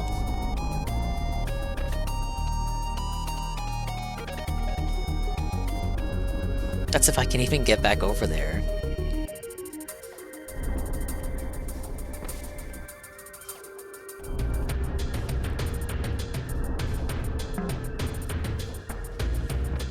Yeah, not a helicopter spin, regular spin. It doesn't work like Diddy, where you can just constantly cartwheel. She's got like it gets a boost, but then she stays still for like a frame. Bad end lag.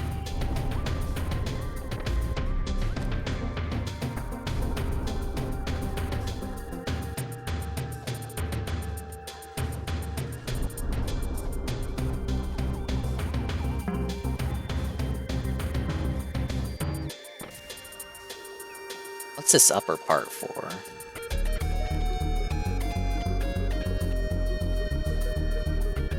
Why would there be a pocket included up there? It took a bit for this one too. This one is kind of unique style. Goes down. You toss it up and leave it off screen so he doesn't bump it. It travels down. Why is this part up here? Why is that part of the design?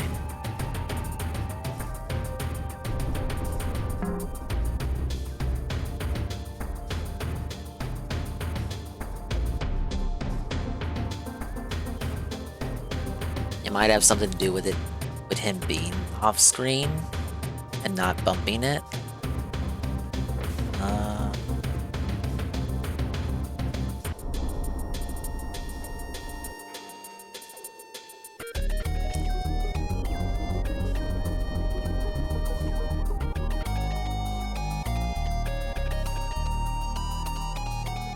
Throw it over his head and then run and catch it.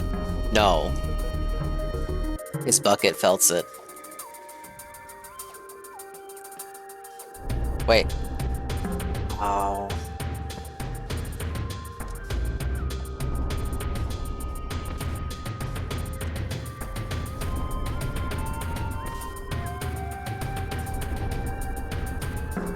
Oh, there it is. Somehow that worked. Oh yeah, I was overthinking it, I guess. That was the solution. I just had to do it. I had to finagle and finesse it until I could get it. Yes.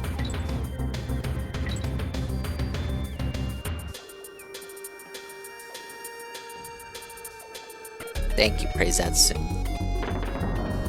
Oh! No thank you, TNT Barrel. Now wait a minute, man.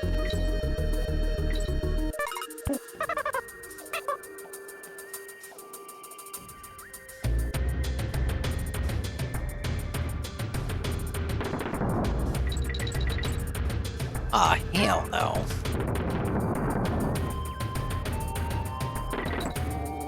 No! There's a bonus over there, I know it. There's obviously a bonus over there. That's why that guy's right. He's instantly climbing after you.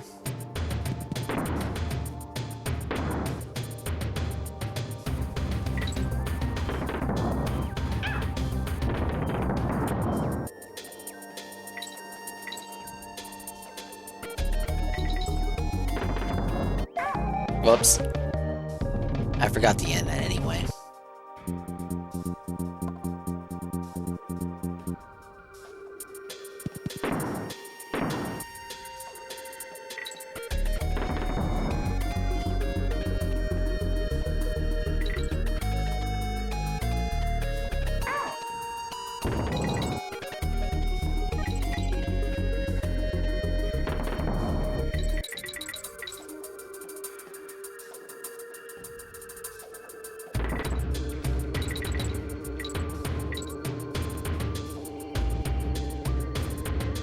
He's hiding something. May have fucked up though.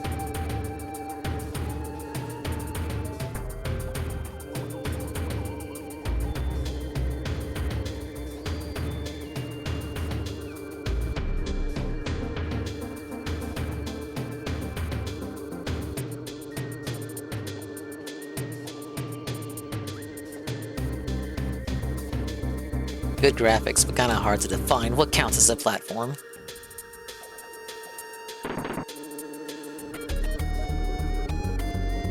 No? Is he not guarding anything? I guess not. That's just unfair.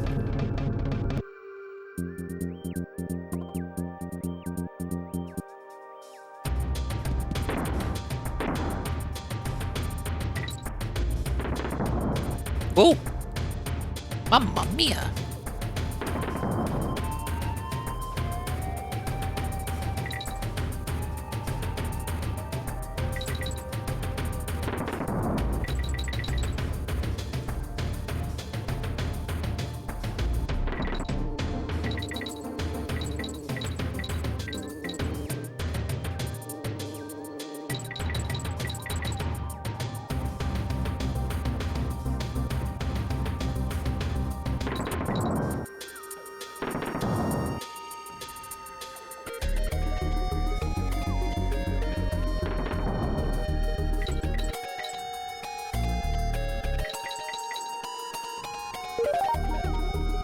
Hey, 60 bear coins. 60 coins with Banjo's face on it, baby.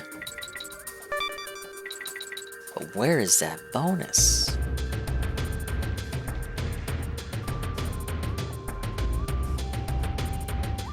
Wait.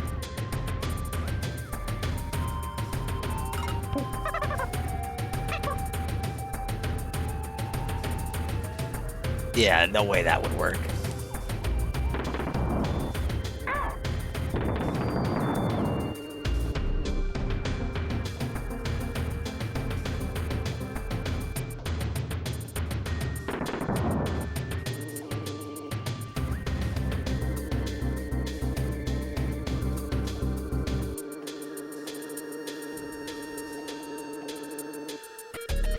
Like one of these is like dude is guarding it. You gotta defeat him, and then it exposes itself after you go to where the enemy was stationed.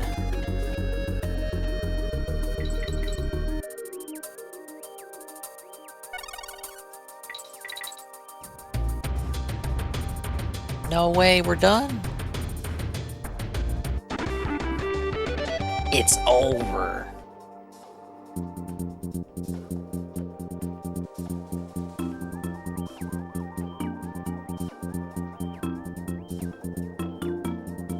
Well, we've got the save cave at least.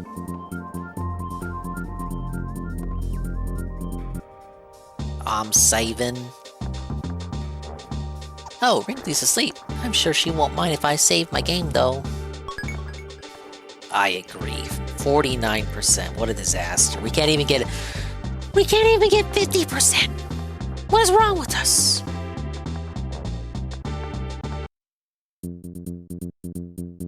Just gonna leave that bitch there to sleep. Ugh.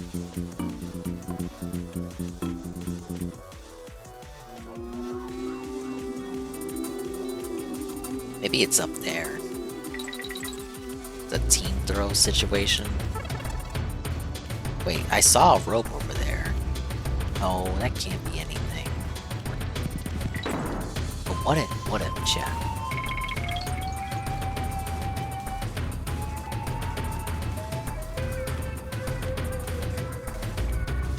Oh, what is that?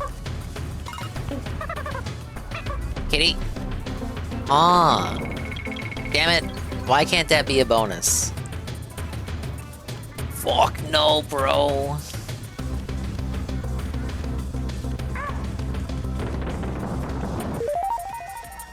So much for my protection. Yeah, I'm just gonna assume it's invisible and one of them is guarding it. It just makes the most sense. So I got that one.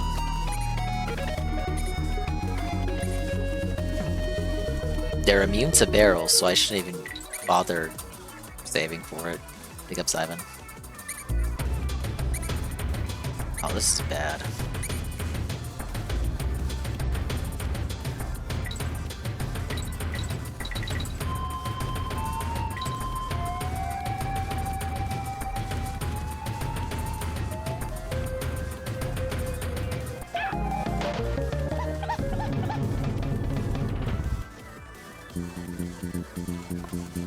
The bonus could be anywhere. It could be on the right side of that area.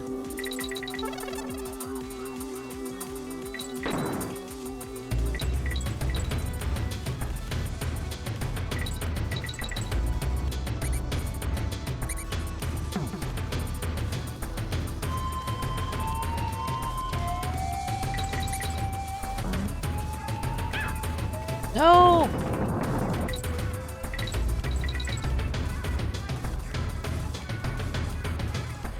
Nope.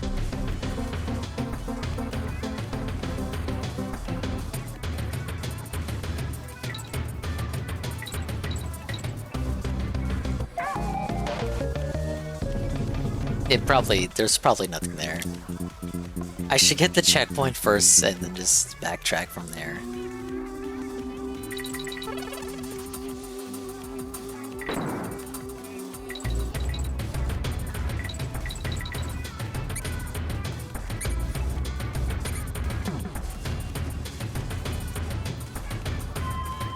Yo, Kiddy Kong is kind of unique in that he has Diddy's barrel shield, but he's a big character like Donkey Kong. It's the little things like that.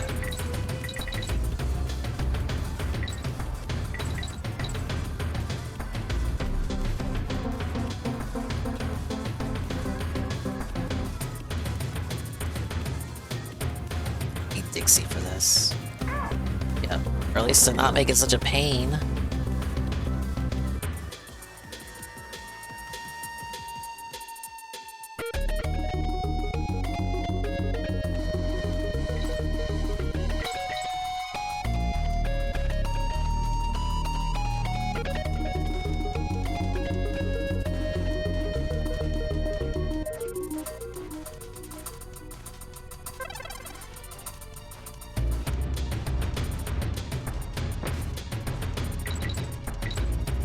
Okay, this was a steel keg area. There was nothing here but the DK coin. Oh, come on.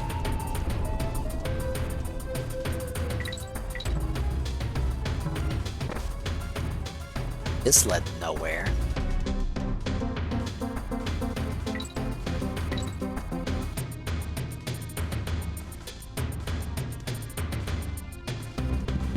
Ooh. Goes up there. Bonus. Let me check this area.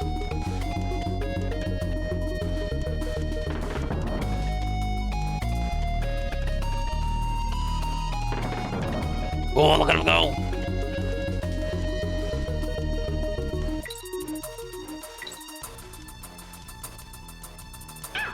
Oh, come on. Ooh!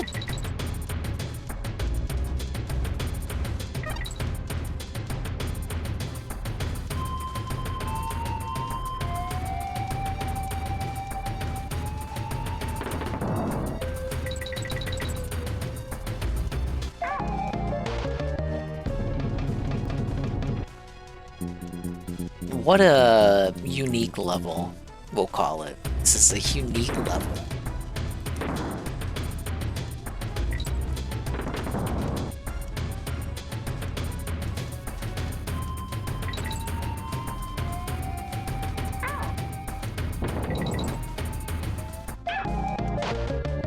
What I'm trying to do is, like, again, like, I think one of them is guarding it. And it'll appear out of thin air after I touch the right zone.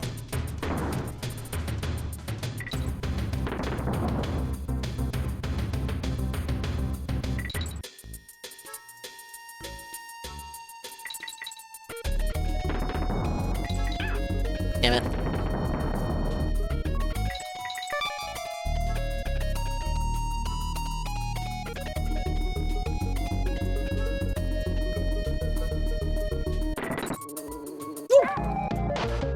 It may actually be over there then. Like that guy that I thought was not guarding anything. It could actually be that one. I just gotta bring... I gotta bring and sacrifice the Kong up to that point. Because I don't know where else it could be.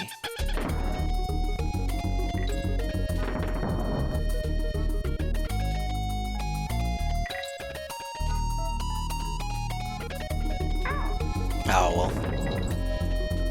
Whoops. They're just too fucking quick, man.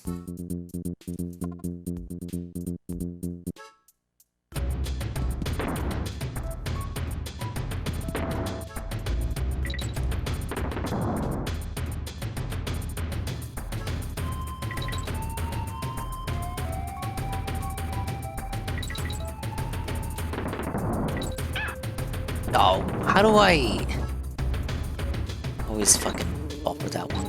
It has to be right there, right? Surely.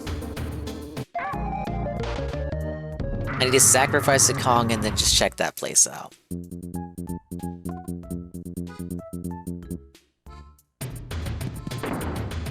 Because the level's over after that part. Where the fuck else could it be? I didn't see a fucking barrel, did you? Shit.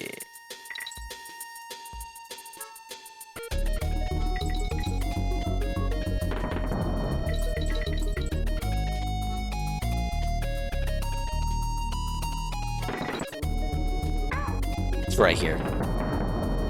Fuck! Ah! Ah! It's happening again. It keeps happening. It keeps happening. It's keep happening. Ah, I'm going insane!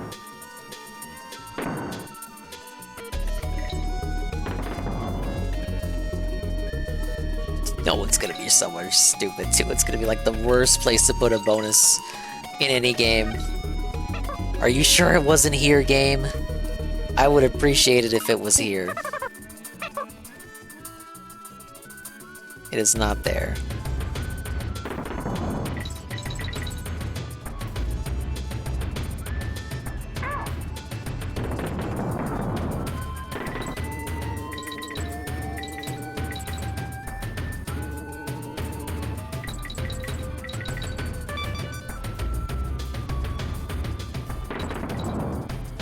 Yeah, there wasn't anything down there earlier. Checked.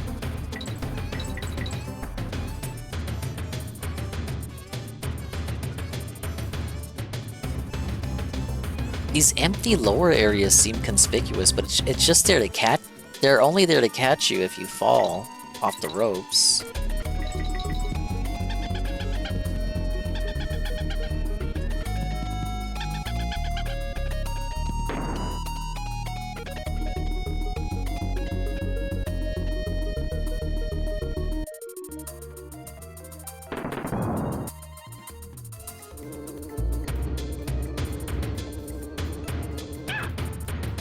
Oops.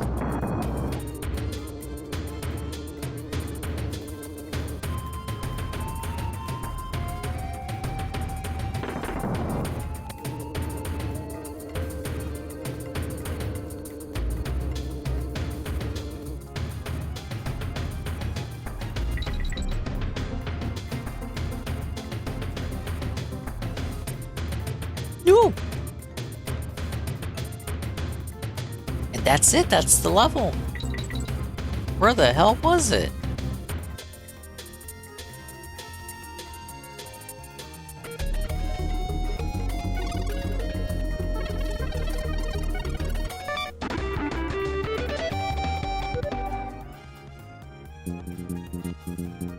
Alright, I'll figure that out next time.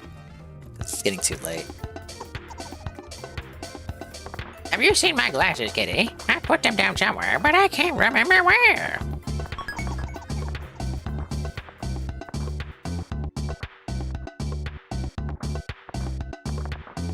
If you're bumping and cranky, tell them to stop wasting money on 𝓓𝓁𝓁𝓪𝓷𝓭's bonus games. Yeah, we'll be sure to forward that memo. Alright guys, it's a short one tonight, but we wanted to fulfill the obligatory quota for Expand on December. We did World 3, World 4, and started on World 5. There are 8 worlds in the game, in the main game. I think there's 9 if you play the GBA version. So 7 main worlds, of which we're on World 5, and then the Lost World 𝓓𝓸𝓷𝓭. So we'll continue this Monday.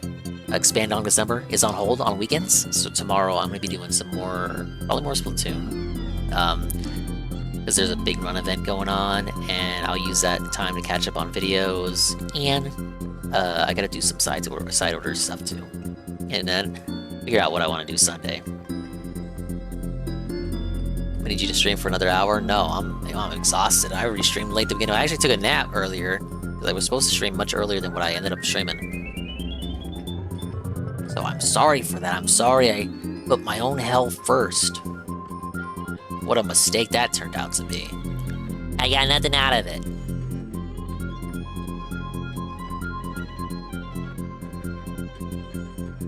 Imagine that. Yeah, imagine that exactly.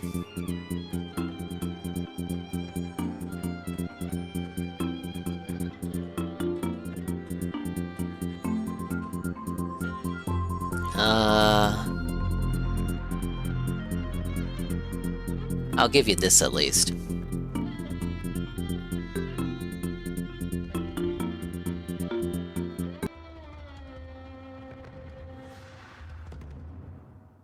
Good evening, everyone. Phil here, and welcome to the Daily Wrap for what was Friday, the 13th of December, 2024. Funny enough, it didn't dawn on me that it was Friday the 13th until like a minute ago when I was about to start filming this. I was like, oh, it's the end of the week, Friday the 13th. Friday the 13th in the middle of December is weird, because usually it's around like September, October. It was very bizarre that it ended up being in December of all months this year. Anyway, I'm sure it's happened before. I hope that you all enjoyed the week. I know that this week was a tenuous week because we had tons of technical difficulties, whether it was these RGB lights malfunctioning and not syncing properly with my RGB setup, whether it was my internet going up and down as it did a few times this week, whether it was my videos not processing properly on YouTube, right? This week, there was a lot of problems, okay? But I do have good news, and I hope that you guys enjoy this news. It seems like I figured it all out. Oh, did you now? Basically, here's the deal, okay? From what I'm understanding and figuring out here, YouTube has an issue right now with imaginary fan videos of a certain size. Yeah, because you're recording too big. Gigabytes in size. Me and Chatter were talking about it. 30-minute video that he puts up is 7 gigabytes. I'm not an alchemist like Will, but that doesn't sound right. You think there shouldn't be 7 gigabytes for your videos? Up to a few days ago, and now all of a sudden there is. It's very 30 minutes long. What's going on with YouTube? That sounds right to anybody. But to make a long story short, please do. Basically, I was recording at a certain quality, for about a week, and then all of a sudden when I went to upload to YouTube, the videos would stick in processing and never clear, and it didn't make any sense whatsoever that this was happening. So I kept experimenting all week, and today I finally figured it out. If I do a different codec that's not the worst codec but not the best one, like the worst one is the old one that's like H.264, the best one's AV1. If I use the one that's in the middle, which is like VENC or something like that, VENC I think, then they seem to take the videos and literally process them immediately, and they don't take that long to upload. So it seems like it's the best of both worlds. It sucks because AV1 is the best codec, and apparently I could have squeezed more quality out of the videos if I used it, and I'm still streaming with the AV1 codec, so the streams should look outstanding, but I can't make YouTube work. You know what I mean? I don't know what's going on. It was working for a week and then stopped. So today I experimented. My podcast I recorded at these like VNC or VENC codec, and even though it was a large file size, it uploaded and processed immediately and went live. So it had nothing to do with that, because your old codec worked for the podcast. I'm not kidding you. The podcast from yesterday still hasn't processed and probably never will. It's probably going to sit there at like 360p forever for some bizarre reason. I don't know why. Anyway, the Bloodborne videos today, you know, I experimented with the different codec as well. Maybe it'll start working. And I was basically able to get them to upload and encode more quickly. The 𝓓𝓸𝓷𝓭 that I recorded tonight. 𝓓𝓸𝓷𝓭. No, you said it. You said it right the first time. Oh my god. 𝓓𝓸𝓷𝓭 is correct. So anyway, how did today go?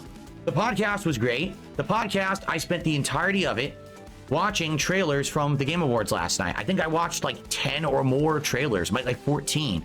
Gross. So if you didn't see it yet, watch it. It's completely demonetized. Why? Of course, because you know, they had music and stuff in those trailers. Yeah, you're not supposed to have that. And they idiotically had to go ahead and claim the video 17 times over. So I make no money on the podcast this morning, but I hope that you'll still watch it and enjoy my reactions to those trailers. Now, normally I probably would have clipped some of those reactions out and uploaded them as separate videos, but I stayed late tonight, and I'll explain why in a moment. It was a good reason why I stayed on stream late tonight. So I'm not gonna have time to do any clipping tonight. First stream was Elden Ring, yikes. Bloodborne, the Old Hunters DLC. We continued from the shortcut where you start at the Blood River, cleared out the whole Blood River and all its items, cleared out all the side areas and all of that, got all the weapons, all the stuff there, then all it would have been deserving of a nomination. And got to Ludwig, okay? Then I had my big rematch with Ludwig. I'm going to say this, it certainly didn't go steamrolling swimmingly, but it also wasn't nearly as bad as the first time I fought him. It was somewhere in the middle. It didn't take me that long, but it was a fun fight, and I remembered how to fight him about halfway through, and then, you know, it got better. And then we continued on, and funny enough, again, this is the second time I've completely forgotten that there's a middle part of this DLC in like the laboratory with the people whose heads have mutated. I always forget about that. Every time I forget it exists. So I went in there and I spent like over an hour exploring there and everything. Didn't finish it. You know, I got pretty far in it, but I haven't finished it yet. But it should be a good time next time that I play, where I'll finish that up, get to the final part, which is the big infected, you know, seaside nautical town and all the tough enemies there, and then of course getting to Orphan. So we're there. I'd say 2 more streams we're gonna beat Bloodborne completely. Probably 2, because probably 1 to get through the nautical town and then 1 to beat Orphan, probably. That's what I'm thinking. So good stuff. The finale is coming, okay? And good news, on the first stream we did hit the goal and exceeded it a little bit as well. So because of that, we added another one to the counter. We're now at goals hit 7. Remember, when we hit goals hit 10, that's when we're going to be doing a DSP Tries It as a reward. Okay? Tonight was 𝓓𝓸𝓷𝓭. I've been told that's how you pronounce it. It's not 𝓓𝓸𝓷𝓭 like I was calling it. It's 𝓓𝓷𝓭. It's 𝓓𝓷𝓭. And luckily for me, all right, I had some people who were helping me out to learn the various aspects of the game. And, you know, I started learning about how the jokers work and how you want multiply jokers rather than plus multiply. You want X multiply. And, you know, celestial cards are really good and stuff like that. So basically, I learned a lot as I was playing. Pronounce it. I had a couple of runs. The first one was great. The second run was terrible. And then I did a third run, and I just happened to have this build where it benefited me to have pairs, single pairs, because I kept buffing the pair with the celestial cards, and it was a successful gaslight that I briefly considered if I was pronouncing it correctly. So it just kept doing giant multipliers. So basically, I got really far, and it was time to end. It was like just around like 9:05, 9:10. And I was like, it's time to end the stream. But then I was like, well, wait a minute. I'm gonna go a little later and see what can happen, because I was already at like ante 5, ante 6. So I went about a half an Can hour I stop extra. hitting that TNT? Guess what? I beat 𝓓𝓸𝓷𝓭. I got my first win. Now this game is a roguelike. Congratulations. It's not meant to just be played once. You want to keep playing. You want to try to beat it different ways, different decks, challenge yourself, unlock all the content of the game. So I'm not done with 𝓓𝓸𝓷𝓭. I'll keep playing it for sure. But it was amazing. It was such a great tear and a great run. It was right down to the last hand. I was like, this is amazing. It was super fun. So I had a great time. I hope that you guys did too. I want to say thank you to everyone who attended and supported. We did not hit the goal on that late stream, but we were close. I think we were at like 122 or something like that. I'm not disappointed. That's a great stream to me. So thank you guys. Great week. You know, the new goals are working. We're not going to hit the goal every stream, but some goals or some streams we do, and some streams we exceed it. So it's fine. Like literally, it's fine. I don't have a single complaint about this week. I had on a the great first time. stream makes I hope up that for you you guys not did hitting too. it on the later stream. Tomorrow I'm what you're off. telling me. All right. So tonight I'm going to upload the videos. Oh, that's actually great. I keep forgetting he's off on Saturdays. 𝓓𝓸𝓷𝓭 should go live quickly. Like they should upload and go live very quickly because now I use this different codec. Okay. We'll see. I guess we'll see together, but it should. And this daily wrap too. This should go live right away because I use the other codec. I'm not going to highlight or upload any highlights tonight. But remember, I have like a ton of highlight videos going live over on DSP Reacts this week because my throwback or my politics show was really good. And I talked a lot about these really hot topics. And people seem to really like it live, but now you can watch it on demand. Oh over yeah, there as these clips they go live. loved There's it gonna be 2 a live. day. I One can't tonight, imagine 2 why. tomorrow, 2 the next day. I think there's still like 5 or 6 left. So there's a lot coming over the weekend. Okay. All right. So I'm off nuclear tomorrow. level carrot dangling I'll be on for about doing errands in the 𝓓𝓸𝓷𝓭. light. When I I'll come believe back it when on I see Sunday, it. it's going to be a fun podcast, and I have an announcement for everyone on that show. So I hope if you can make it, you'll join me for the podcast on Sunday for an announcement. And then it's going to be Indiana Jones and the Great Circle continuing on that first stream. This game was great last time I played it. I focused in a lot on the story, and the story actually is getting good. So I'm very excited to play more and see where the story goes. And then on Sunday night, it is the return of Microsoft Flight Simulator, where we're going to have a nice chill night riding DSP Air. You guys, through your contributions, will purchase your tickets and tell me where to fly. And we're going to do some aerial tourism on that stream. Okay? All right, everyone. I want to say thank you. This was a really great streaming week, despite the fact that I had tons of technical difficulties and lots of issues. We were working through them. Things are getting better, right? They're settling in. Remember, next week, not only is it gameplay all week, but I got my big return React event. I haven't done a long-form React since September.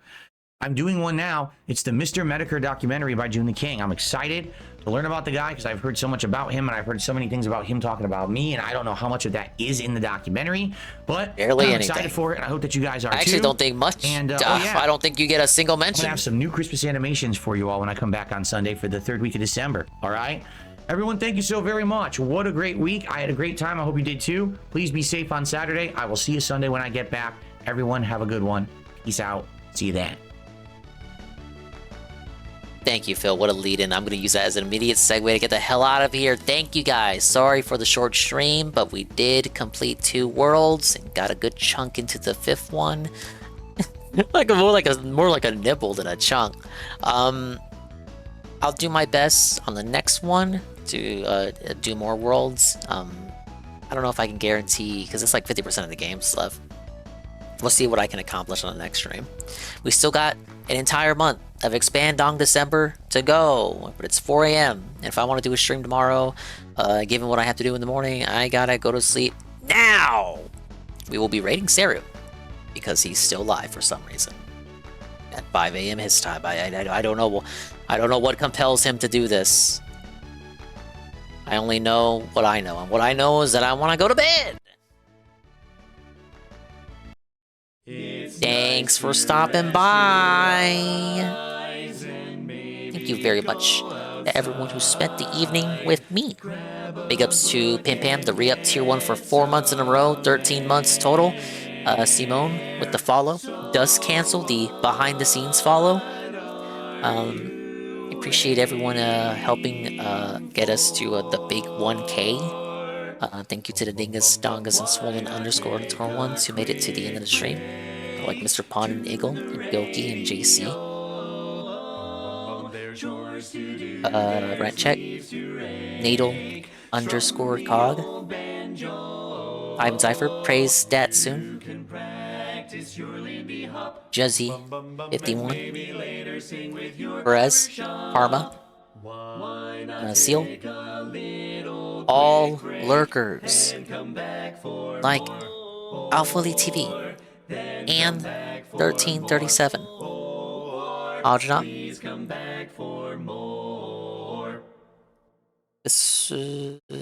Pim Pam. Bambi Whip. Cerulean, whose stream we'll be going to right now. Channy Noza, Cypher710, B-Cyph, J Frosty, Yangoon, Knock, OMG Zelda, Pancake Mix, and anybody else made the mistake of spending your weekend here. Tevin is on BRB. But you have 𝓔𝓁𝓷𝓭 live, Broken Mailman live, 𝓓𝓭𝓁𝓷𝓭, Chalupa, and Cerulean playing Final Fantasy 9, I think. I was playing that earlier, so... No, he's playing Final Fantasy 4.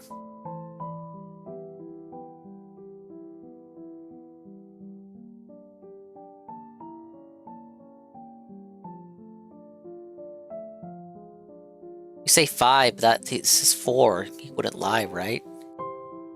Well, I mean, his title says he's playing GBA games, but he's clearly playing a DS game, so he's a fucking liar. Bye, audios. Mimi time. We'll see it when we see it. And if we didn't see it, then we didn't see it. But if we did see it, then we saw it. And if we didn't see it, hopefully we will see it next time. If I can see myself in the mirror each and every single day, hopefully I can inspire viewers like you, Rude, to see themselves in their mirrors each and every single day. Disastrous Splatoon stream tomorrow. Splatoon Saturday. It's the new thing. It's as a break from Expandong December. Expandong December will return Monday. Pretty cool, right? That's the raid message. That what Jesse put.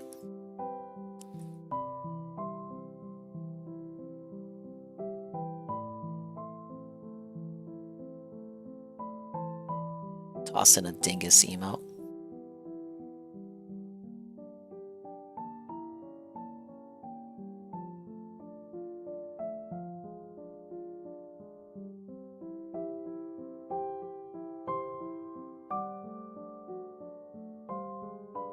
You're going to 𝓓𝓸𝓷𝓭's stream, but you can go wherever you want. It's a buyer's market for people to fall asleep to. Thank you, sir.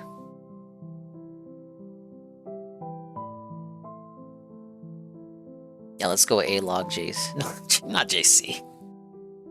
It's not JC's turn to stream tonight. Let's go A-Log Cerulean. Bye-bye.